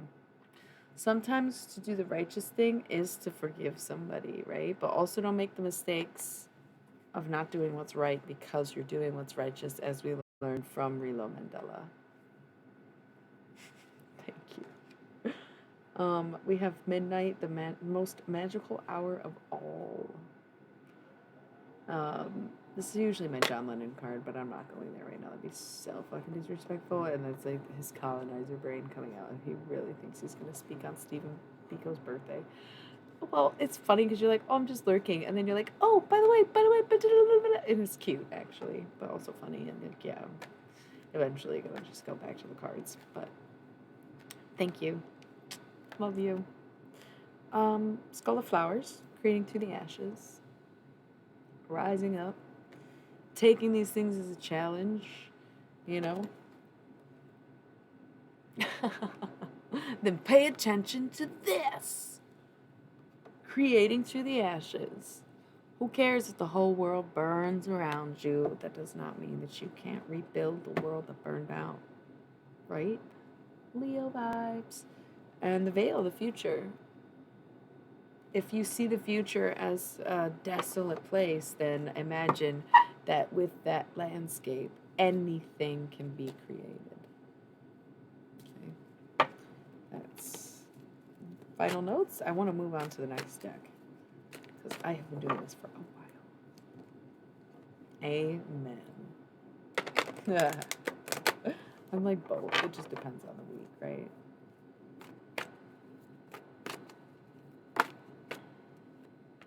Bewitch, the earthly weaver of the worlds. That's me. Okay. So I guess this is for me. Barn brag, sweetness and synergy. I literally said, oh, this is for me. My shadow side is that I'm too sweet and really want people to work together. When in reality, I need to just accept that I am all I ever need. And big reveal, this one's probably going to be a little more insulting than friendly. Ghost, regret. Yeah, I have some regrets. But, you know, you can't regret anything. But, dude, I've literally said it in the past few months, probably multiple times, where I'm like, was it all worth it? Absolutely fucking not yet. I said absolutely not. I didn't even throw on it yet. That's where I was like, hope was gone. I was in despair. It's like a poem I wrote. I don't know. But, like, no, that was not it. That's so real. I was going through those things. It's just however it applies to you. Like, for example, Dom, I'm guessing you're man. Not sure. Can't remember your birthday. Yeah, so in a general reading, if I'm talking about the masculine, I'm more likely talking about you than the other person, right? Like you'd be the masculine. So if you like rewatch what we already did, what you were here for, but you can use that as like a quick guide, and that's just like the most basic part. In the same way that, um, even if Nat 20 wasn't male, he's a fire sign, so he'd still be the masculine, right? So it's not a perfect equation. It's also like for something like this, where we're talking about the shadows and greater groups, and it's like if you're hearing this, there's a reason for it. There's like, I don't want to say it's all us and them, especially because cross watchers exist, and there's always the flip flopping narrative, and there's like the speaking to the self for the self, or to, the other for the other. Um, so it's sort of like picking the side of the story that you're on, and being able to understand that some of these messages are going to be for the person you're dealing with, and some of these messages are going to be for you, and really knowing which one's which. Because if you're not relating to it, then you might think, yeah, that might be how my boss is feeling, that might be how my employee is feeling, that might be how my girlfriend's feeling, that might be how my kid is feeling, that might be, okay, we get it, baby, he'll be home really soon. Yeah, he gets real anxious when he doesn't get home right on time.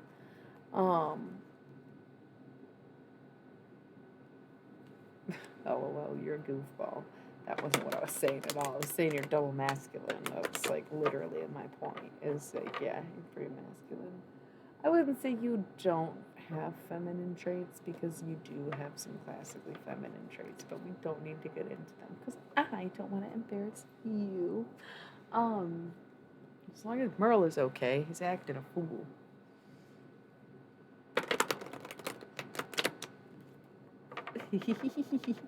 um, yeah, I can see it. I can see it, and that's why I try to take breaks from tarot and just talk to people without the cards. And I like to try to. I never want to go back to overusing any of my decks or anything like that. And that's why I do always say that there will be like a couple different timelines, or not timelines, storylines. There's usually 3 basic storylines. There's usually 2 polarizing energies. There's usually some kind of narrative where you can pick which one is yours. So in this scenario, we are just talking about the self. We're just talking about the dark side of us. And the thing is, you might be like, oh, well, it's not individualistic, so how could this be realistic to me? And it's like, well, because we're all humans.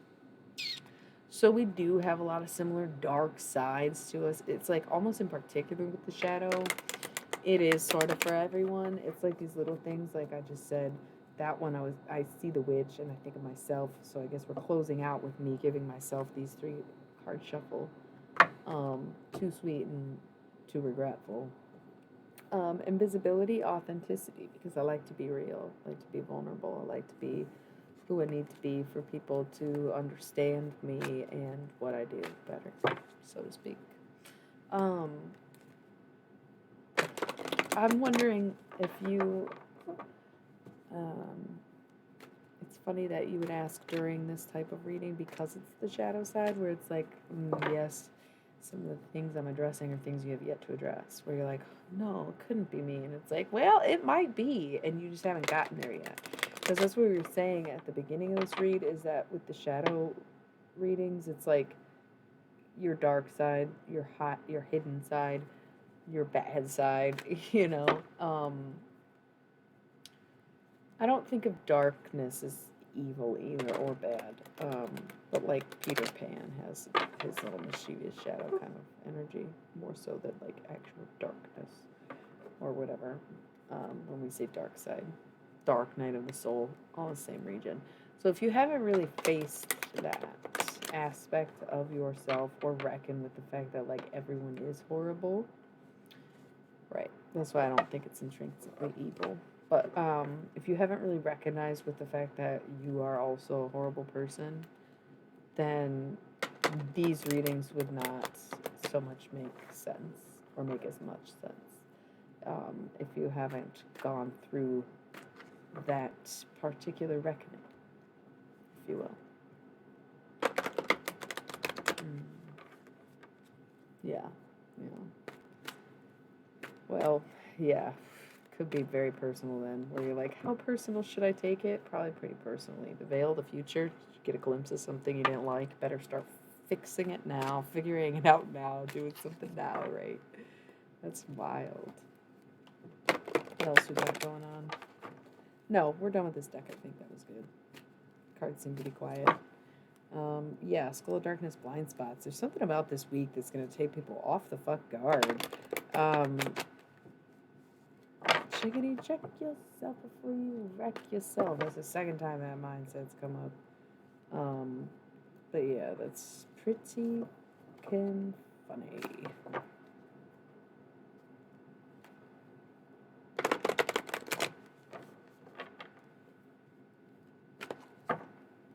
Ah, well, wise seeing, wise action. Listen, if you don't like the way you're living, maybe you should evaluate the people you're living it with. Maybe if you don't like the way the people are living, you should evaluate why you're looking at them. That's, you know what I'm saying? It's kind of all that simple. It's kind of really all that simple. Oddly enough, everybody thinks it's so damn hard. It's not so hard. You don't like it? Make a change. Ah, my finger really started hurting out of nowhere for no reason other than to flip somebody off. I don't know. That's so weird. Maybe somebody broke their finger. This isn't even the hand. It hurts so bad. I didn't even do anything. Oh my God. Is somebody playing with a voodoo doll? You're gonna regret that. Just because I let it happen once and you found me in the hot seat doesn't mean I'll let it happen again. That's interesting. But maybe somebody broke their finger or you injured your finger and you didn't do anything about it, and yes, it's broken. If you hurt yourself, if you hurt your finger, it's fucking broken. Probably. Likely. That's so interesting.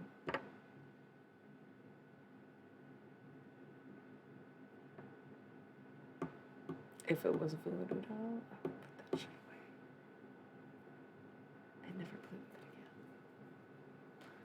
it again. I doubt that's what it is. Unless it's causing shooting pains down your fucking... It's just this finger, too. It's like not even going down my whole arm.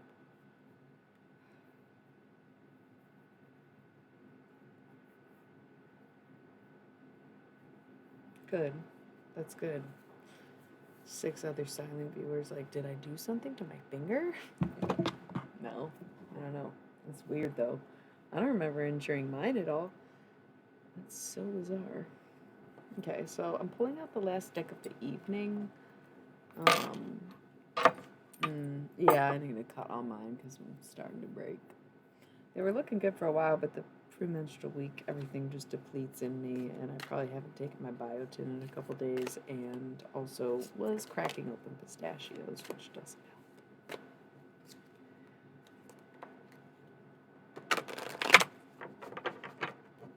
Okay.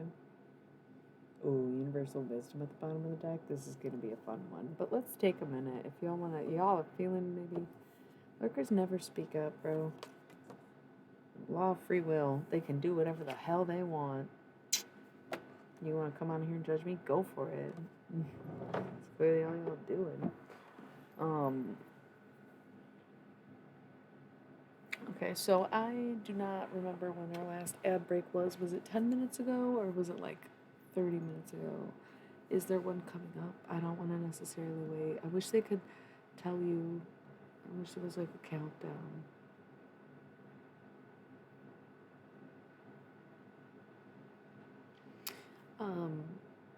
Before we jumped into the next deck, I like to just have the little buffer area of just chit-chatting about something else or nothing at all, or just checking in with people, seeing how the readings go. It's witching hour, so that's good. And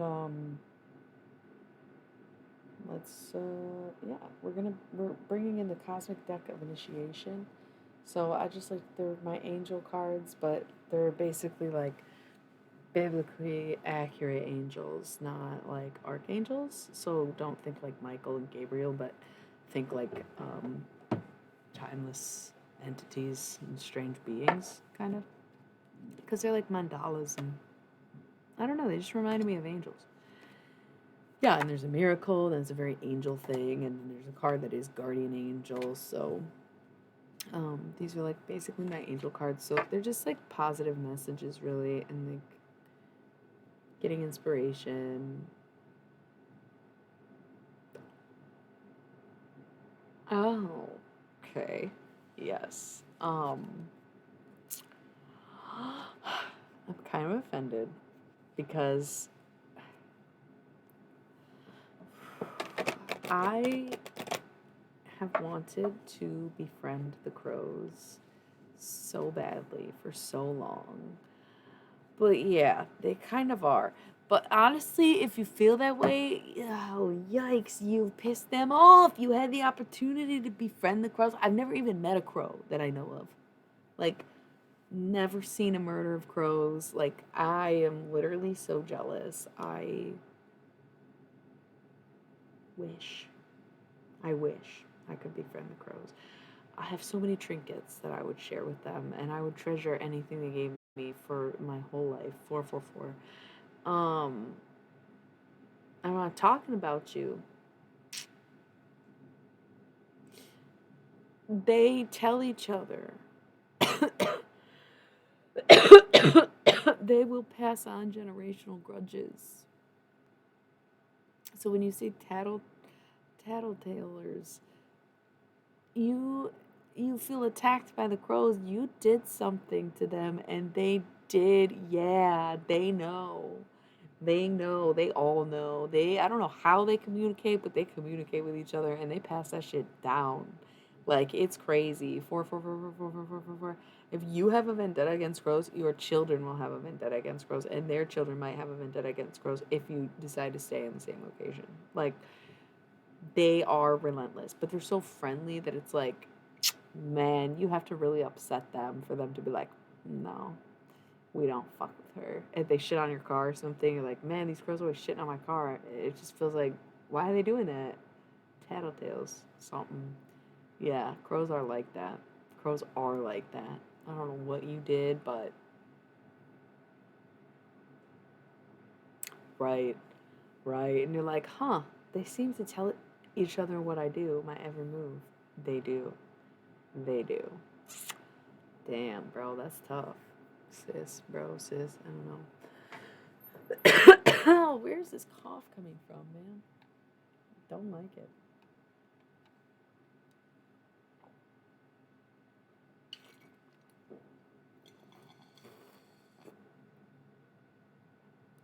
What?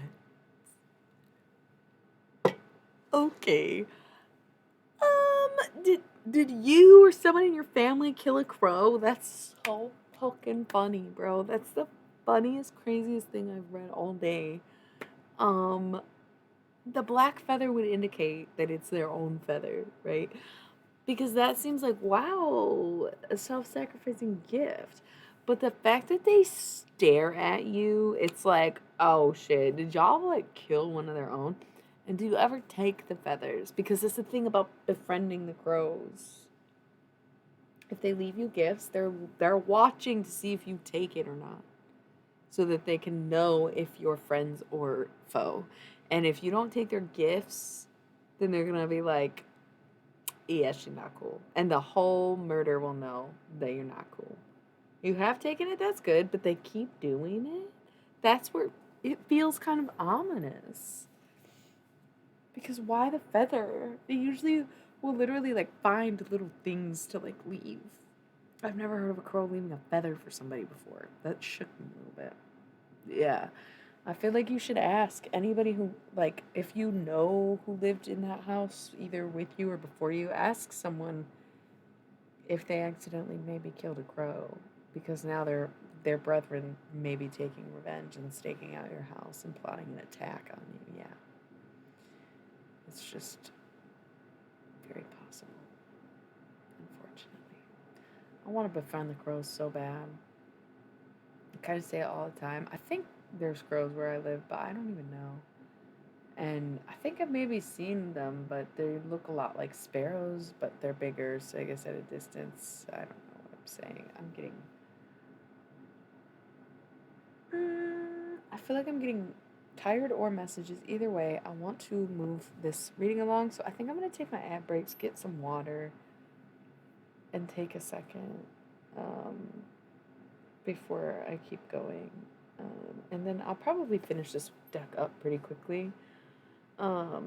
These readings usually don't last as long as the other ones do because it is just words of inspiration for the most part and just uplifting messages from the angels. It's not really, it doesn't really get into life. It's just like a very broad perspective. And I like to end with this because the shadow readings are so self involved and deep and painful that I like to come out of it and remind you that you still are blessed with all the life and light of angels, right? So just want to share some love before we call it a night.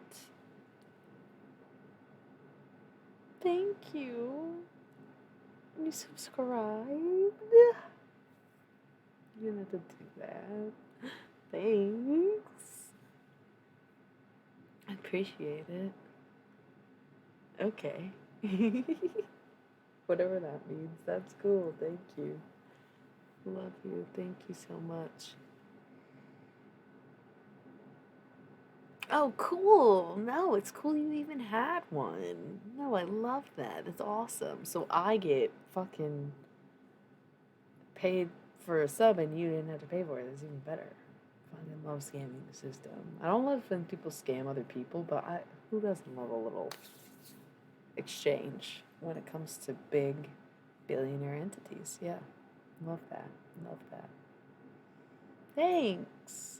All my subscribers don't have to watch ads actually. So good thing you subscribed right before I play this ad. Yeah, ain't that right? Ain't that fucking right? Fair enough. In like the long way, that's basically it, yeah.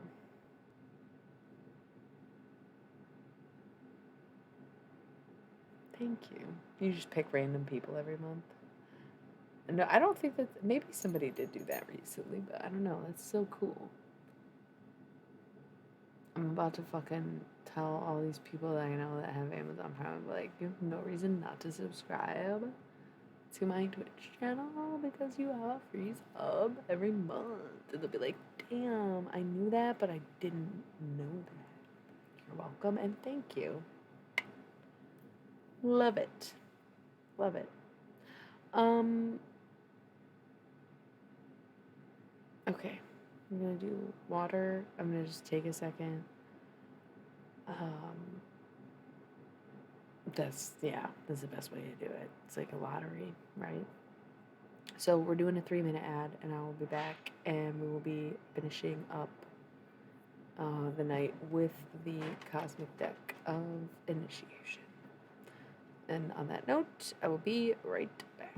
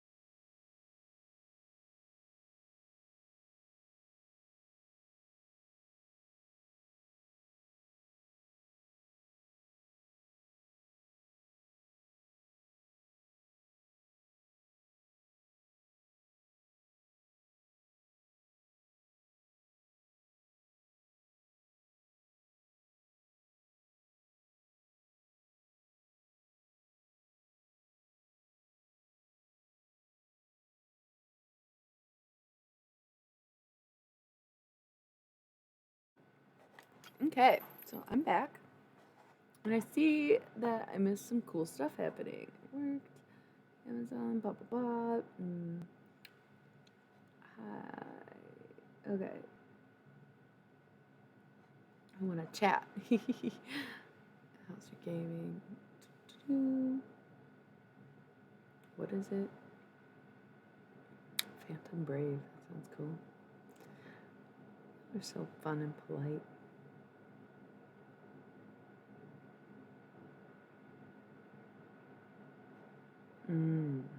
I miss the Wii. I had one growing up, and I don't know where it ended up with my family. All kind of like moved or whatever, but I miss that. It was cool.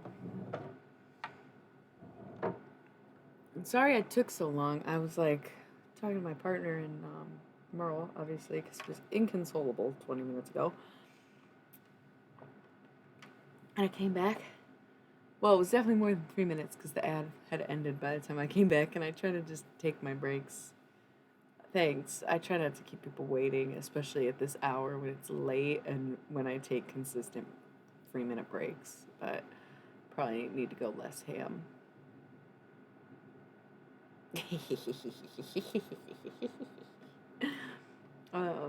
But the first time I came back, I forgot to get my water again. So I like had to go back for more. All right, so we're on the last deck of the evening, and I will be wrapping it up soon after I finish with this deck, and I'm hoping it will be a pretty quick reading. And then if y'all are still here, we could raid somebody again. I only thanks my disco ball. Me and my Sag friend have matching cups. It's a lot of fun. It's just like silly to drink water out of every day, but I like to. So it makes me feel like I'm doing something more exciting than drinking water, even though drinking water is the best thing you could possibly do, right? Okay, I dropped a card and it is commitment. So there's commitment in the future. Okay, and I love whenever I see or hear the word commitment, I like to remind people that telling someone that you're afraid of commitment in terms of romantic relationships is false. Because most of the time when people say that, they make plenty of commitments to plenty of other things, and it's not a fear of commitment. It's a fear of love, it's a fear of connection, it's a fear of intimacy, but it's very, very rarely a fear of commitment. You know what I mean? Unless they really can't commit to shit, but it's usually people who have had the same job for like 5 to 10 years and like have had the same friend group since college and blah blah blah who are the ones who say they fear commitment. Like, no, you don't. You're very committed to watching the game every Sunday or getting your nails done every Wednesday. Tons of ways to commit to things. So stop using commitment as your scapegoat. But there is a commitment in the future. It's not necessarily romantic, and we're done with the shadow self. Just pointing it out, and you shouldn't have, because this is an angel reading. Don't be rude. Okay, you're right. You're right. Let the angel energy come through. Okay. It's like not a channeled messages, but they just wanted to check in and make sure I was right in the head before I did this. All right, evolution. I like it. Personal. Oh, this is such a good card. Personal evolution is super important. I don't know why I said that like a BuzzFeed article, like gross, but personal evolution is how the human evolution is built. Like, nothing happens in a day and nothing happens in a lifetime, but a collective of days over many lifetimes is what makes long-lasting change. So just remember, the more you evolve humanity, right? That sounds like a heavy burden, but it's also a scientific exploration. So if you're getting to know yourself or delving into your dark side or just like understanding yourself on a deeper level or healing in any way, shape, or form, just know that you're doing the evolutionary work for thousands of years to come. You know? Like, that's cool. Golden rule. Just never stop. That's our golden rule of the night. Never stop. That's it. Never stop. Life will stop you at a point and send you away to your specific version of death, whatever it is. So until then, never stop. There's a difference between resting and stopping. Like, you can take a break, you can rest, you can take time off. Ew. Don't stop thinking about tomorrow. You think you can sing Journey on this channel? What the fuck, bro? I hate that song. It's almost as bad as like Sweet Caroline or something. Maybe worse. Aquarius at the bottom of the deck. Okay, so Aquarius season is coming up. Could be Aquarius energy. The fixed signs are very prominent in this deck for some reason. I don't know if it's because of me or otherwise, but it is what it is. We have universal balance, and that was the very beginning of the Thoth tarot reading today, was about things coming back into balance this week. So we're seeing it on a personal level, and because we're seeing it on a personal level, we are experiencing it on a universal level, and that is what we are seeing and why it's happening at this time. We have the law of compensation. That's been another conversation we've been having since like mid-August, once we were transitioning into Virgo season and we knew the harvest was coming. And like we talked about a little bit earlier, not everyone's dues have been paid yet, and that's because there were bigger payouts, because the universal truth is that the meek shall inherit the earth. Right? That's what Jesus said. We have unity, so focus on bringing people together. Focus on, even though we said distance ourselves from groups and stuff, it's like the whole purpose of removing yourself from a situation is so that they can see your absence devalues the reality of it. And that's not to say that you're solely responsible for anything, but sometimes removing yourself from a situation can bring others together in spite of you, or can bring people back together to reunite with you. So once you take a break, y'all are hilarious. That's literally true though. Okay, I'm not trying to get TMI, but I deal with constipation on a regular basis. When my body is not producing as much progesterone, I get backed up, and I like pretty much am constipated the whole time I'm ovulating, right before or right after. Not usually during, but usually right before, like at the start and the end. And I feel like shit all it's like the whole time. Bad bathroom. No, but when you're constipated, it's like you're literally holding toxins in your body. So of course you're not gonna feel good. I get sluggish, I get cranky, I get irritable, I get negative, and I'm just so beyond over that, and would do anything for relief in that sense during those times. So like I think it's a bigger deal than people act like it is, and it's not just like oh, I'm backed up. It's like, if you are, not that anyone was, and we're like randomly having this conversation, but on a spiritual level, that shit will fuck you up, because you're literally holding toxins in your body. That's not good for you, like anyone ever, right? So if you are constipated, it is probably affecting you in ways that you didn't even think about.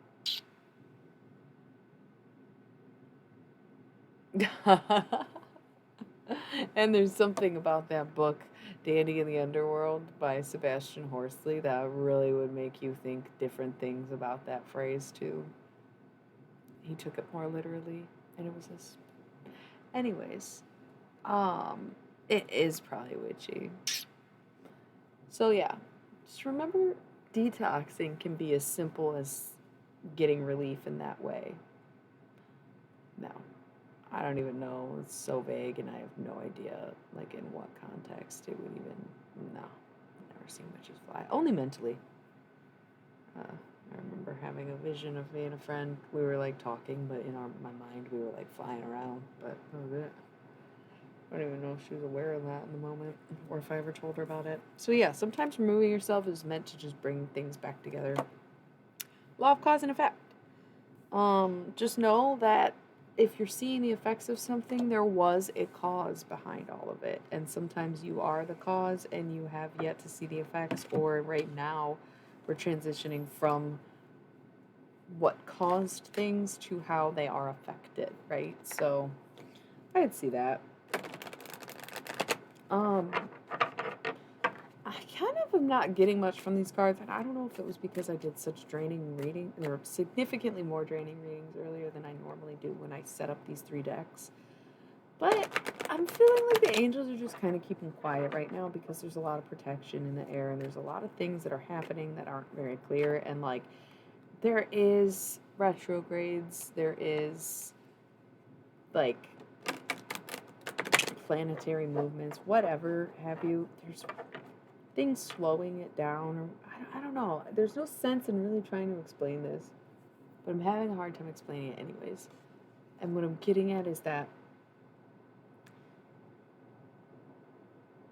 there's a lot of challenges and some outright negativity and like shrouds of doubt and just despair cast over you, right?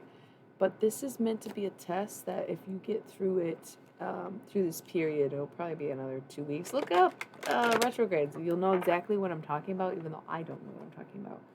If you get through these last couple weeks of these last hauls of it through this year, there in the end is your reward. You know, it's like you just gotta keep believing. You know, Aquarius season is probably when it'll all make sense and you finally have it in your hands. It's like, yeah, something about these weeks, and it might be the holidays for some of us, and New Year's can be a lot of pressure, and then after that, when the pressure is relieved, Aquarius season. Okay, Cap season is going to be cool. It's going to be revealing. It's going to be a lot of work. It's going to be a lot of decisions to be made. But come Aquarius season, you will be holding the things. Like, that's the energy. Which is crazy because that is sort of the timeline, but it was spun to us a lot differently back in August, right? Like, than it is now, where it was like, yeah, the angels just doing what they need to do, I think. So we have Universal Wisdom and Commitment again. The first cards we had are the last.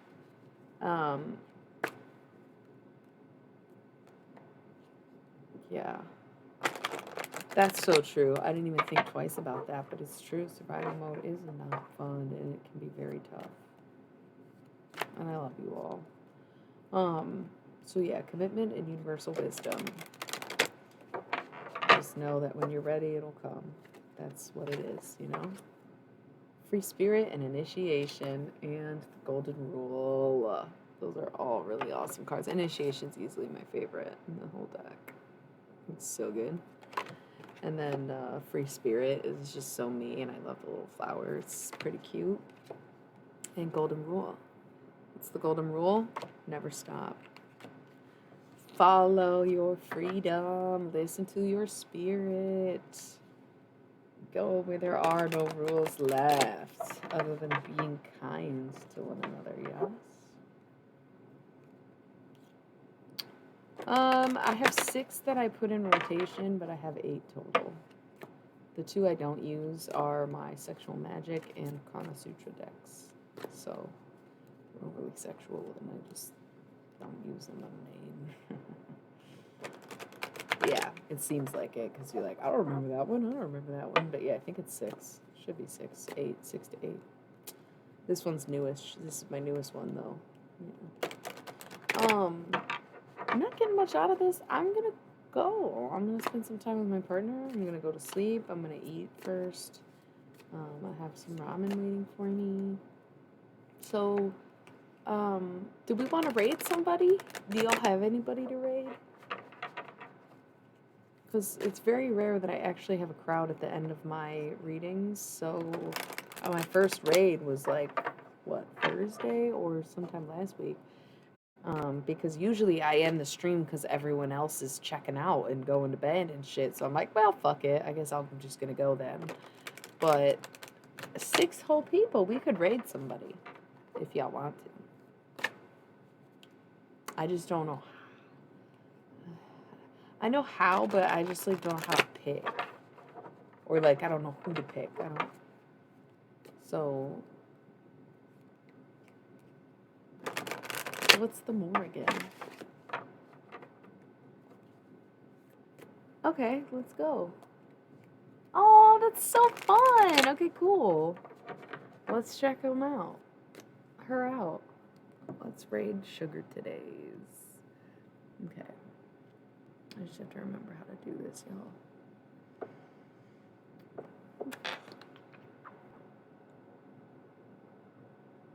Raid channel. Oh. I'm gonna look that up. Yep. That's wild about the crows. We will have to touch up on that and reconnect when we have more information. All right, Sugar Titties. Let's go. Start raid. Thanks everybody for tuning in. By the way, I love you all so much. We're raiding Sugar Titties. I'll be back tomorrow night with my romance decks. And I'll be back Thursday with questions. Okay. Oh, it's allowing me to say when to raid them. Okay, cool. That's great. Yeah, so thank you all for being here. Sorry that there wasn't much in the angel messages, but I think we're all just ready to go. And it has been a super great time. Thank you. Tomorrow will be the pink deck for soulmate readings, the demon deck for karmic readings, and the mystery deck for twin flame or channel messages. We'll see how it goes and if the extraterrestrials are feeling talkative. So thanks once again, and we are going to raid my good friend Rolling with Nat 20's friend Sugar Titties.